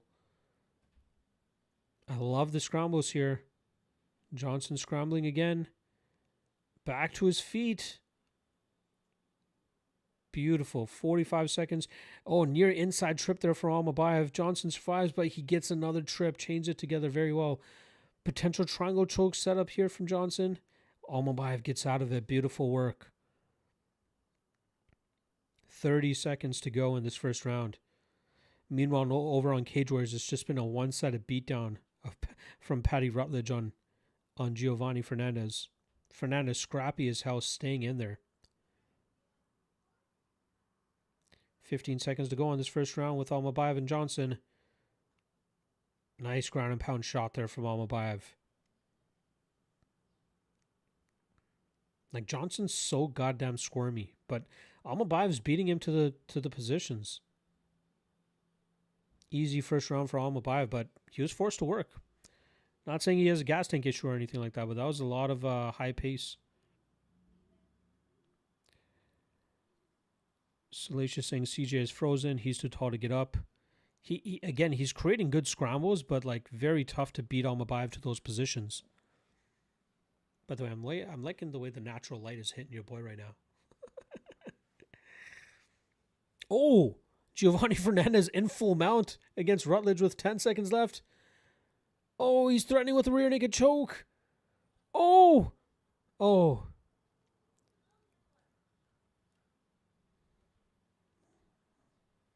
Wow. Giovanni showing off how gritty he is. Doesn't get the win there, but that was a very close submission attempt there he had against Paddy Rutledge. Rutledge a minus 500 favorite coming into this fight.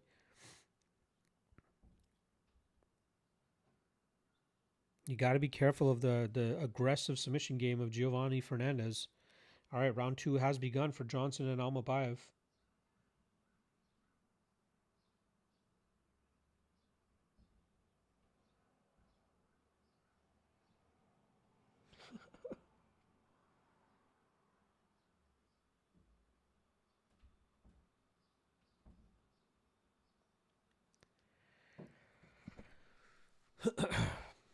Let's see if Almabayev can get back to it in round 2.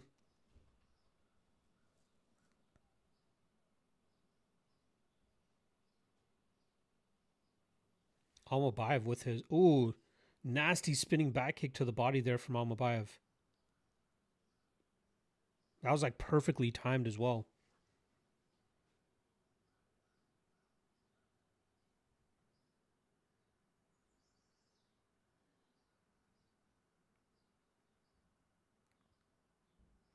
Ooh, nasty inside kick there from Almabayev. Ooh, good body kick from Almabayev.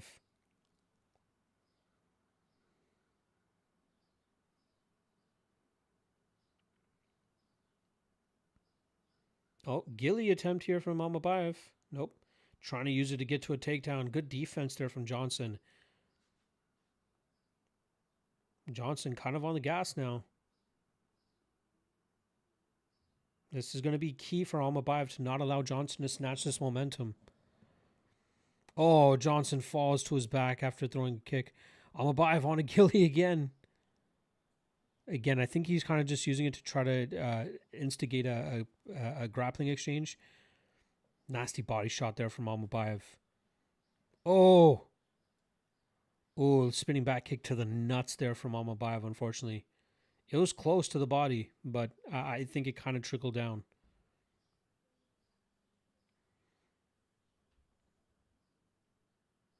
Yeah, that was to the nuts. We got 3:30 left in the Rutledge and Fernandez third round.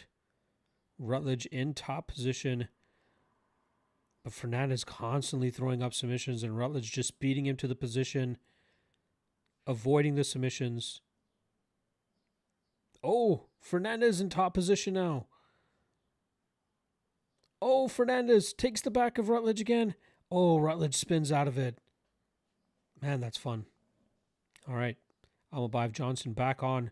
3 minutes left to go in round 3. Oh, spinning heel kick. That might have rocked Johnson. Nope, Johnson seems to be in it. Oh, sneaky uppercut there from Johnson in response. But man, that landed so clean. That was a beautiful kick.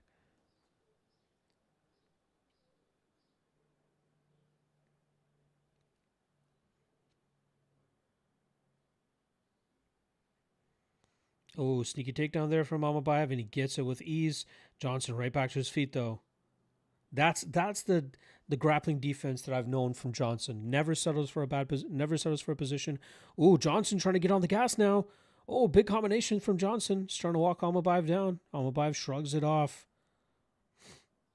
Let's see if Johnson can turn this on like he did against Loney Kavanaugh. Big takedown there from Almabayev. Johnson not settling, pushing on the shoulders, trying to create space to get back to his feet. Almabayev beats him to the position. Starts settling into side control. Johnson back to his knees. Almabayev takes his back. Good defense from Johnson to keep the hooks out. Oh, Almabayev gets one hook. Johnson shucks it off. Almabayev just beating him to the positions, man. This is so fun to watch. And Johnson, again, not conceding dominant positions. Oh, possible triangle. Oh, no. Almabayev's on top of the other leg, though. Should be okay. Johnson's long leg, tough to get out from under. Almabayev shucks off the leg over the shoulder.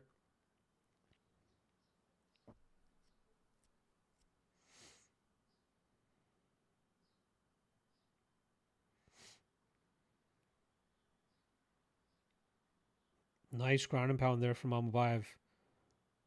Johnson does such a good job in terms of ensuring the hooks don't get put in. Meanwhile, over on Cage Warriors, Fernandez looks like he has a bit of a guillotine. Rutledge gets out. 40 seconds left to go in that fight.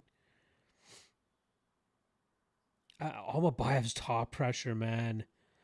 Like, Johnson does not give up or settle for bad positions against anybody, but Almabayev has been able to keep him in these bad spots. Very, very good work from Almabayev.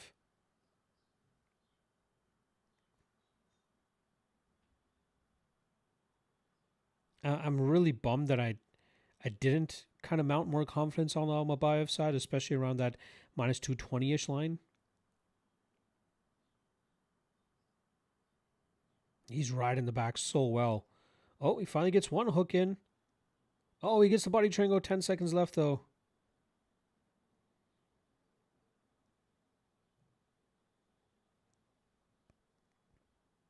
All right, round 2 done. Looks like Rutledge is going to win over there on Cage Warriors, and it looks like Almabayev is up 2-0 so far.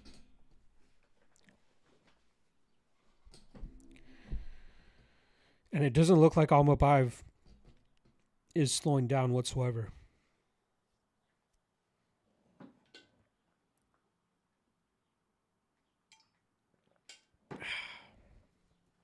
Yeah, easy 2-0 also Almabayev.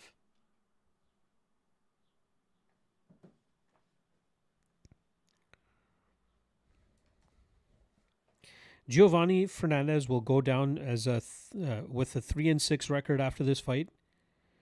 But man, that guy is a fun watch even when he loses. He is a very, very fun watch.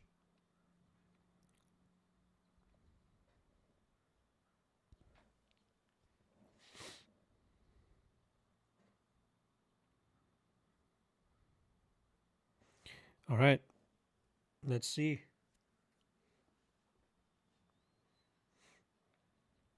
Round 3 has begun.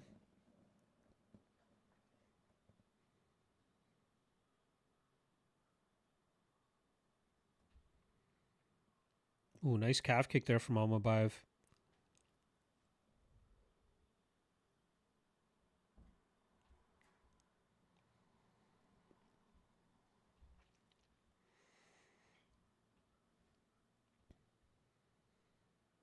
Oh, that was a sneaky knee from Johnson, but it gets him taken down here. Ooh, inverted triangle from Johnson. He could get this. Oh, this could be dangerous.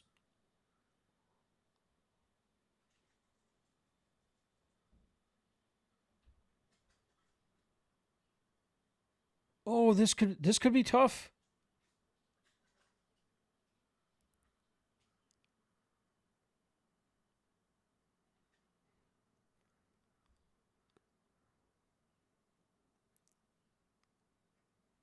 This might be a deep... Oh, he gets out of it. That was sneaky. That was so sneaky from Johnson. But great defense from Almabayev. Beautiful, beautiful defense there.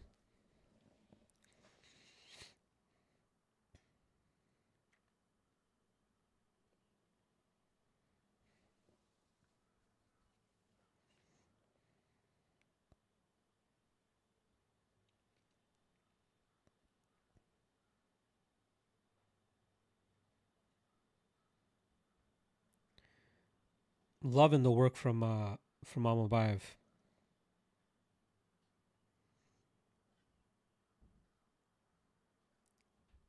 Johnson tries to roll. Almabayev beats him to the position again. 3 minutes to go in this third round. Oh, and he attacks the base of Johnson. Gets the back. Johnson not defending the hooks as well as he did earlier in the fight. Weird body lock position here. Now Almabayev has adjusted it. He's gotten a little bit more square on the back. Oh, Almabayev has him flattened out now. Oh, arm triangle choke. Johnson defends well. Oh, bad position here.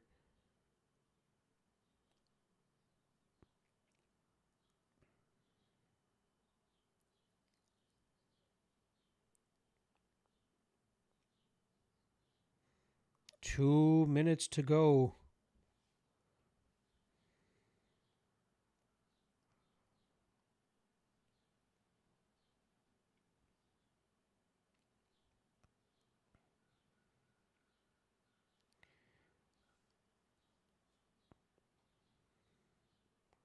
It's a decent decent position for Johnson to maybe get out of, but Almabayev's going Sulayev stretch here.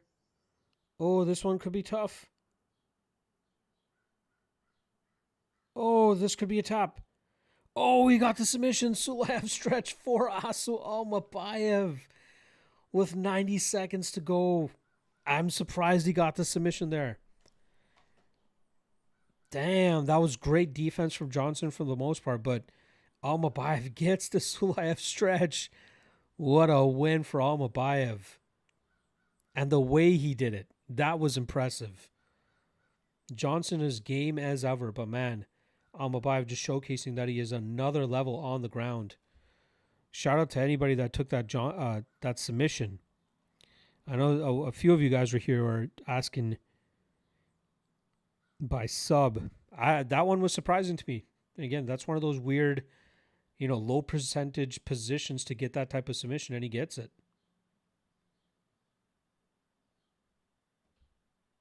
I think Johnson realized that he's fucked. You can kind of see the moment that Johnson realized he's fucked. Oof. He's so good on the mat, man. He looked as chalky as he ever has. That was beautiful.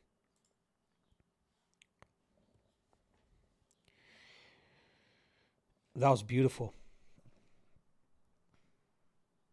Meanwhile, Cage Warriors, on the other hand, Andrea Cabali going up against Steven Costello. I like me some Costello at plus money. Let's see if he can pull off the upset. Nev saying Asu needs top 5. Yeah. The Cop fight is just a bad stylistic matchup for him. But I still think he's a guy that could, with the right path, could eventually earn himself a title shot. I'm glad this Cage Warriors fight is starting just as the UFC fight is finishing. Beautiful. I should have put my Cage Warriors bets on the screen here too, but didn't have the time, nor did I think I'd actually be here to watch these fights with you guys. I got a lot of questions about Cabali still. Costello, very experienced, tough competition, salty record. But Cabali has not really fought guys with much resistance. Let's see what Costello is able to do here.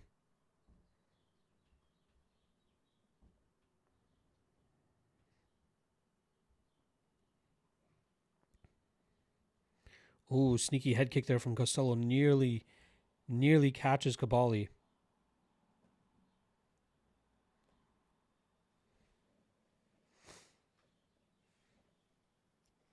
Costello getting warned for his fingers being outstretched.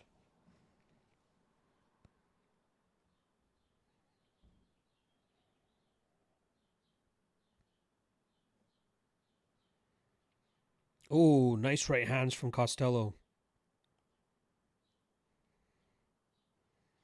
Ooh, gets a nice body clinch. Gets the takedown. I meant to say body lock, by the way. Cabali back to his feet. Costello goes for another takedown. Good scramble there from Kabali to avoid that. Costello working up against the cage now against Kabali.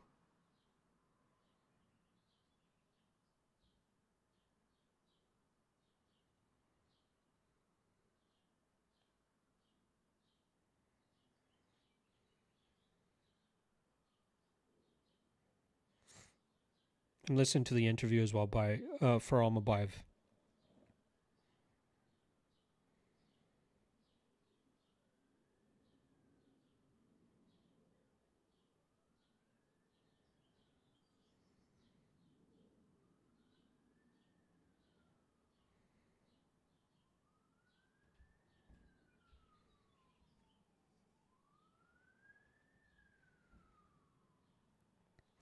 A lot of cage clinching between Costello and Kabali right now.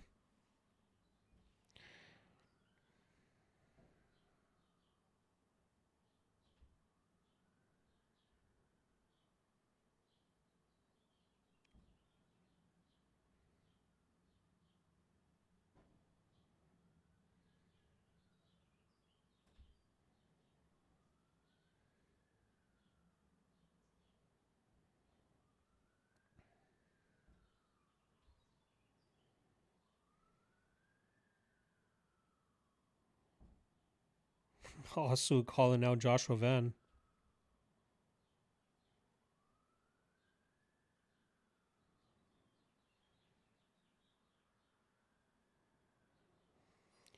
This Costello and Kabali fight. I'm gonna mute the interview now, but and go back to Costello Kabali. The way that it's going, I gotta be honest. I'm a little bit sketchy and nervous now about Costello. You know, a high-paced fight like this does not favor him, especially if he can't dictate the pace. Kabali providing more resistance than I was kind of expecting. But let's see if Costello can show us that he has an improved gas tank. 120 still to go in this first round. Kabali looking for some takedowns from the back position.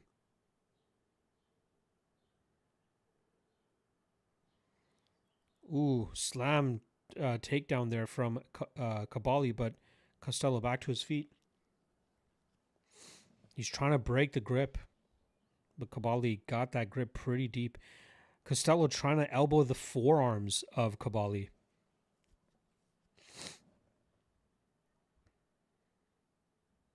Another slam takedown there for Kabali. Let's see if Costello can get back to his feet.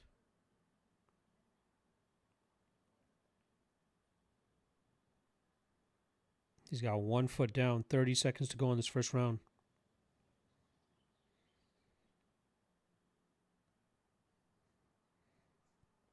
And they break off.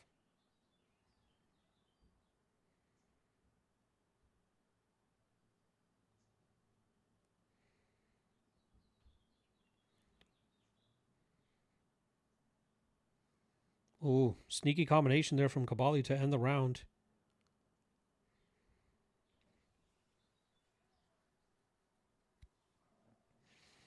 And in the clinch, might be a Kabali round. My guy Ben Sakai nearly cashed plus 1,000 on a Almabayev decision due to a misprice on his bookie. But unfortunately for him, Almabayev gets the Sulayev stretch.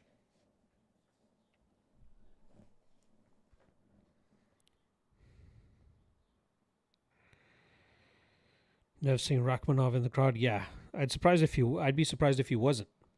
Formosa saying rumors are Van versus Pantoja and Aspinall versus Gone for 331. Cool. It would be nice to get Gone and Aspinall in there sooner than later. Billy saying, what's your next pick? What's the next fight? Sadikov and Camilo. I'm picking Sadikov to win inside the distance. The under is not a bad spot either. Not big confidence on Sadikov, but I do like violence in that fight. I think somebody ends up getting a finish. All right, second round for Costello and Kabali has begun over on Cage Warriors.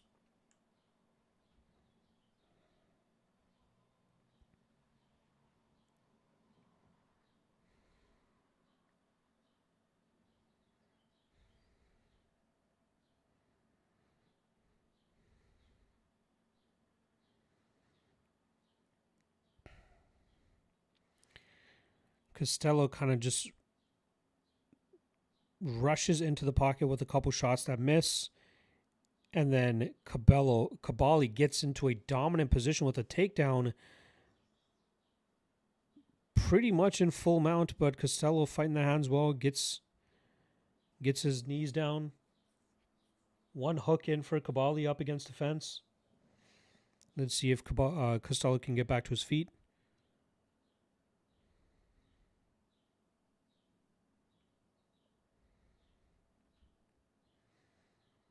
Costello nearly shucks Kabali off, but Kabali's body lock is making it very hard for Costello to get away.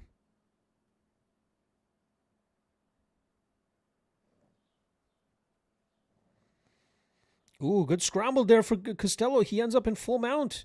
Beautiful work. Threatening with an arm triangle choke. Oh, this is dangerous for Kabali.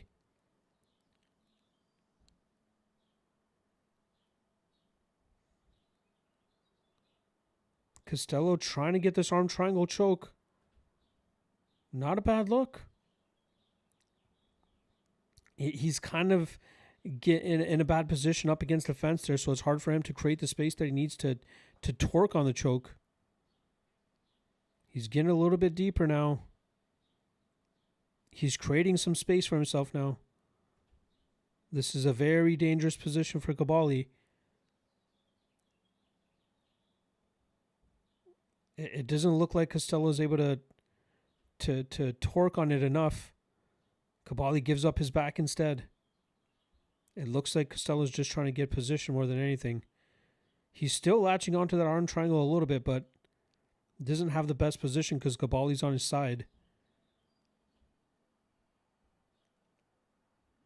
Let's see how Costello decides to continue with this attack. I wouldn't mind seeing him try to throw a little bit of damage, but I feel like he's trying to find positions to conserve some energy.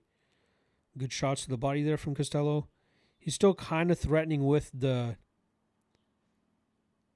He's still trying to threaten with that position. He's got a gift wrap, which is nice. Kabali gets back into half guard.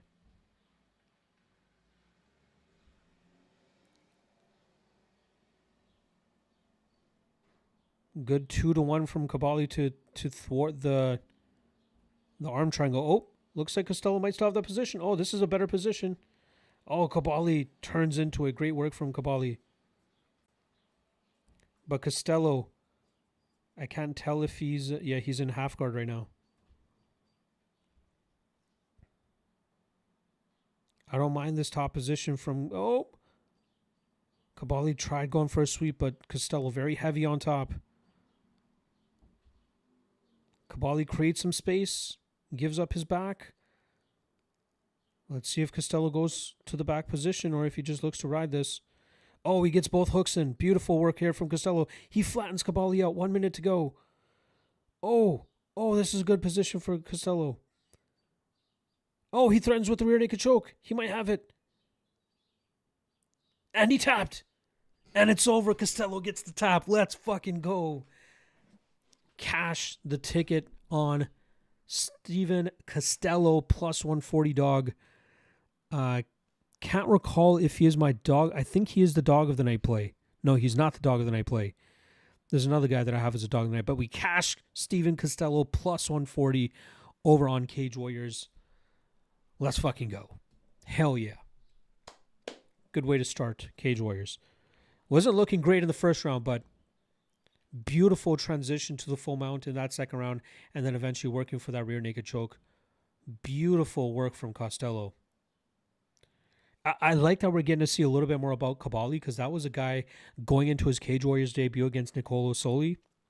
He was a plus 250 underdog, but there was no tape on the guy. You know, even his Instagram page was private, so I couldn't pull anything about the guy other than the Tapology record we had on him. Excuse me. So like he's showing some things. He has some decent hands. He has some decent clinching, but Costello very dangerous, very experienced as well. Again, salty 5-4 record, 6-4 now, but that goes to show experience against stiff competition needs to be taken into consideration. Nevs, let's go Costello, brother. Nevs saying thank you, Locke. You really are the GOAT, man. I appreciate you, brother. I got you, man. I got you. Again, even when we take some L's, I feel like some of the fights go the way that or most of the fights go the way that I kind of expect them to. We roll the dice. We try to put the dice in our favor as much as possible. But we got Costello.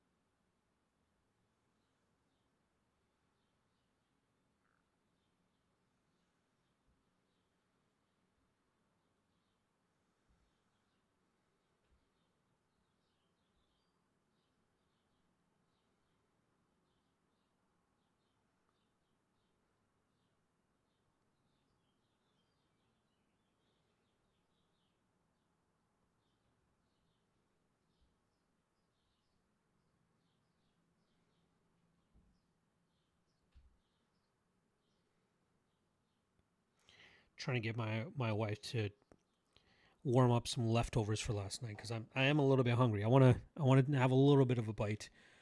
My plan is watch these UFC fights, take a nap. I'm gonna need a nap. Your boy been up since 5 a.m. Take a nap, and then got some family stuff that I'm doing tonight. So again, not watching PFL live tonight.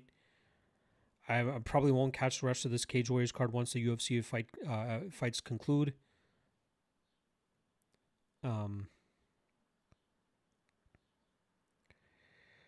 But yeah, I'm going to need a nap. But I am starving, so I need a bite. I can't wait for you guys to see what I'm about to snack on. And again, this is leftovers from last night. I don't know if you guys have seen anything like this before, but just wait till I get it.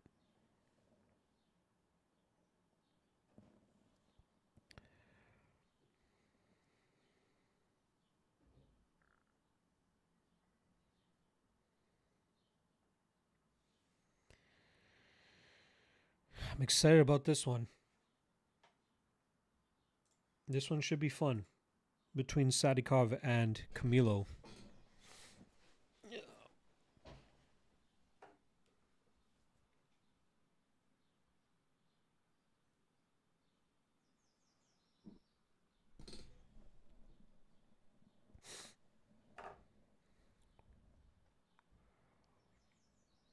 Check, check, check. Great.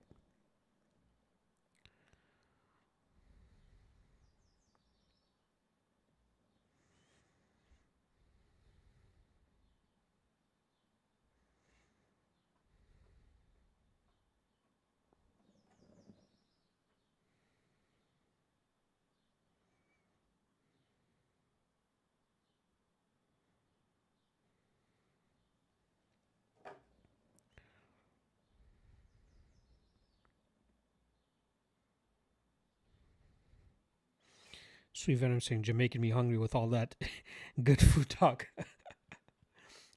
Just wait till you see it.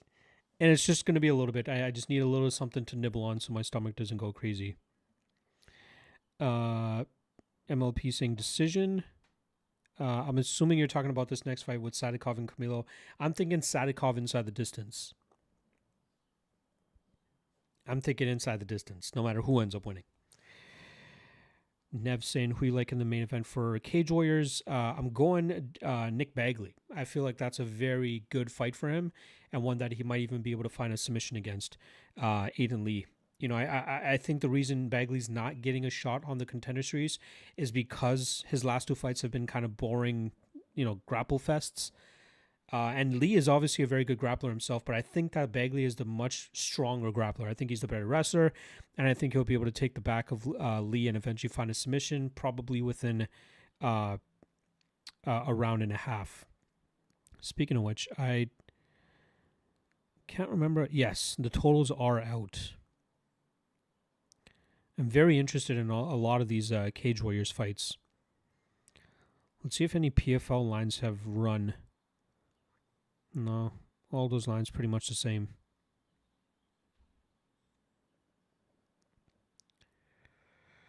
So we got Sadikov versus Camilo about to kick off here in Baku. And then we got Caleb Howen going up against Cam Stewart, which is a fun fight as well. Kicking off over on Cage Warriors. I may or may not have action on both of these fights.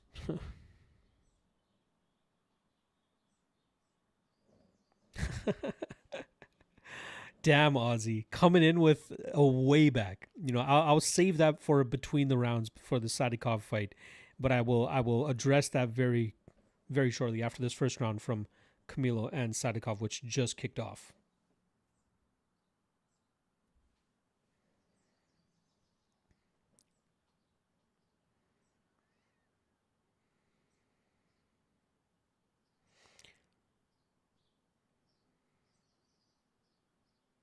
Look for the grappling of Camilo, but then also the striking of Sadikov.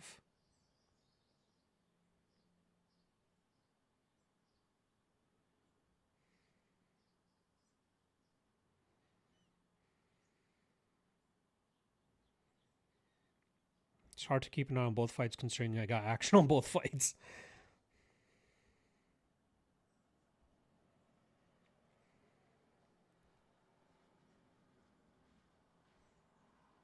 Ooh, big right hand from Howian.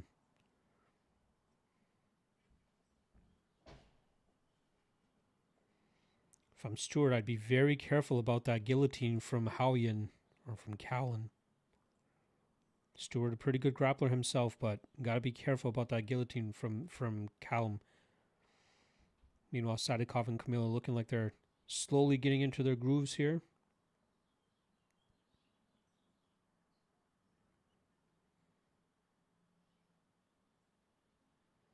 Oh, Camilo drops and hurts Sadikov. Oh, Sadikov is down and out. They stopped that fight way too quickly. Wow, Rich Mitchell stopped that way too quickly. That sucks. That was way too quickly of a stoppage. But, doesn't matter. We cashed the under 2.5. That's all I needed. I needed the under 2.5 in that fight. But that was a bad stoppage. That was not a good stoppage. Let's watch that again. Nasty right hand from Camilo. Drops Sadikov. He's hurt, of course. 1, 2, 3, 4. 4 shots, but they're all on the forearm of Sadikov.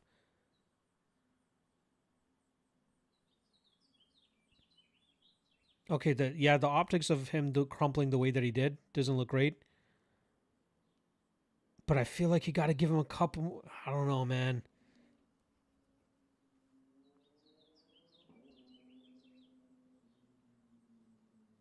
That sucks. I can see a case for both sides there. I'm glad that I just took the under there. That's all I wanted in that matchup. We got minus 138 on the under 2.5. Back on the board finally. Thank God. Gets us back into a slight bit of profit. That's why I was scared of taking Sadikov myself, man. I'm not a big Sadikov guy, but I do like the fact that he has violent fights so that we can cash on spots like that.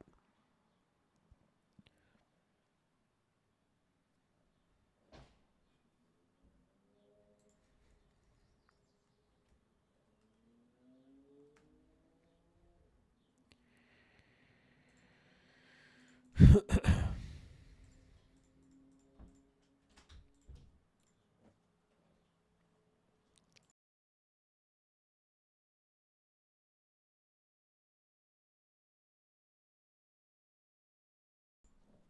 me just do my quick mathing here so I can update the graphic for you guys real quick.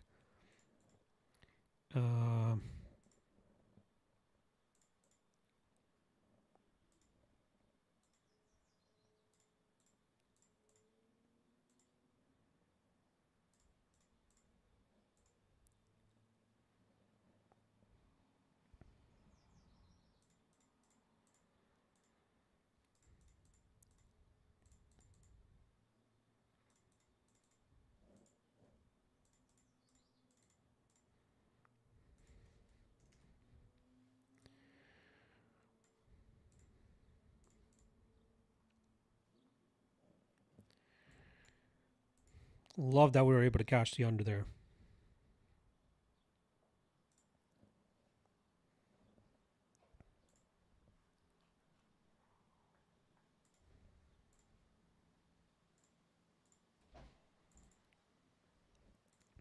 All right.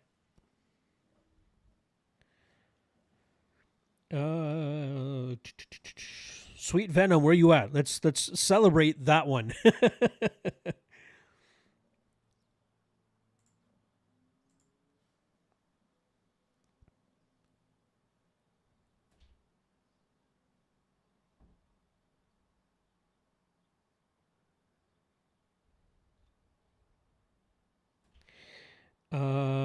My guy Ozzy here. I finally checked out Music to Be Murdered By, and you were right way back when Loki. Yes, I remember having this conversation with you.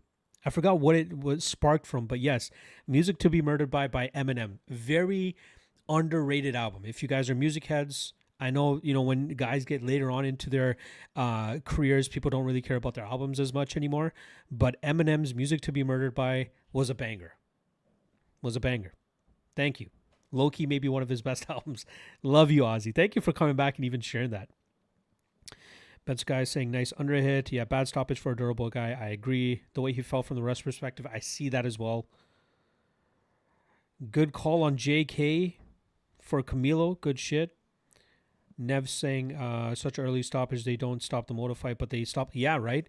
No, Moto had him hurt just as badly, if you guys remember that. VP said Sadikov need to go back to his original team. Doesn't he train with the same guys? Like he splits his time between. I'm pretty sure he splits his time between Vegas and Serra-Longo, but the main reason he goes to. Oh, Cam Stewart looks to be hurt. Cam Stewart's wobbled over on Cage Warriors. Looks like he might have his wits back about him. But yeah, also I think he trains at Syndicate MMA as well. But you could be right about that. Billy Singh, can't believe it, man. What is Sadikov doing? Yeah. Again, I thought the under was the one to go. Yo, bro, I took ticks with Nazim, so it's a bittersweet moment. I didn't think his money line was worth it. Honestly, I like the I like the under there. I was just saying a Slim Shady masterpiece. Hell yeah, man. I'm going to have to throw that album on later today. I've only been listening to Iceman and Maid of Honor for the last month and a half at this point. Iceman still got me hooked. Sweet saying I got Shara fight going the distance. Yes, that's what I'm liking here. Ben saying, bro, my book has some crazy odds. Say Torres plus 1,000 by KO and Physio by KO plus 500. You take both of those, you're profiting for sure. I'd like to see Shara by KO. That would be cool to see. I'm thinking it's going to go. I think it's going to go the scorecards, but I think Shara still wins. Ben saying my lock today is someone wins by decision or sub. All right. My guy JK liking Shara money line. You got minus 400 on that, so it better hit. So I was telling you guys, my wife's brought it in. It's pizza. Again, this is leftovers from last night. They're showing the 329 card. Yeah, everything looks the way that it should. So there's a place by us that they do, I think they call them thick pizzas. And what they do is they put, I don't know if you guys can see it.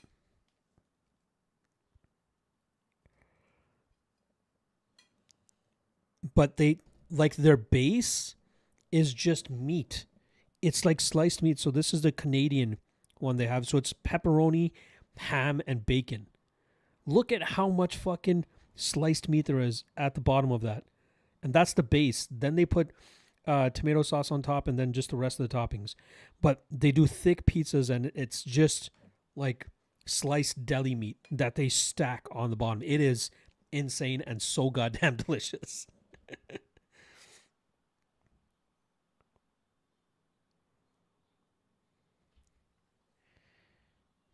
Fucking delicious. I don't know any place that does this outside of where I live right now.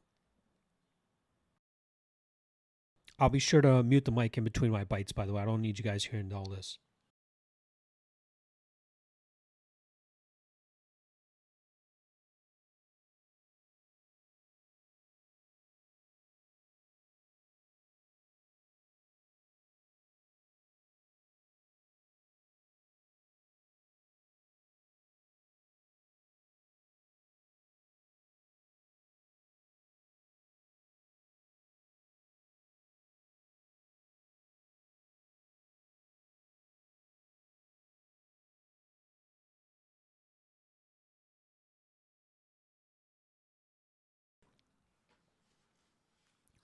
It's looking like my Cage Warriors play not doing too well.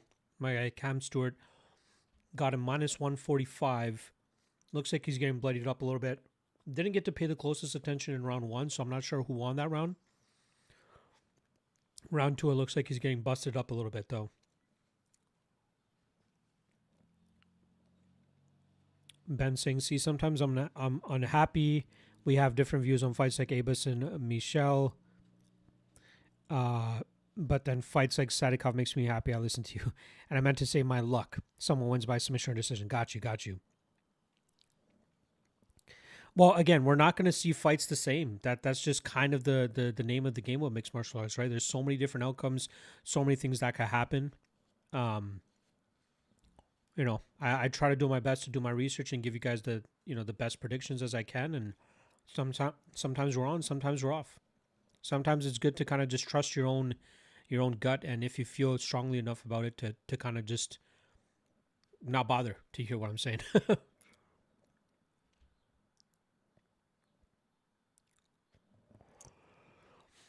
Solicious saying, hit us with the ASMR. Nah, we ain't doing that.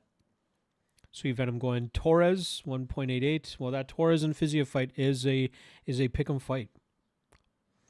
Nev saying we going Kadeem next fight on Cage Warriors. I do like that dog. I do like that dog.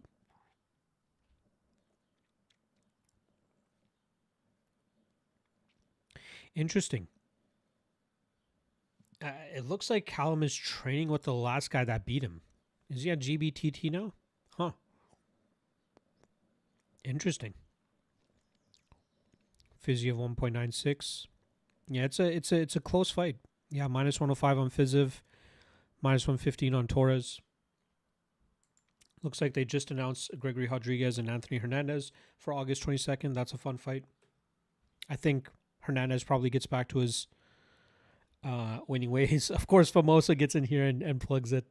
You kind of know what you're talking about, but you're still holding out on me in terms of who the fuck you are.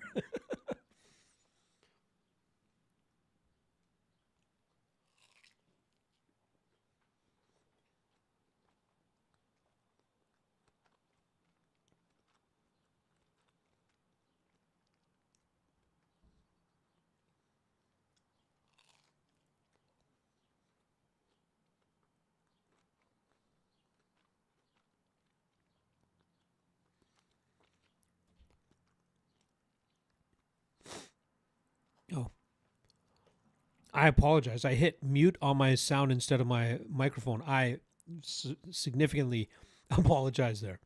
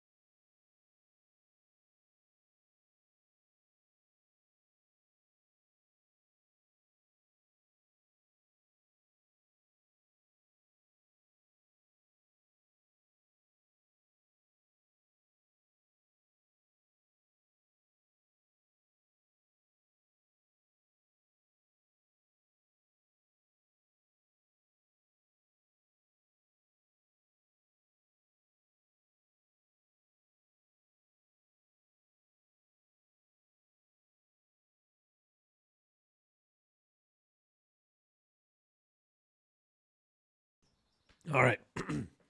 I needed that. Your boy was starving.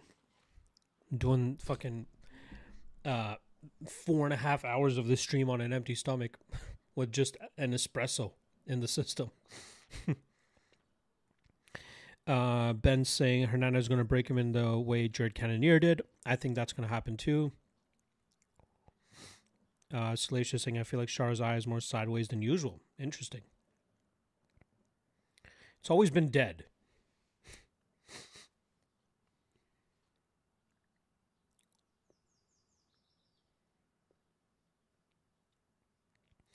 Callum looks like he's going to be. There's still a minute left. He's on the back of Cameron Stewart.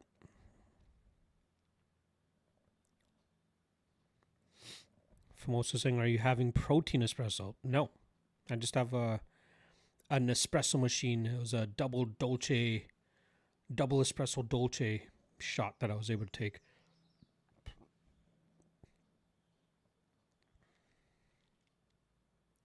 Oh, good body shot there from Callum.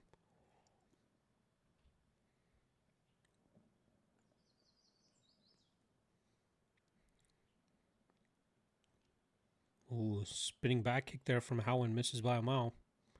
Looks pretty, though.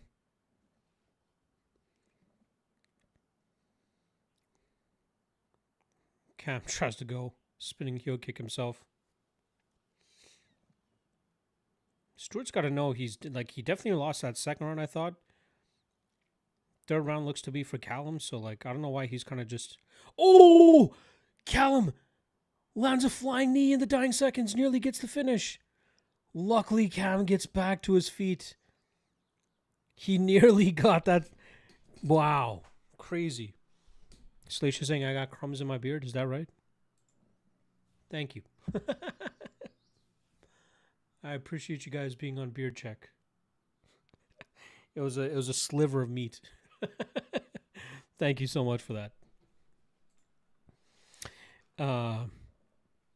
Yeah, it looks like Cameron Stewart's going to be losing this fight. Very impressive. I don't know why Cam Stewart is jumping on the cage. He clearly lost it.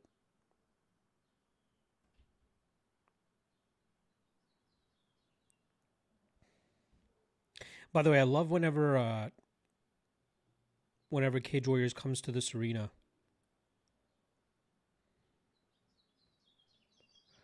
It's almost like a nightclub setup where they got the cage on the stage and then it's just general admission on the ground.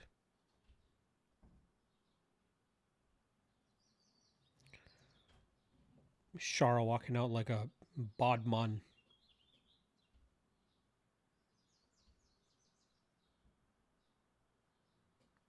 Let's hear this decision.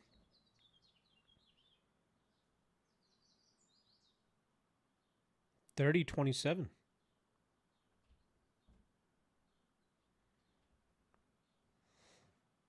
Bad call on Cam Stewart from your boy.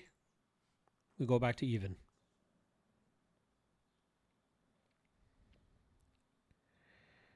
Almost finished him. Damn, luckily Rich wasn't reffing. Yeah, exactly.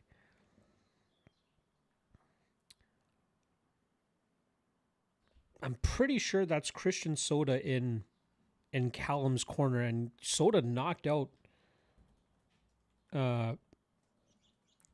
Callum just a few months ago. I could be wrong. Is that? Let me double check here.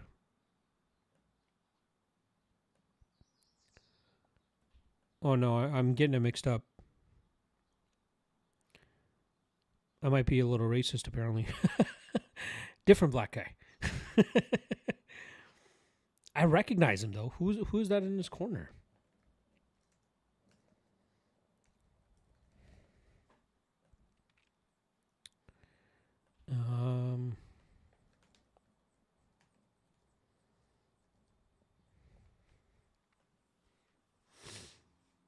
Who is that in his corner?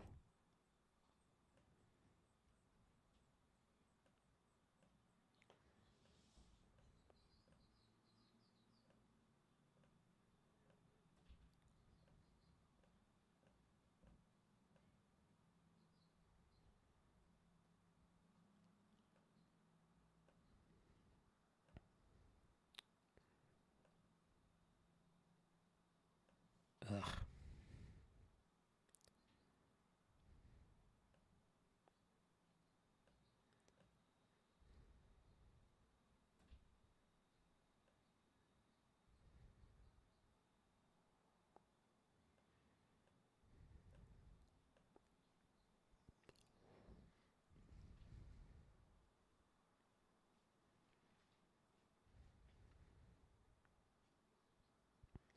Sorry, I'm trying to figure out who the hell that was in Callum's corner because I feel like I know the guy.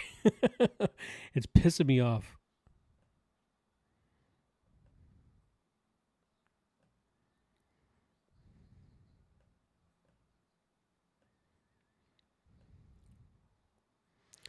Looks like he didn't tag them. God damn it.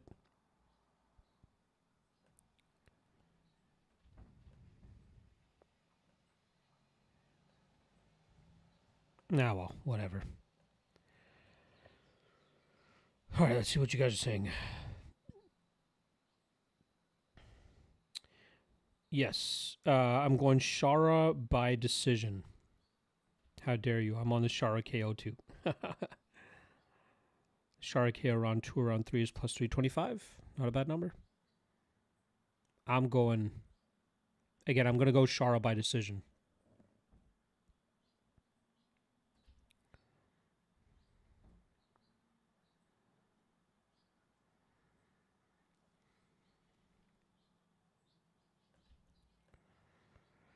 Shara is coming in a little extra pissed off, so it's possible he might be able to... He might get on that gas and try to get him out of there. But we'll see.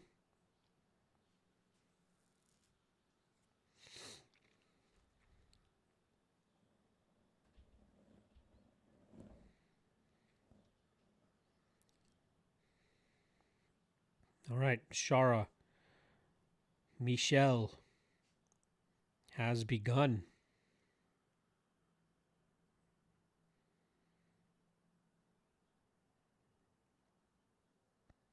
Either I'm right and they just kind of stare at each other for a while learning some like flashy techniques, or they end up just going for each other's necks. I'm hoping it's the former rather than the latter.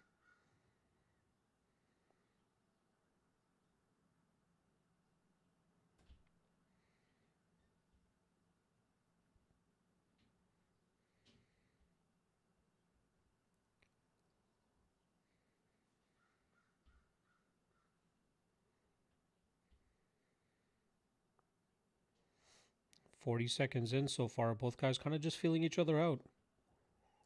I think they got a lot of respect for each other's striking. Ooh, good calf kick there from Magomedov. Oh, big right hand from Michelle. Drops Shara. Shara trying to fight back. Oh, big shots here from Michelle. Magomedov's gotta kick off and get back to his feet. He can't allow Pereira just to tee off on him. Up kicks from Shara. I'm surprised Michelle's not trying to get on top of him. He's standing over him, but he's not really. Oh, another big ground and pound shot there from Pereira.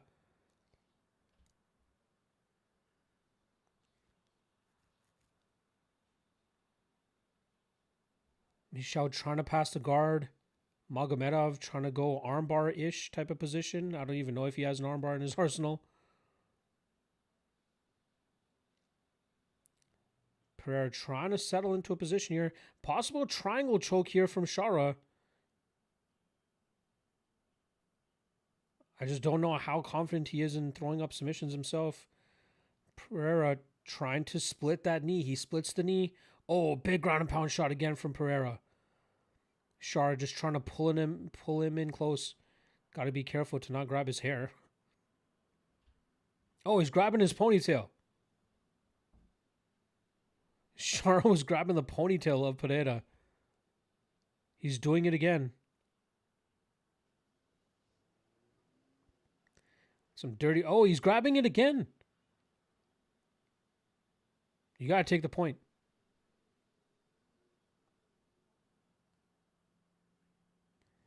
Perkins, McKenzie's kicking off 2 over on Cage Warriors. But I feel like you got to take a point from Magomedov. You've been constantly warning him. We know he's not scared to be a dirty fighter. Now Pereira kind of settling into the guard here. Magomedov trying to throw elbows off of his back.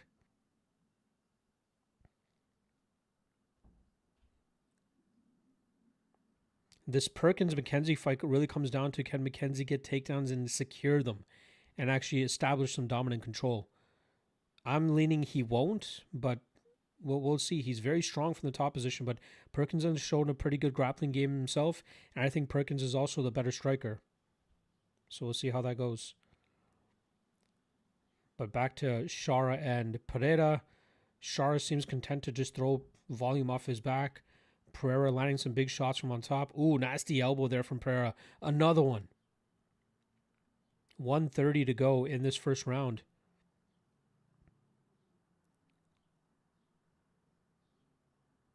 Nice elbow again from Pereira.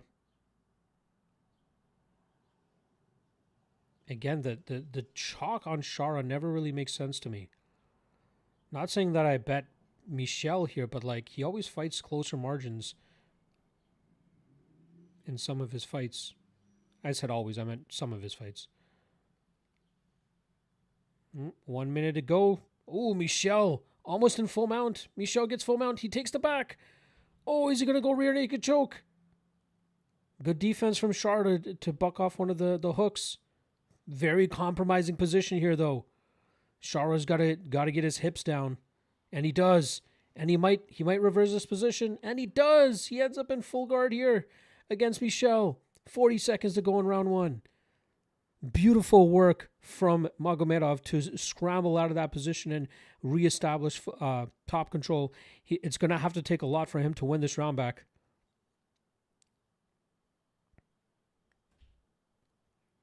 Good can opener position there from Magomedov. He's got to be wary of the armbar.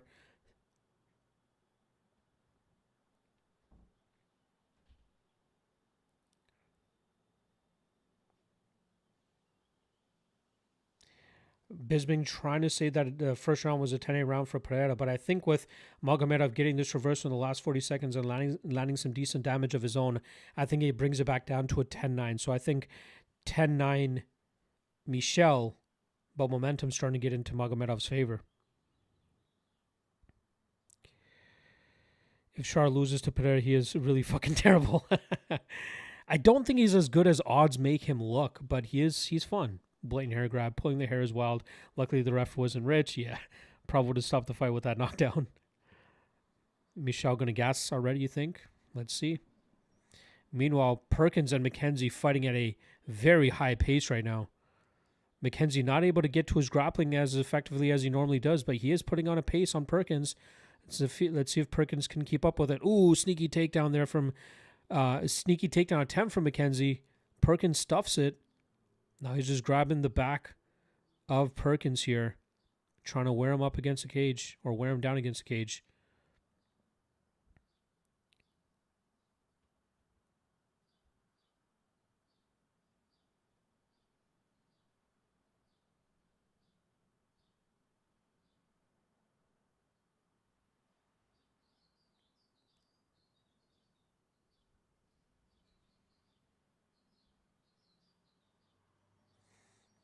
McKenzie's pace might be wearing on Perkins a little bit here. He's able to kind of cage push with 1 minute left in this first round. Grappling defense of Perkins holding up, but McKenzie really wearing on him. Let's see if McKenzie can keep that up going into the next round. All right, second round of Shara and Michel kicking off right now.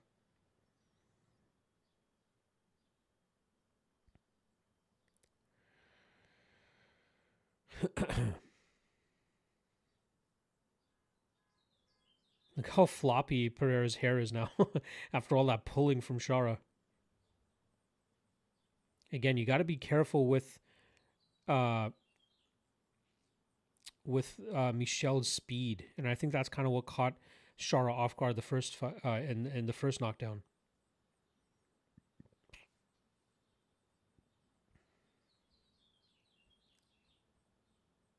Strong first round for McKenzie over on Cage Warriors, but they're going into round two. Let's see who expended more energy.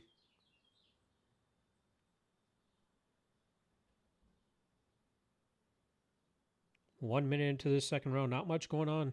Both guys kind of trying to feel each other out. I'm sure Charo is going to be hesitant of that power coming back his way.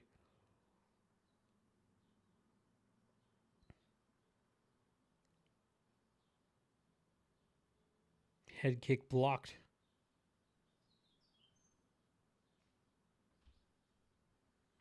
Oh, sneaky teep to the knee there. That could be quite pesky to deal with for Pereira. Good body kick there from Pereira. Char not doing the best in terms of cutting the cage off, but like he is inching closer and closer.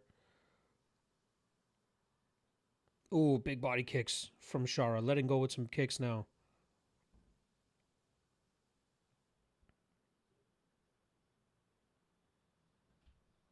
Another mean kick there from Chara.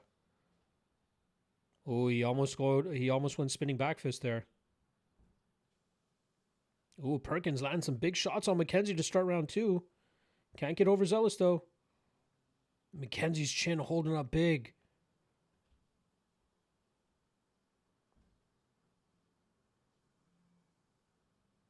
Sorry, I'm trying to pay attention to both fights, guys. I apologize.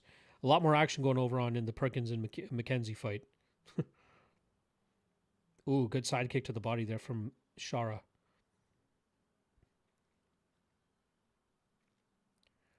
Sneaky head kick.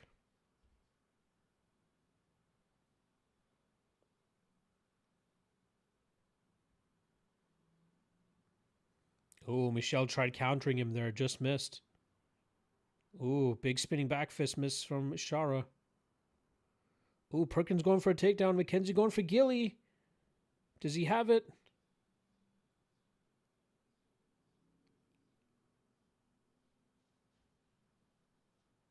I don't know if Perkins is going to survive the... Oh, he does. Couldn't get a good angle on that camera. Now Perkins in top position here against McKenzie. I like this. 3:30 to go. He's got to be careful of the submissions, though. This is kind of how I expected most of this Chara fight to play out. Chara... Oh, a little bit of a crazy exchange there. Both guys landing some shots. Looked like Chara got a little bit better of it, but I expected this fight to kind of play out this way. It's just a lot of posturing, a lot of feinting, a lot of fancy strikes being thrown.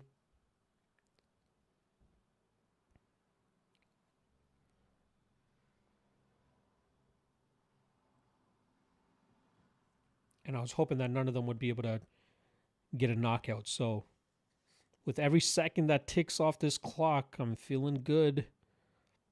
But we know mixed martial arts, anything can change with one punch.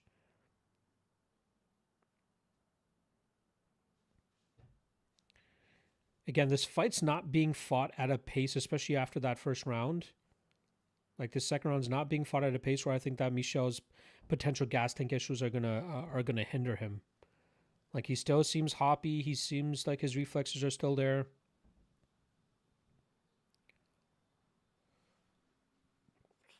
Wow. Ooh, tornado kick from Chara. Gets on the guard. Michel replies with some jabs of his own.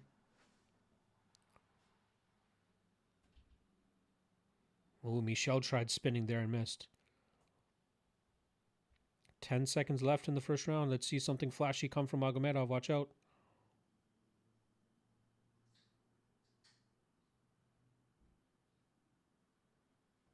All right, round 2 done.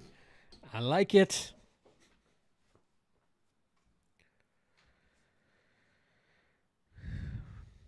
Doesn't look like Pereira's gassing. That's all Pereira had. Yeah. I think round 1, Pereira. Round 2, Chara. Going to come down to round 3. Oh, McKenzie jumping Gilly here.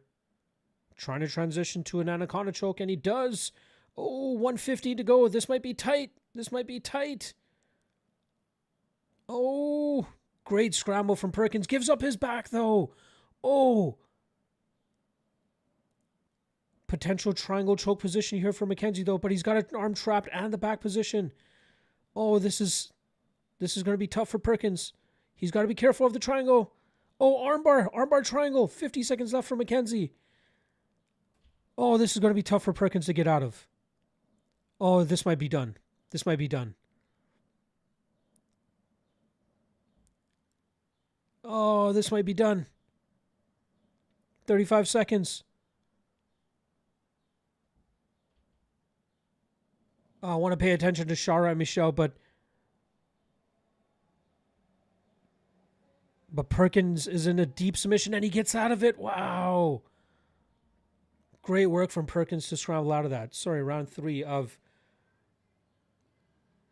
Shara Magomedov and Michelle Pereira. 30 seconds into round 3 right now. I'm hoping we see more of what we saw in round 1. Or sorry, more of what we saw in round 2.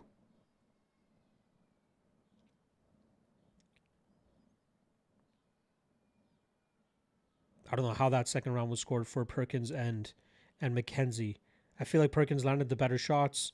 I thought he got some good grappling off of as well. There's that deep submission attempt from McKenzie.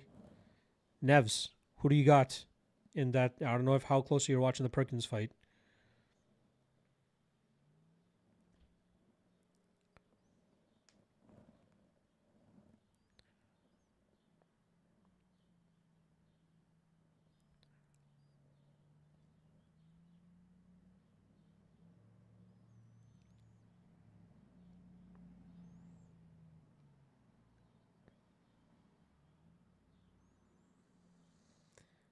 .330 to go in round 3 for Shara and Pereira.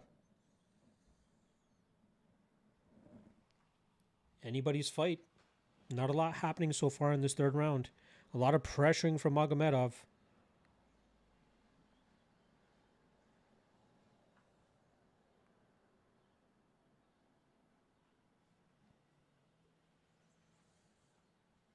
Again, a lot of posturing from both guys and a lot of kicks.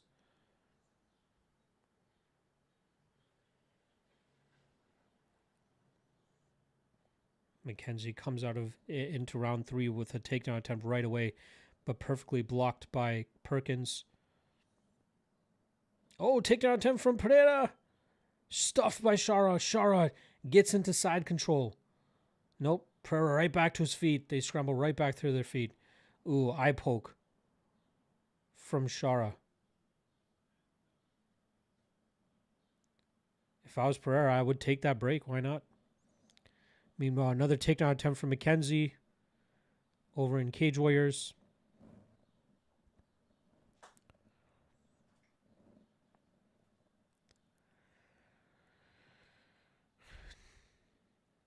Solid takedown defense so far from Perkins. Stuffs another one. Let's see him get on the gas and try to land some damage, though. Good jabs there from Perkins.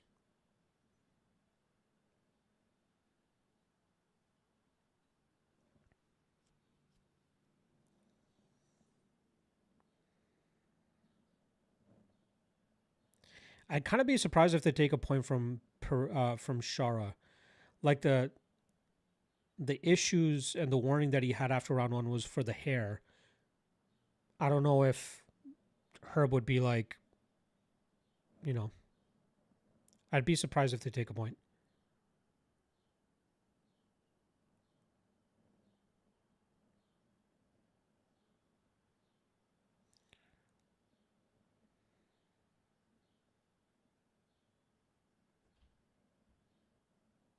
All right, halfway through round 3, am I gonna regret taking the fight goes to decision over 2.5? That break is good, kind of, so Pereira doesn't gas out, but it also gives both guys the energy they need to try to get a knockout late.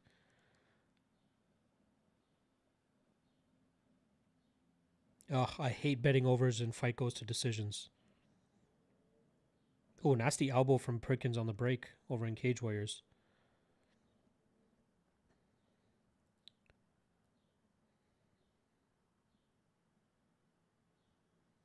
Oh, big shot from Perkins. Oh, he has McKenzie rocked. Meanwhile, action picking up over in the UFC as well. Perkins hurt McKenzie very badly, and now he's grappling with him.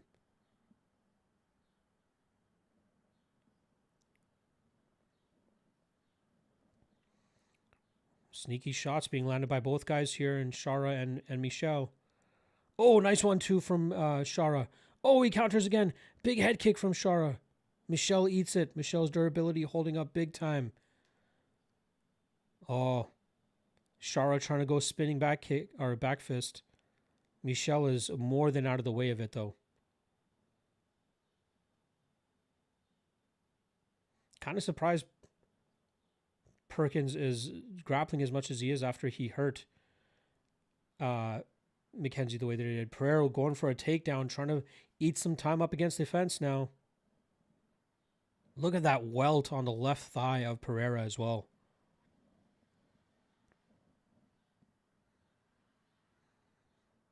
Oh, sneaky elbow inside from Shara, but Pereira eats it, continues to push Shara up against the fence.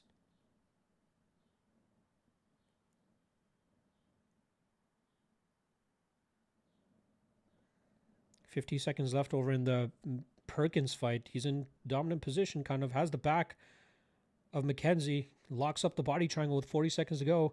20 seconds left in Shara and Michelle. Come on, make it to the decision.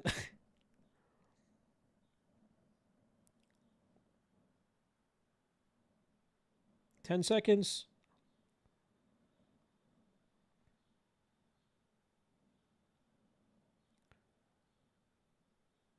Oof.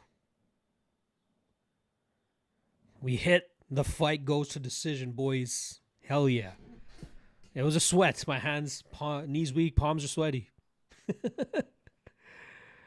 But we hit the over 1.5. Oh, sorry. The fight goes to decision plus 100. Meanwhile, I think Perkins may have won over on Cage Warriors. I don't know. I think round 1 was probably Mackenzie. Round 2, maybe Perkins.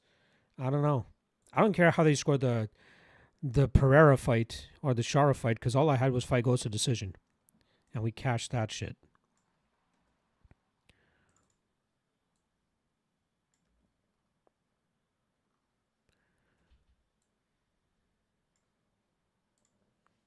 I'm glad that fight pretty much went exactly the way that I thought it would.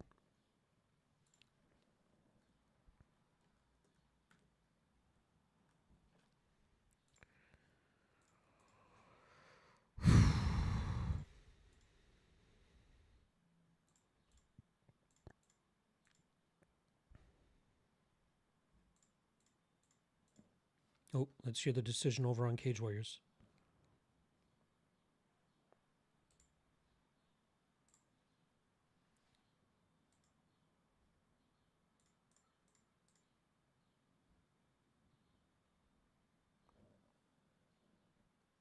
$230.27s, $129.28. Kadeem Perkins cashed the dog of the night over on Cage Warriors. Let's fucking go.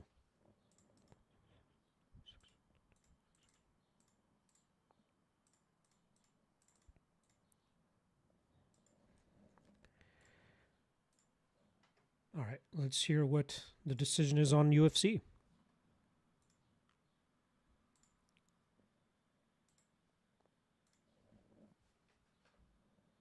$29.28.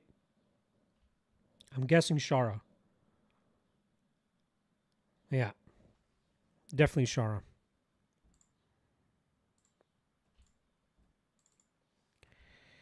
I'm glad we just hit the fight goes to decision.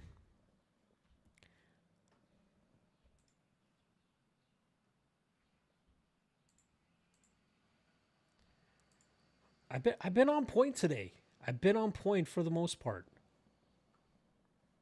Obviously, the Nolan fight didn't go the way that we thought. It went the way that we thought. Sorry, let me correct that. You just couldn't take advantage of those positions, though. In Cage Warriors, 2 dogs to kick off the card were able to cash. Let's fucking go.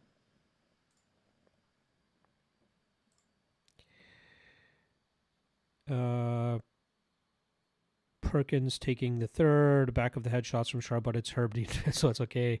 Perkins split, hopefully. Oh, what was it? Split or unanimous? No. It was. I just heard it. 230.27s, 129.28, I think, or 229.28, 130.27. But let's go. Let's go.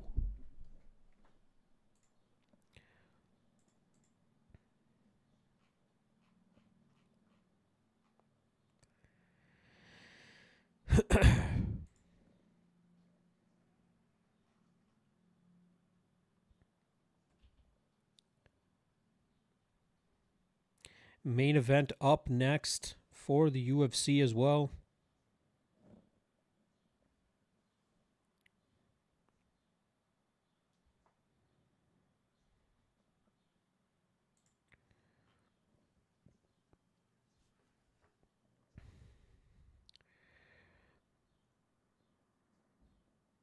Patrick Davis in the chat. Happy to see you here, my friend. What's up, my dude?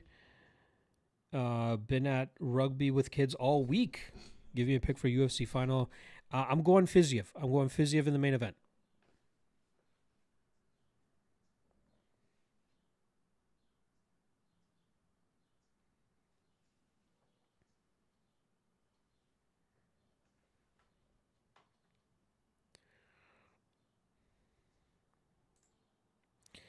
How are we doing on predictions, though?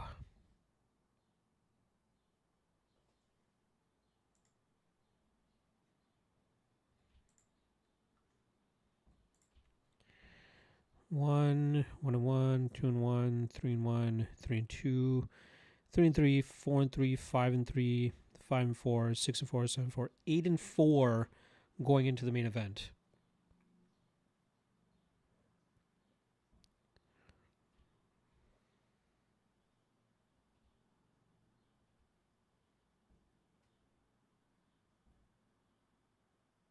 What is Shara preaching?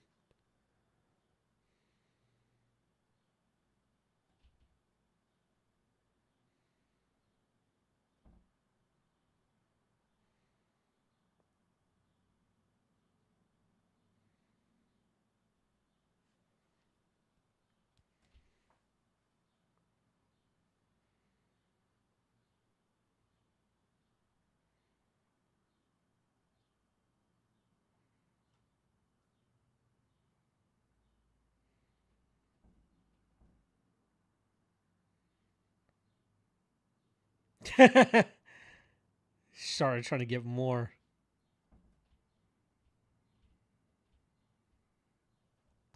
What's the sea breeze?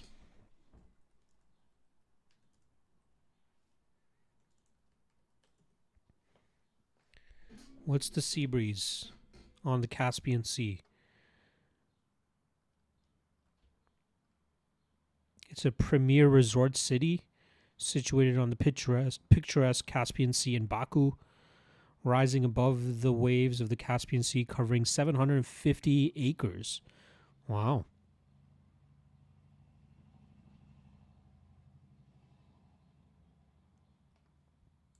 Cool. I'm going Patrick Davis. I'm going Fiziev. Under 1.5 is not bad either, honestly. But I'm going Fiziev. Salacious saying he got the translator to do a promo. Pretty much. That translator is good, by the way. Him and the Portuguese guy is really good. Fabian or whatever his name is. Those guys are really good translators. Also, I started watching The Americans. I don't know if you guys have seen The Americans. Great show, starring Matthew Reese and Carrie Russell, I believe her name is. But that guy, that translator, is in one of the episodes. He's an actor as well. Let me see if I can. I remember messaging him about it. I'm like, I saw you on The Americans. Let me see if I can pull it up here. Where is he?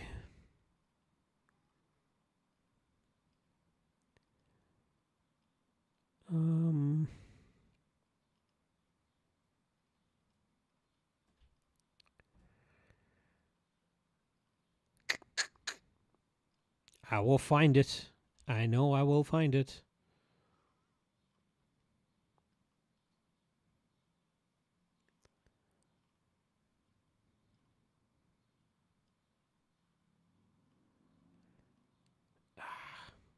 Where's he?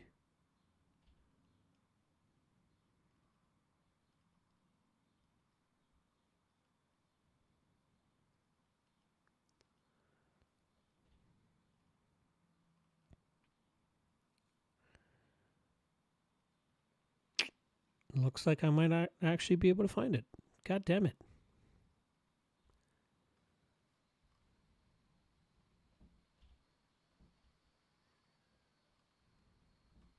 God damn it. I thought I had it. Hold on.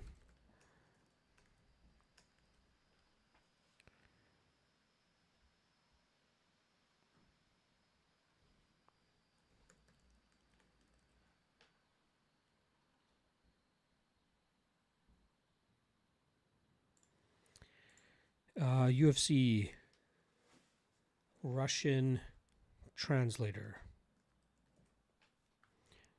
Sergey Nagorny. I swear I messaged this guy about it. Yeah, I did. I thought I screenshotted it as well. He plays like one of the Russian like people working at the embassy. The Americans.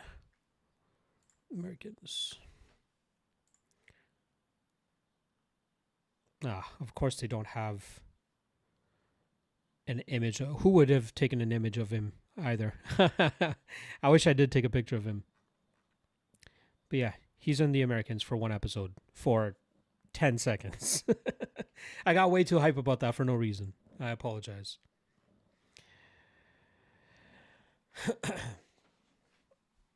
All right, over on Cage Warriors, we got Tarek Pell going up against Luan Duarte. Pell looking to bounce back from that loss that he suffered against Stefano Catacoli. And then obviously we got the main event package playing for the UFC Baku card.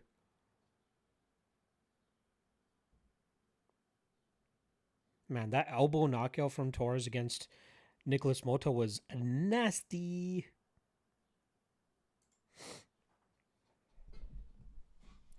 I got Torres. He's just too dangerous, and I could see Fiziev at 145. Good luck. You know, Nevs, we don't have to agree on everything, and it's fine. I'm hoping you're wrong about this one, but we'll see. It's a close fight for a good reason, man. What are the odds right now? Ooh, late love coming in on Fiziev. He's up to minus 117 now. He was just minus 105 an hour ago. Again, love for that fight is just all over the place, and it makes sense. It's a tough fight to really call.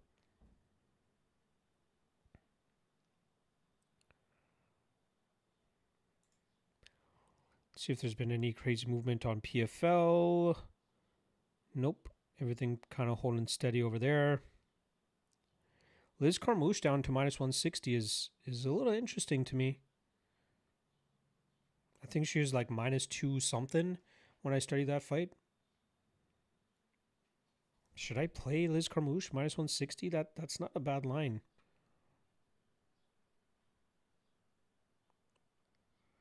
I might have to play Liz Carmouche minus 160. Let's see what the other sites have her at.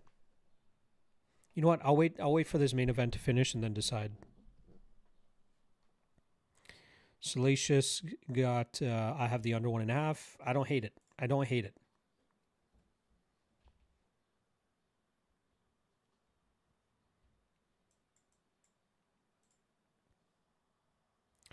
So, going into the main event, excuse me,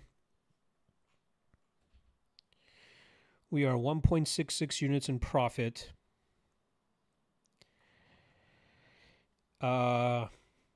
It could either end up let me do the math here real quick. A near 5 unit night of profit for the UFC if it goes one way. It could be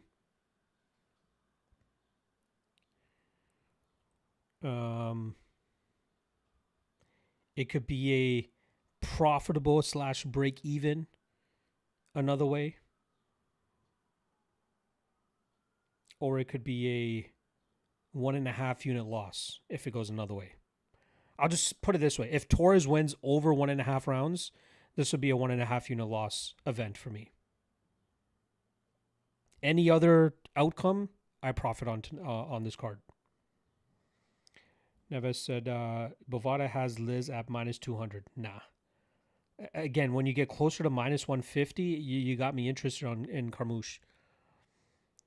Pell and Duarte just kicked off over on Cage Warriors. Duarte throwing heat right off the bat. But I knew it was just a matter of time before Pell got to a takedown, which he gets. Duarte, hard to put away, though. But good on Duarte for going out there and implementing the style that would be most effective for him.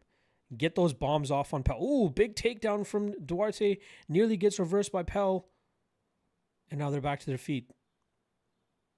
Now they're slowing down a little bit more. But Duarte needs to get that respect from Pell on the feet.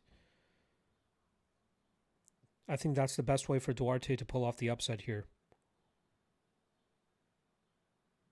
Ooh, big calf kick there from Duarte. Nice body kick from Duarte. Returned by Pell. Oh, big overhand right from Duarte. Pell eats it. Oh. Takedown there. Potential headbutt, though. Duarte got the takedown. I wonder if there was a headbutt, though. Could have been a clash of heads on that takedown attempt. But Duarte riding the back right now of Pell. Pell gets back to his guard. Duarte trying to get to this next position. Decent defense so far from Pell. Couple ground and pound shots from Duarte. Duarte jumping on the neck. Is he going to jump Gilly? Nope. Lands a good knee. Snap down from Duarte. Pell gets out of it, and they're back into the striking zone.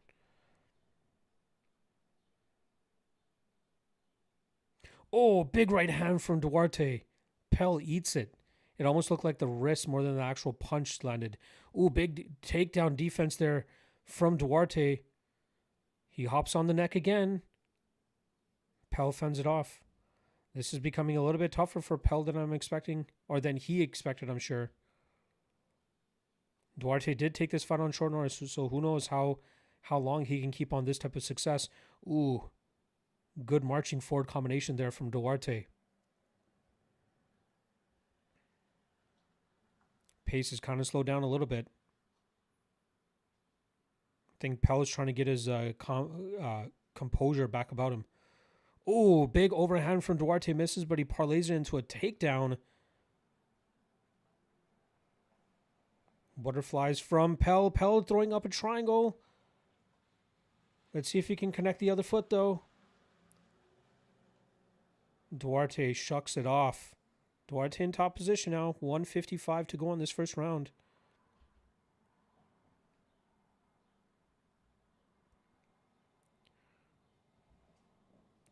Simp, everyone saying, do you watch World Cup?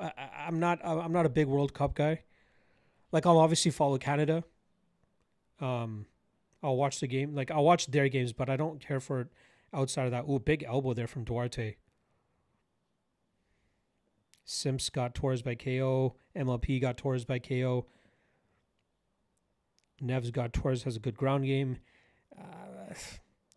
I think it's decent. Like, I think his success in a large part of his fights, and it's kind of been true the entire time, is that first round and a half.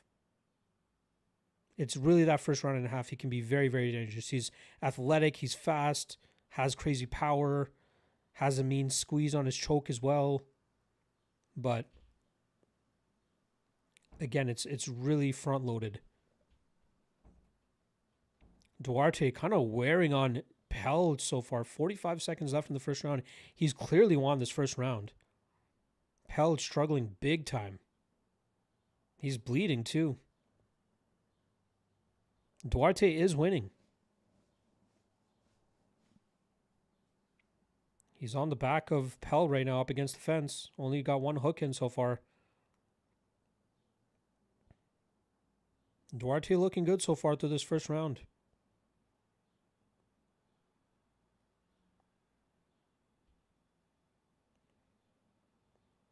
Pell back to his feet. 10 seconds left. Duarte is throwing heat. Oh, he just landed a good combination there. Oh, another big combination. Might have hurt Pell.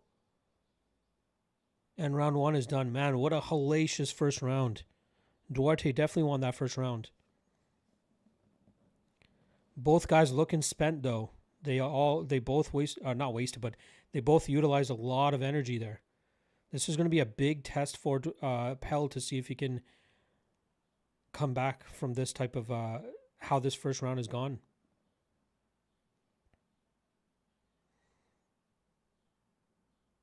Nasty elbow from Duarte from that top position caused the cut over the right eyebrow, or just along the right eyebrow of Pell.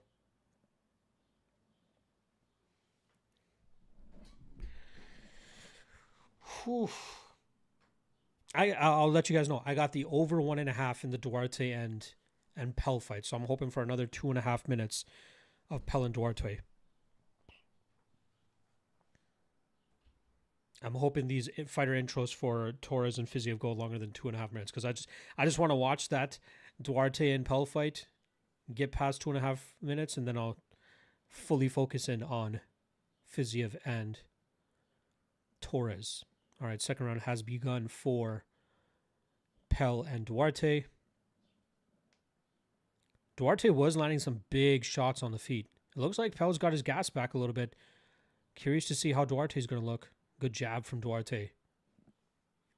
Duarte did take this fight on short notice, like I was saying. Takedown attempt from Duarte, stuffed by Pell. Pell might be trying to work a front headlock here.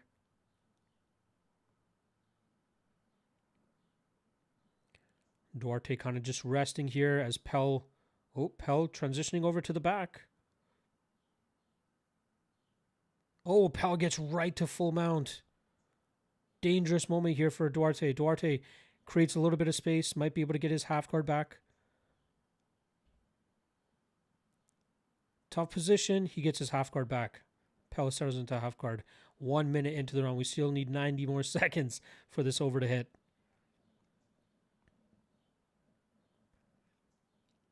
I don't know if Duarte is slowing too much. Hopefully he can hold on for another minute 15.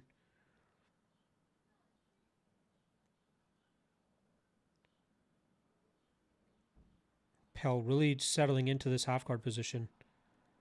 Oh, and Fiziev and Torres is just about to kick off too. God damn it. Obviously, Fiziev and Torres is going to have most of my attention here. Duarte tried threatening with a dart stroke, but Duarte gets out of it. 50 seconds left for our over to hit.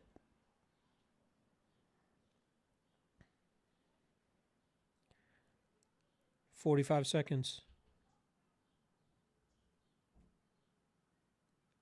All right, round 1 for Fiziev and Torres has begun. I just got to hope that Duarte can hold on for a little bit more. Oh, big leg kick right, or big body kick right away from Fiziev. Oh, he's trying to get into the pocket right away.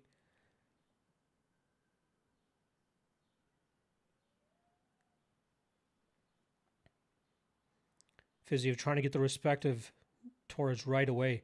Got to be careful of the power coming back his way, though. Oh, Torres throws with so much goddamn heat. A little bit wild and reckless, though. And it looks like the over for our Cage Warriors fight is about to hit, and it hits. Let's go. All right, Fiziev. I'm going Fiziev and or the under 1.5 in this matchup. As long as Torres doesn't win over 1.5 rounds, I profit in this. Profit on the card. Oh, big takedown here from Fiziev, and he gets it. Beautiful. He's got to be careful of the chokes, though, of Torres. It looks like Fiziev's trying to go right into full mount. Good grip so far from Torres. Utilizing his legs. And Torres back to his feet. Ooh. Torres hit Fiziev kind of low.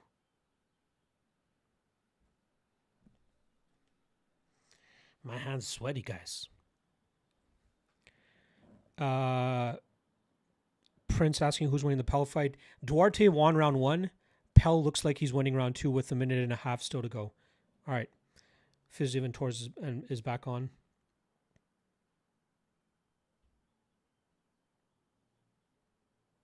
Crazy power and speed from Torres early. Hopefully Fiziev's technical edge here helps him stay safe enough.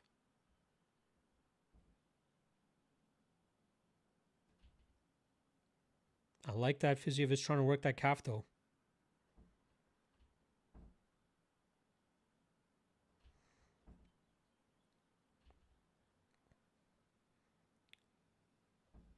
Another good calf kick there from Fiziev. Got knocked off balance too though.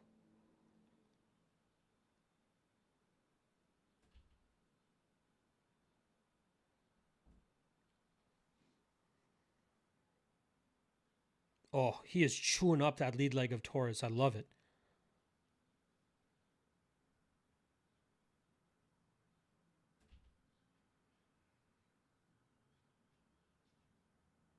Torres shaking out his arms. Deep breath from Torres as well.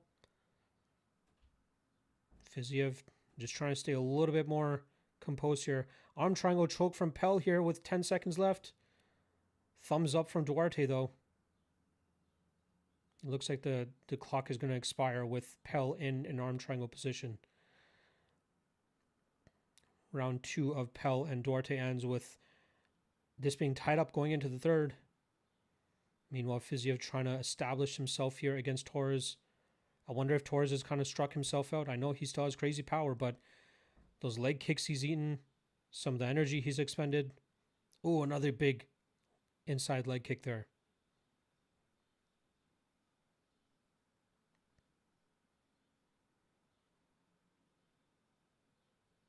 Good defense so far by Fiziev.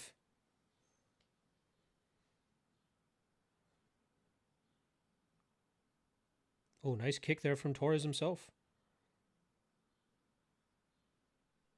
Oh, another good calf kick there from Fiziev. Torres is feeling it. He switched stances. He looks a little weak on that lead leg. That left leg of Torres is hurting. Fiziev's got to be very careful to not eat a counter. Let's see how effective Torres could be off of in his secondary stance. Look, he's fighting southpaw. That's his secondary stance. Defense is usually a little bit weaker on that side. Again, a guy that carries as much power as Torres, it's always going to be dangerous. But the fact that he's forced to switch. Oh, big scenario here. Torres trying to go heel hook. Fiziev trying to establish top position. I would like to just see him get out of this position. Don't mess around on the ground. Don't bother. And he does. Torres back to his feet.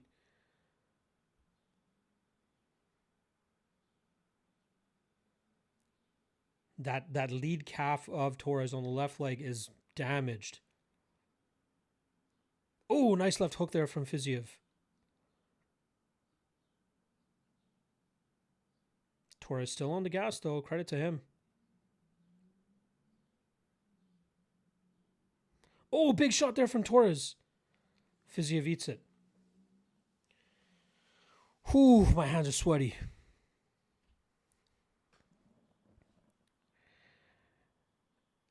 Pell took the second round, yes. Fiziev is L-stepping in range of Torres. Watch out. Yep. Pell and Duarte tied up, yes. But it looks like Pell is going to grind this out. He's in top position now with 3.5 minutes left. I think Duarte is quite gassed. Let's see how that calf of... Yeah, right. Beautiful right hand from Fiziev. I want to see how that calf continues to hold up for Torres and how much Fiziev looks to get back into it in the second round. Are we giving that round to Fiziev?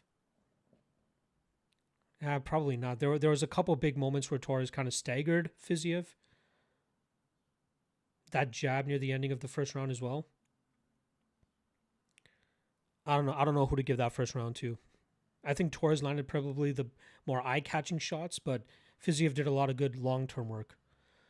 Tarek Pell looks to be in full mount now against Duarte with 2.5 minutes left. Nope, he's in half guard. All right, second round of Fiziev Torres going on. Oh, spinning back kick from Fiziev hurts Torres, or it might have been off balance. Oh, he drops and hurts Torres. Ground and pound from Fiziev, and Torres is out. Let's go. Let's go. Fiziev under 1.5 Let's fucking go. Let's go. What a fucking finish.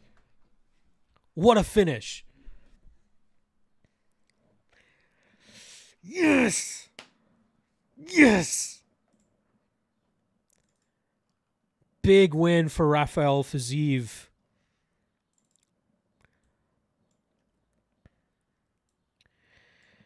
Big win, and that is the best possible outcome for us for that main event. We cash the under 1.5 plus 120. We cash minus 110 on Fiziev. And we fucking kill it.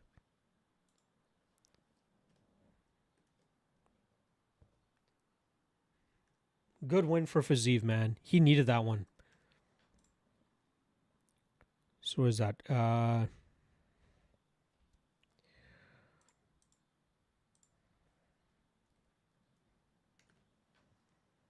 Let's fucking go.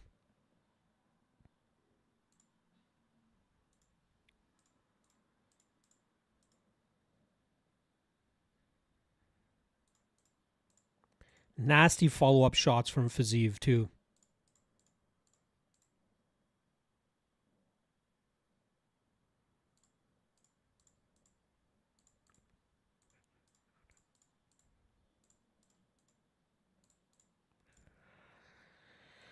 Whew. We had a great start to the card. We had a little bit of an iffy middle, but then we really start to turn it on afterwards, and we come out nearly plus 5 units for this Baku card.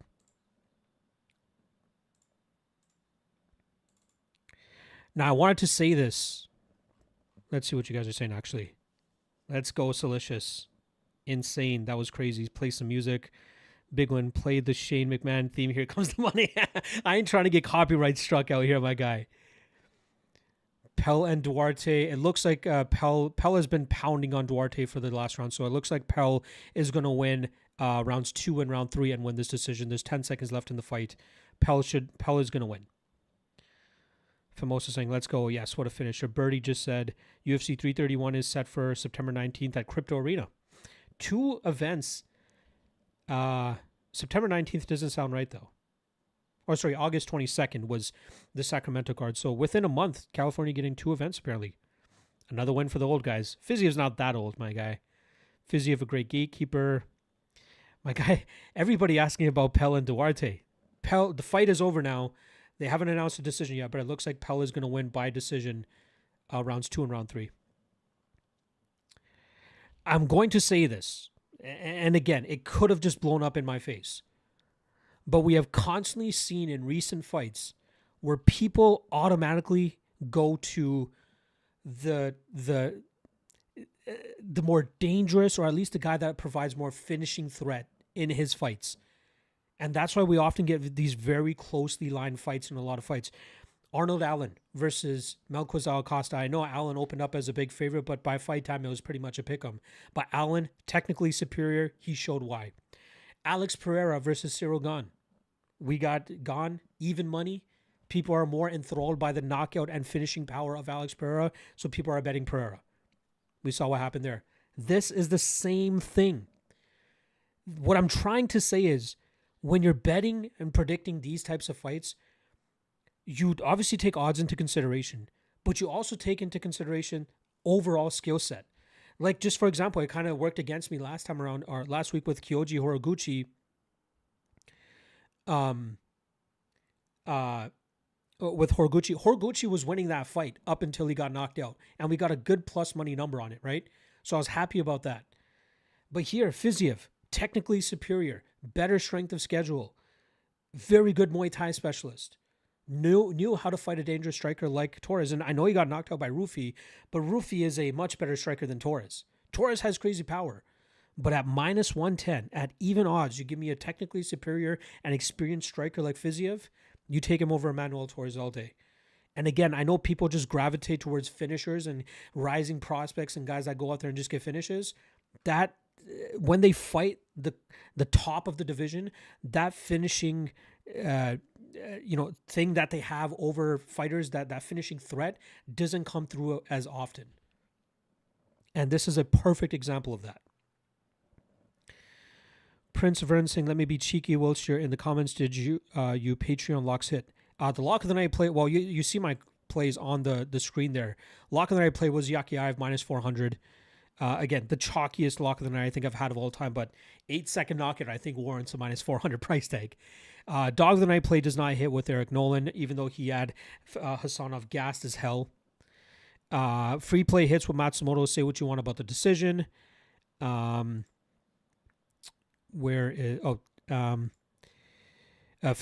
cashes. He was my second biggest play on the card. Michal Oleksiejczuk, decent start in terms of just constantly pressuring Abus, but then got caught with that elbow. Sidikov under 2.5 hits there. Fiziev Torres under 1.5 hits. Magomedov and Pereira fight goes to decision plus 100 hits. Tahir Abdullayev plus 121 hits. And then our little sprinkles on Ferreira by knockout and round 1 knockout don't come through. So all in all, 7-4 on the night, plus 4.86 units on the car on that on this event. Excuse me.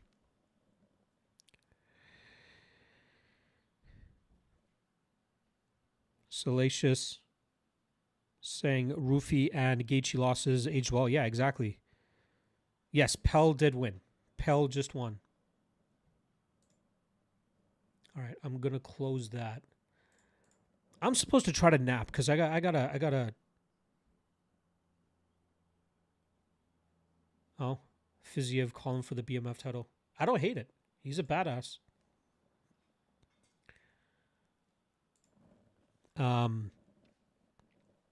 Yeah.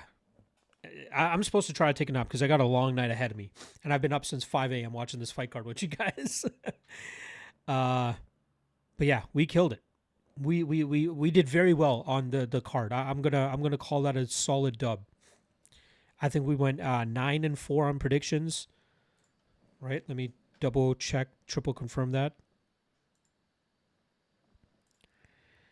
1, 2, 2-1, 3-1, 4-1, 4-2, 4-3, 5-3, 6-3, 6-4, 7-4, 8-4, 9-4. 9-4 when how many underdogs sprung the upset? Abdullayev underdog, Awfully underdog.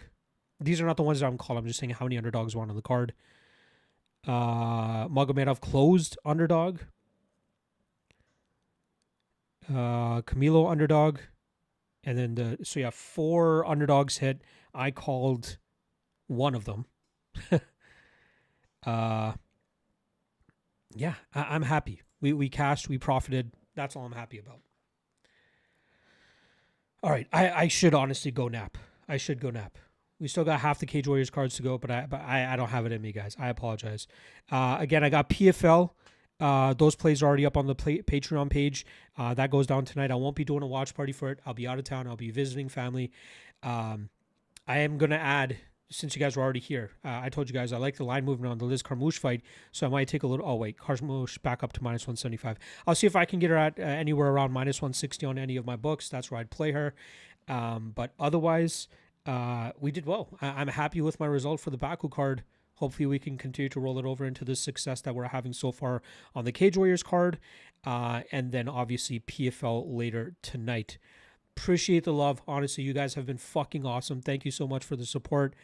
Jaeger, I apologize. I can't. I've been up too early. I got a long night ahead of me. I'm going to go try to take a nap. But I apologize. I'm sorry. Good luck on the rest of your action for the day, folks. And I will be back. Actually, there's no UFC event next week. No UFC event next week. There is Cage Warriors 209 next week, so I will have a full card breakdown for that for you guys probably by Wednesday or Thursday. But I will get started on UFC 329 because I'm going to be flying out of town next Saturday, meaning I won't be able to be in the studio for my usual Monday release. So for you guys, and considering we have such a big break, I will drop the UFC 329 breakdowns for you guys on Friday or Saturday of next week, not the usual Monday. I'll drop it a few days early for you guys before I fly out so I can still record it in the studio and stuff. So appreciate the love, appreciate the support. Check out the Patreon page if you guys want to see what I'm on for PFL and the rest of this Cage Warriors card. Otherwise, I'll see you guys again next week for the Cage Warriors 209 breakdown. Peace.